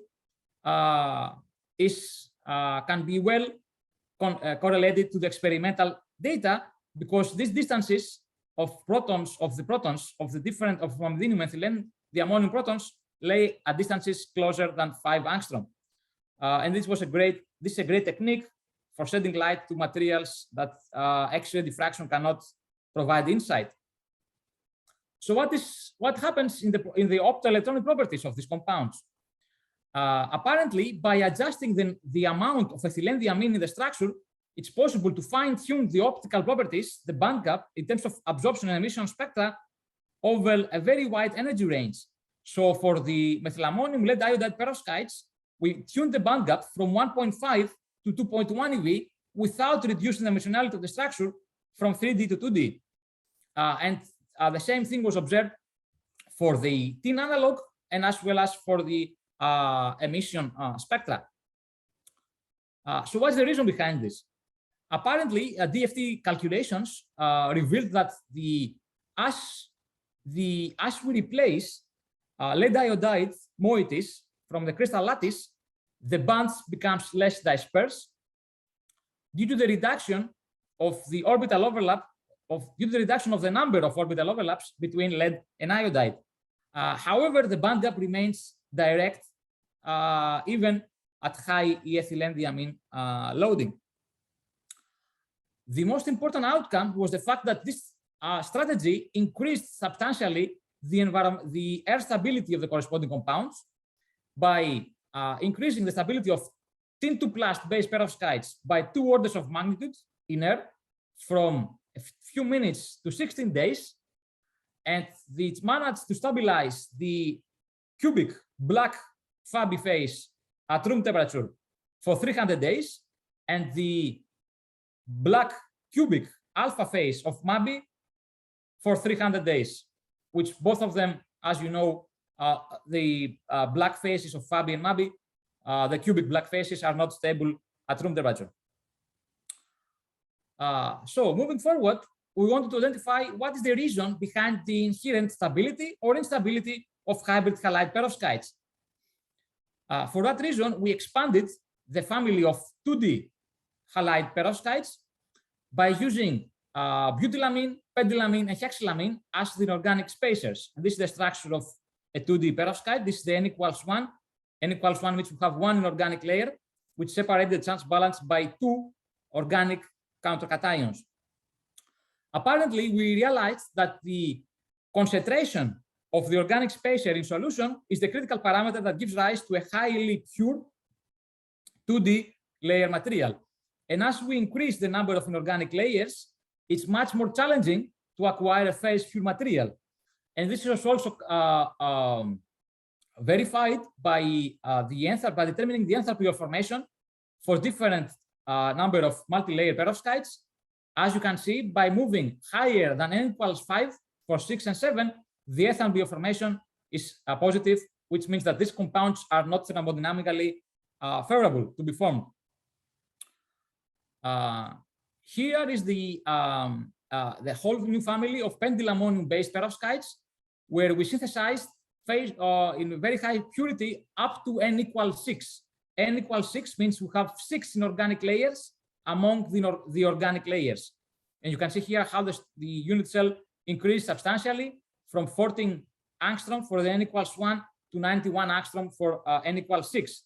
And of course, this is quite challenging, not only synthetically, but also in terms of characterization.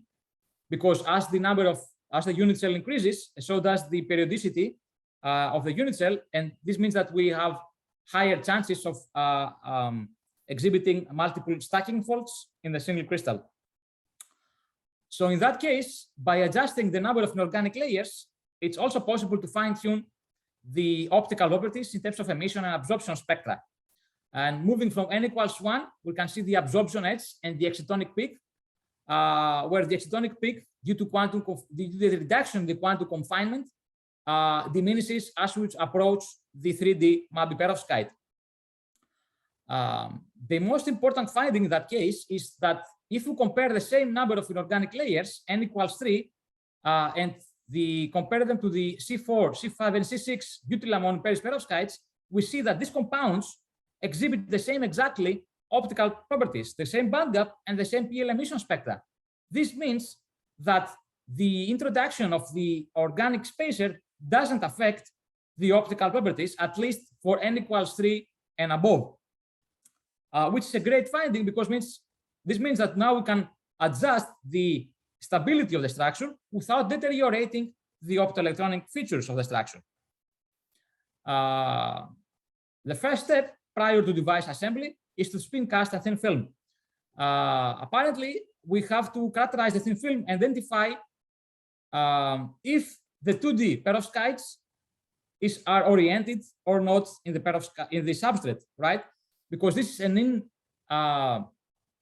the case of 2D perovskites, the structure is not homogeneous across 3 directions. Therefore, in order for the carriers to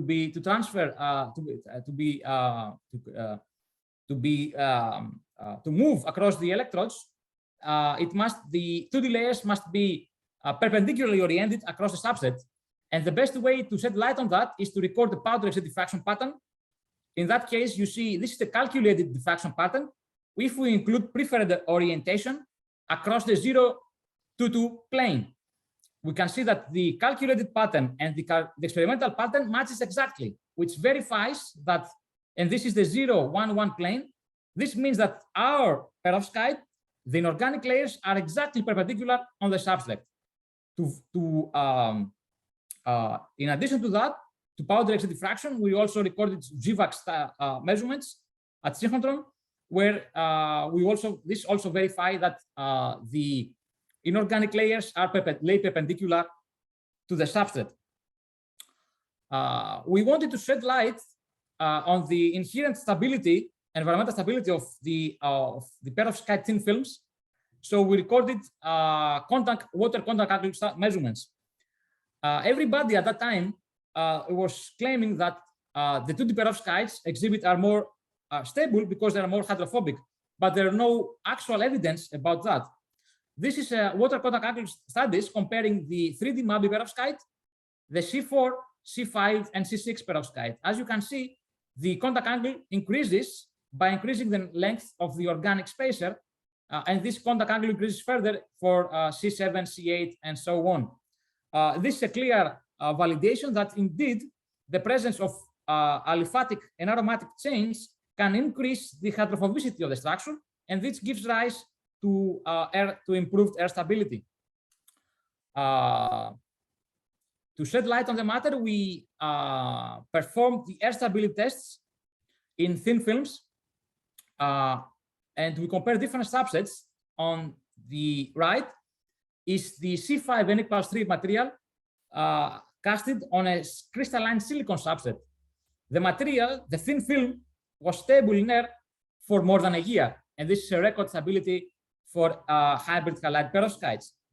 Whereas when the material was cast on an amorphous glass substrate, it was only stable for 120 days in air.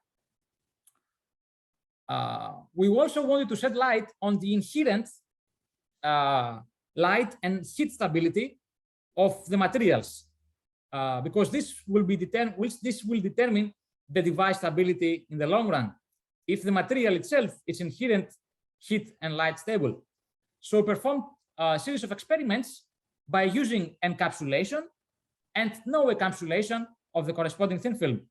Another one sun illumination for 10 hours, the material degraded by the formation of lead iodide, whereas the material that was encapsulated showed no decomposition.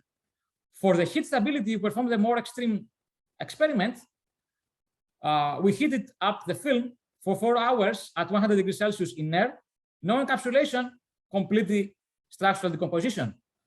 The material that was the film that was encapsulated, we heated up for 90 days continuously at 100 degrees Celsius.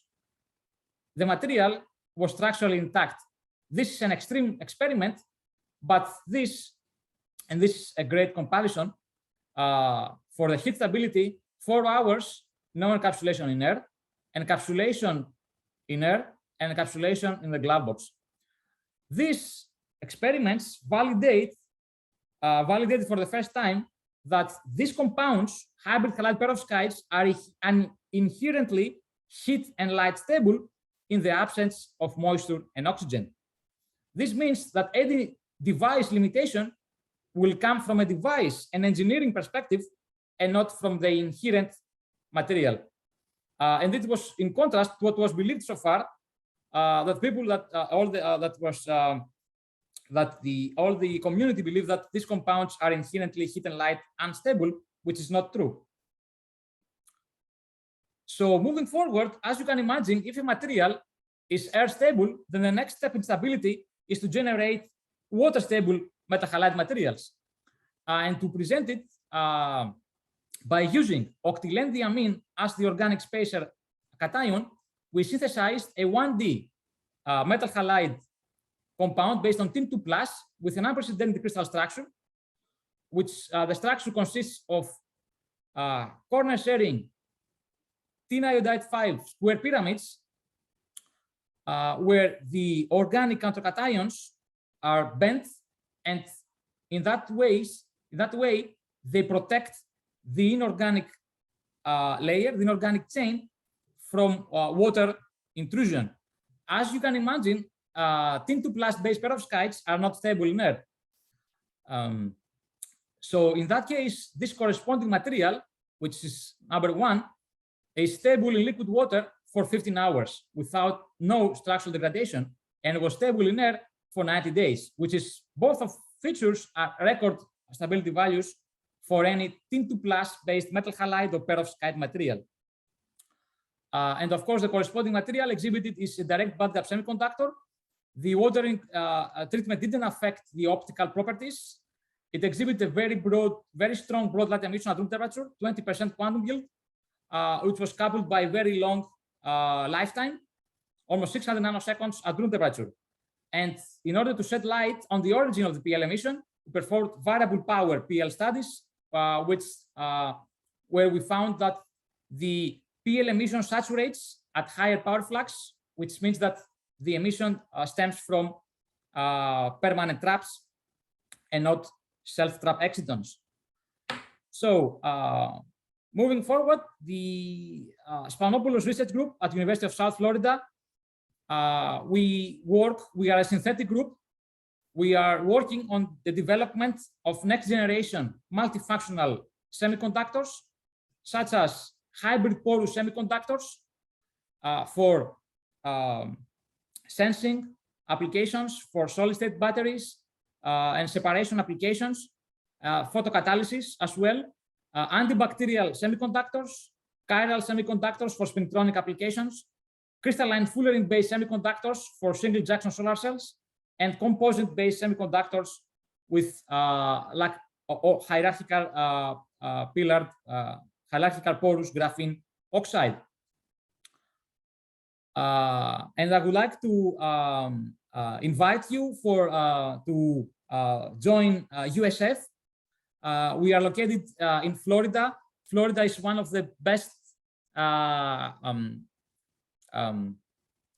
places to live in the States. The university is an R1 institute. We are top 42 among the public universities in the States and top 100 among the all universities in the States. We have a very beautiful campus. We have 55,000 students.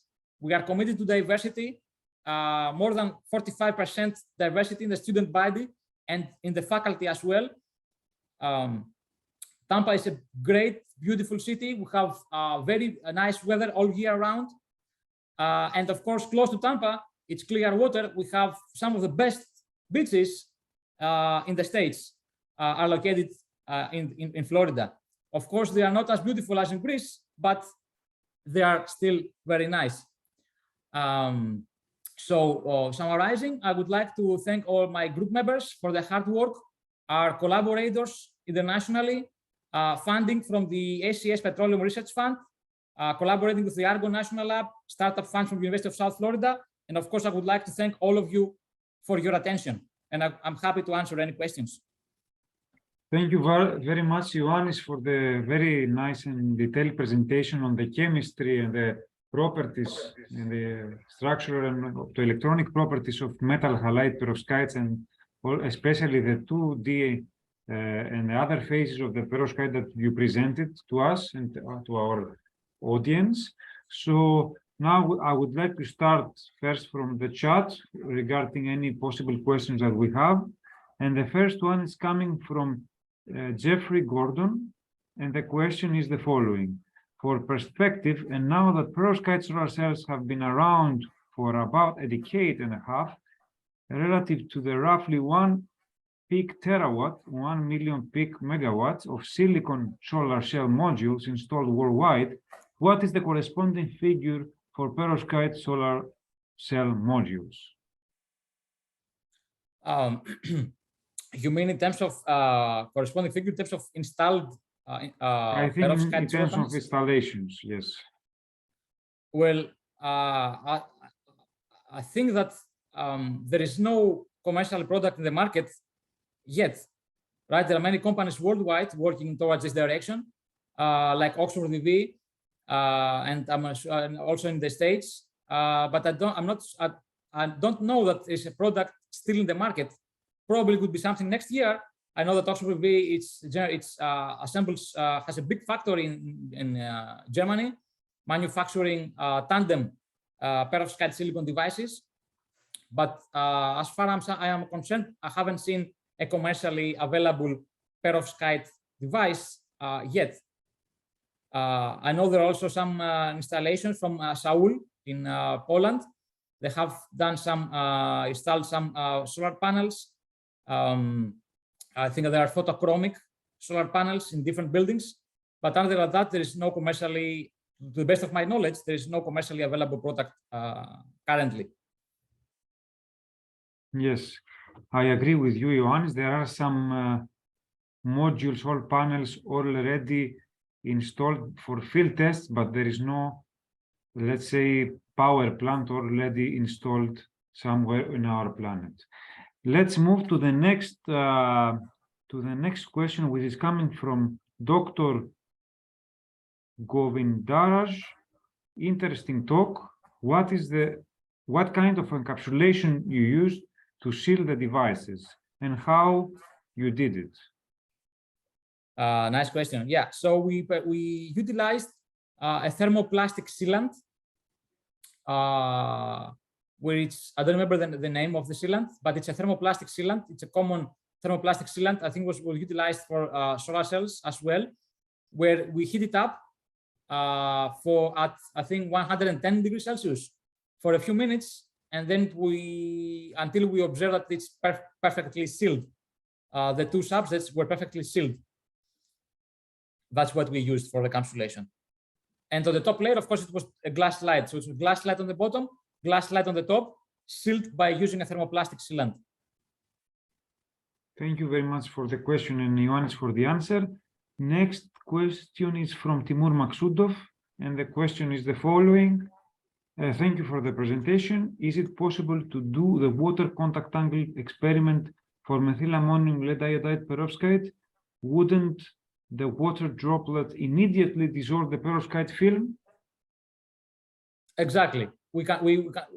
It dissolves instantly upon contact, but the moment you can capture the moment it touches the film. Right? If you take multiple captions, you capture the first caption when upon contact, because if you leave it, you don't have time to capture the moment when it contacts the water contacts the MABI film. Whereas for the rest of the 2D perovskites, there is enough time before the structure degrades to capture the water contact angle of the first drop. Thank you very much for question and Ioannis for the answer. Let's move to the next question, which is coming from Mojtaba Abdi-Jalebi. Thanks. During spin casting the perovskite nanocrystals 2D, how we get a dry film by the end, since most of the ligands / spacers used in the fabrication process have boiling point over 200 Celsius, and we cannot work at such temperatures, and washing the solution before spin casting usually cause an aggregation.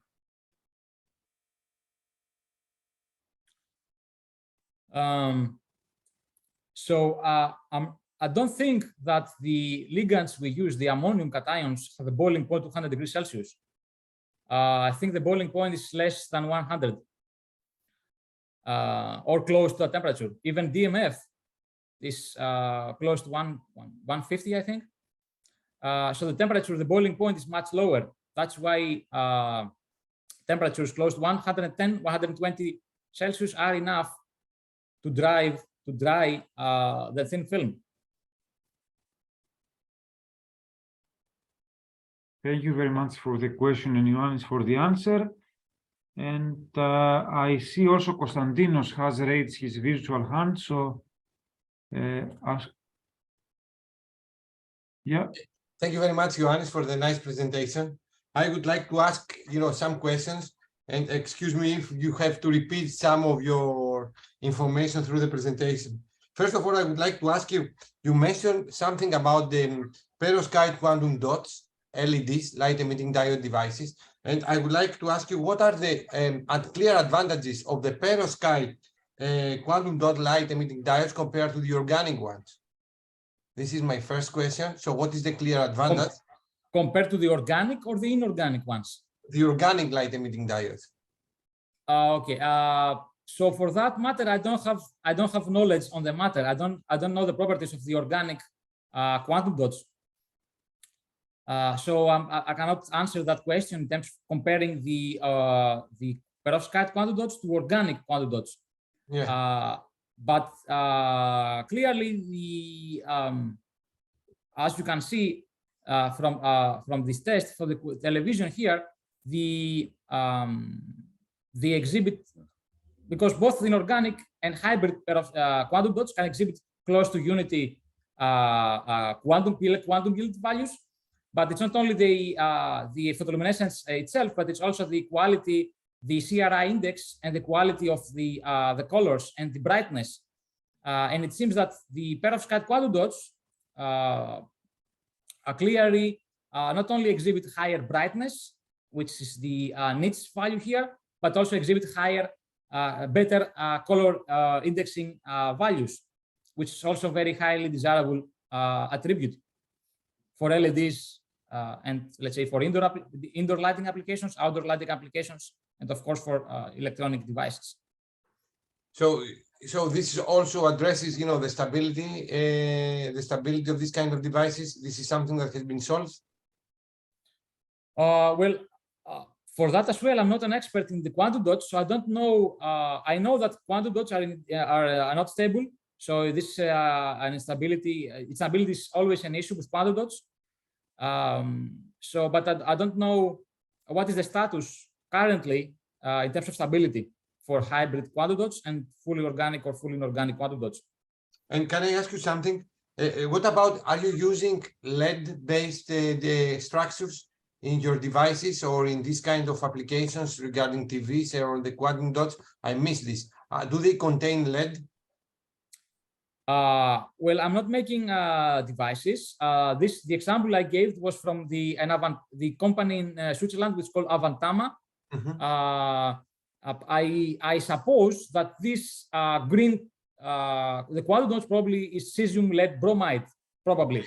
Right. But I cannot tell for sure, right? This should be protected. I don't know if they, even if they can provide the formula for this material. But I would hypothesize that could be cesium lead bromide, probably. Yeah, yeah. And the last question that I have, you show a very nice transparency you had about the PL, the photoluminescence signal for inorganic, when you introduce inorganic layers. And you mentioned that you have no change on the central PL wavelength if you move from more than 3 inorganic interlayers. So what is happening in terms of physics if you go less than 3? Well, the thing is that the structure, well, as you know, it all comes to structure, right? Mm-hmm. And the inorganic octahedra and the tilting of the organic octahedra. Apparently, the effect of the presence of the organic part is higher when we have only 1 inorganic layer or 2 inorganic layers, because the presence of the organic part indirectly affects the optical properties, because it forces the structure, the octahedra, to be tilted. It distorts the inorganic octahedra, whereas going higher than n equals 2 to n equals 3, the effect is minimized, is minimum. Right. Clear. Mm-hmm. Right? Thank you. Thank you very much. You're welcome. Thank you. Thank you, Costa, for these questions. Any other question or comment for Ioannis? So actually, I would like to ask you one question regarding your 2D perovskites. Have you ever tried to make any solar cell out of these materials or to interface with any other, like, for example, titanium dioxide or spirometad or any interfacial layer to see the stability? Because I understand what you present here is the stability of the material itself, right? So have you ever tried to make a device or interface your materials with other selective contacts or electrodes to see the interfacial stability as well? Well, in my work, I wanted to demonstrate the inherent stability of the material itself. Because if the material is inherently stable, then when it's incorporated in a device, then the device itself would be environmentally stable if the material is protected from moisture and oxygen. So that's why I used simple glass, amorphous glass slides. And I also utilized crystalline silicon glass slides to compare it for, let's say, to be correlated for the tandem, perovskite silicon tandem devices. But since I'm not making devices, however, I know that there are a lot of studies working on the matter, shedding light on the stability, which also demonstrate that the material itself exhibits self-healing capabilities in a device, in a solar cell specifically, right? So when a solar cell operates, let's say during the day, the material itself might be degrade and lose efficiency.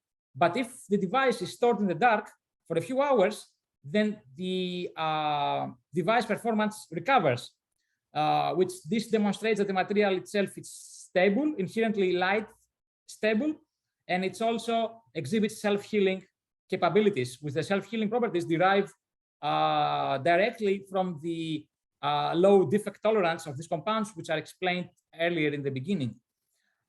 So there are studies that involve a complete solar cell device rather than a material on a thin film. And both of them support the fact that these compounds are very versatile and are inherently heat and light stable. And they also exhibit self-healing properties, which is a unique trait that cannot be found to any other fully inorganic semiconductor. Thank you very much for the answer, Ioannis. Konstantinos, I saw you raised your virtual hand. Yeah, I have a question on this. To George mainly, I mean, is there any interest for people to apply 2D perovskites in solar cells, since we can see the advantages of the 3D structures regarding this kind of harvesting devices? Why someone to invest? This is from curiosity. Like, why someone to invest in 2D now structures using perovskites? Fully 2D? You mean a perovskite faucet fully 2D? Yes. Or a mixture with a 3D? No, fully 2D. Full 2D. Okay. Well, George, can I give my opinion on that? Yes, you can, and then I will follow up, of course. Okay. So let's say from a chemist perspective, which I'm not making devices, ideally, if you could have a 2D perovskite with a suitable bandgap for single junction solar cells, let's say 1.5, 1.4 eV, this would be a perfect material because it would be environmentally stable and also would have a great efficiency. However, unless you use, let's say, a mix, so okay, if you want, let's say, to make a 2D perovskite with 1.4, 1.5 eV bandgap, you will have to use a mix lead and tin 2D perovskite. So you can drop the bandgap from 1.5 to 1.3, 1.4, right? Mixture lead to tin, because if you mix lead and tin, you know the corresponding material has a lower bandgap than the lead individually and the tin individually. So that's the only way you can have a 2D perovskite with a suitable bandgap for single junction solar cells. But this is very challenging because tin2+ based devices, tin2+ based perovskites are inherently unstable in air. They degrade in a matter of minutes. So that's so. But if you could make it, it would be great. It would work and it would be great. So that's the answer of the the answer of a chemist in the matter. All right, thank you. And if I can follow up, yes, I agree. If it is possible to engineer the bandgap of the material to have, you know, the optimum according to Shockley-Queisser limit, it would be great. But the point is, if you have a fully 2D perovskite, according to the theory at least, I believe, it is unavoidable to have higher exciton binding energy. So I believe it would be impossible to have a higher efficiency solar cell based on 2D perovskite compared to a 3D perovskite. But I believe it is important to invest on this type of materials for other applications, especially light emitting devices or laser devices. This is my opinion. Yeah, correct. I agree that, you know, for light emitting devices, because of the quantum confinement, these are, you know, the lower the dimension, the better, you know, the device. But I ask because regarding the solar cells, without thinking, of course, of the higher binding energy, because you are missing, you know, some carriers. 3D is more, I suspect that it will demonstrate higher absorption because of the more carriers to get absorbed and get excited, no? This is like the dye sensitized, what do they demonstrate, no? Compared to organic systems. Yes. Yes, I agree. I agree with you. Of course, because of the excitonic absorption, probably the absorption coefficient is higher, but because of the lower thickness, the overall absorption will be much lower compared to a 3D. Okay, so I don't know. There is a final question from Mustafa. If it is okay with you, Ioannis, to reply to this one as well. Yeah, please, yeah. And Mustafa, there is another virtual hand raised or not? No, it's me. That okay. we organize, to Ioannis, this is a question. We organize within the framework of our collaboration with US institutions. We would like to invite in colloquia talks all the Greeks that they stay in the US. So we are going to send you a message in order also to provide a colloquia talk through this initiative that we are doing in collaboration with US Embassy in Athens. Ioannis. Okay, great. That'll be my pleasure. Yeah, thank you, Costa. Thank you. And then let's move to the next question from Mustafa. It is a comment, actually, as he mentioned.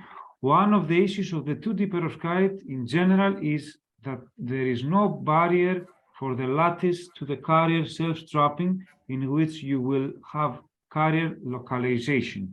This might work with LEDs to generate white light, but for solar cells, you don't have self-trapping. This is, yeah, okay. Do you have any comment or anything to mention about this comment, Ioannis?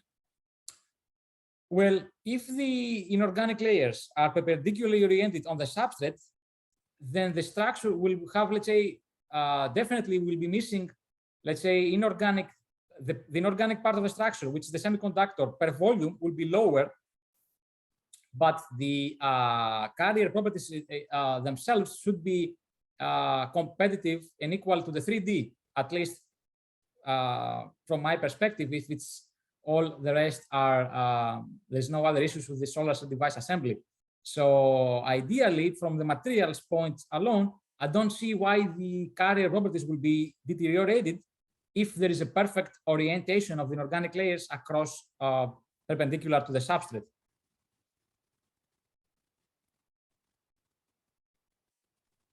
Which, of course, yes. just want to clarify something, that let's say it's possible to find through molecular engineering to utilize organic linkers which have a lower, which have higher dielectric constants than the that ammonium perovskites, let's say by using phosphonium cations, and then by reducing the dielectric confinement, then ideally there would be no issue in terms of orientation of the lattice of the structure on the substrate, right? Because now there is quantum dielectric confinement due to the mismatch of the organic part and the inorganic part. But if we reduce this mismatch, then the carrier will be able to move better across out of plane and in plane, and not only in plane that we need to that have to move now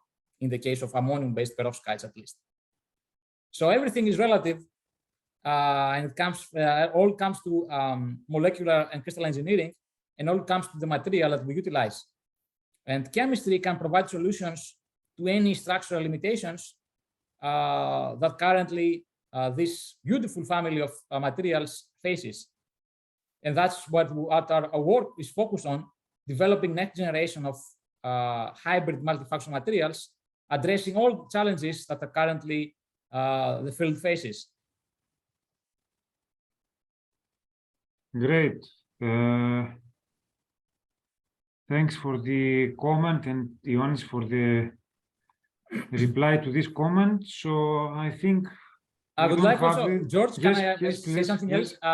So I would like also to mention that we are actively recruiting. We want, if you are interested in performing, in undertaking a PhD in the States, we are more than happy that we can welcome you. We are actively looking for people that we have interest in materials development pertaining to challenges for developing next generation of materials. So if you have an interest in materials development, please feel free to reach out to me. And as I mentioned, USF and Tampa and Florida, it's a great place not only to work but also to live. So feel free to reach out to me, and I will be happy to provide more information about performing a PhD in the States or an internship even. Ioannis, send us the announcement in order to send it through our network and disseminate this not only in Greece, but also through our network in Europe in order to identify candidates. I wish to be younger, to be able to say yes now. Thank you, Costa. Send us the announcement in order to make it, and this is the purpose of what we are doing, what George is doing, this week, in order to make an ecosystem, in order to help each other. So send us the network and the advertisement, and we will send it all over the places that we know. Okay. And okay. maybe, Ioannis, you can write, you can place to the chat your email, so people maybe they can reach out easier to this highly recommended opportunity. If you don't find anyone within a week, within a month, I will come.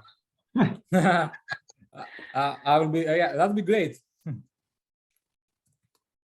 Okay, so I think it's about time to close. Here I can see Ioannis' email, so please reach out to him in case you are interested.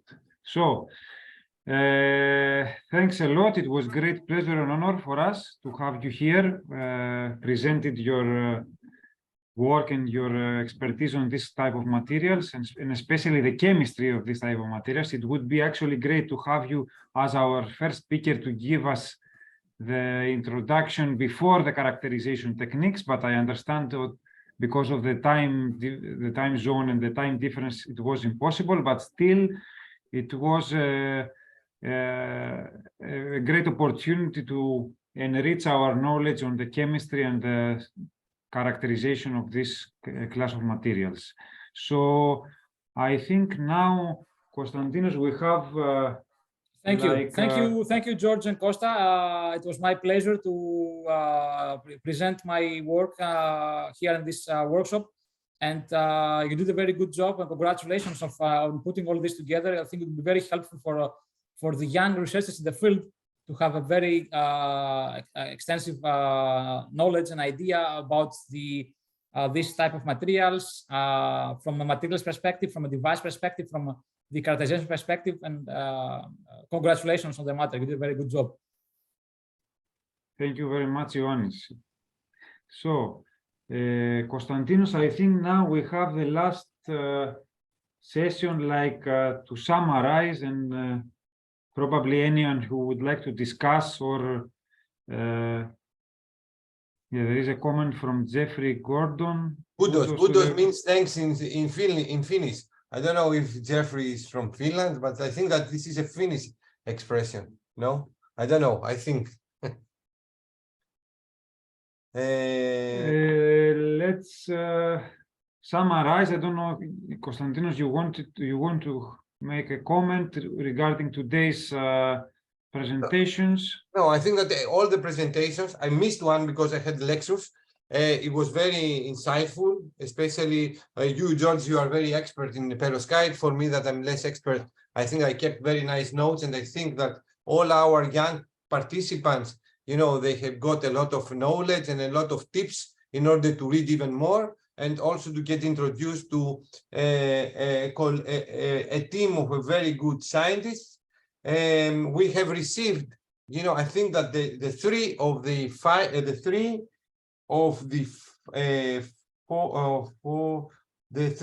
two of the four presentations, we have requested from the lecturers to send us their presentation. We are going to upload the video in our YouTube channel. I will share the link to George, and George will email you the YouTube the link in order to follow again the presentations. And when all the presentations as slides in PDF, they are going to be available, George will place them in our website in order to be available as a PDF file. I would like to thank George for the organization, because the gratitude should go to him, for you, for your participation.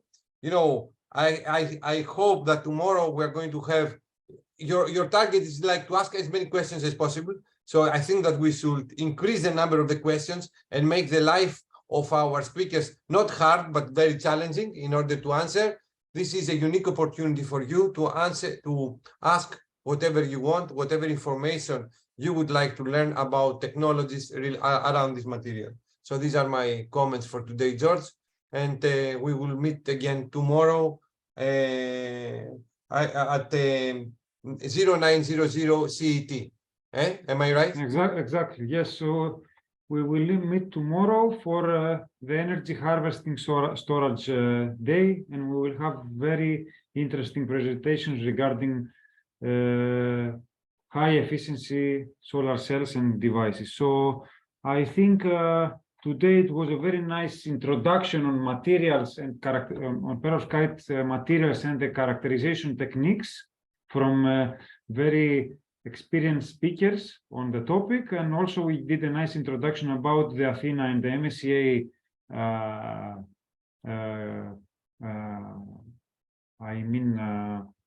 organization. So I think we covered a very important, let's say, part of the course regarding materials and characterization. And tomorrow and the other days we will continue for the application of this type of materials for optoelectronic devices. So thanks a lot, and I hope to see all of you tomorrow 9 a.m. CT. Bye. Bye.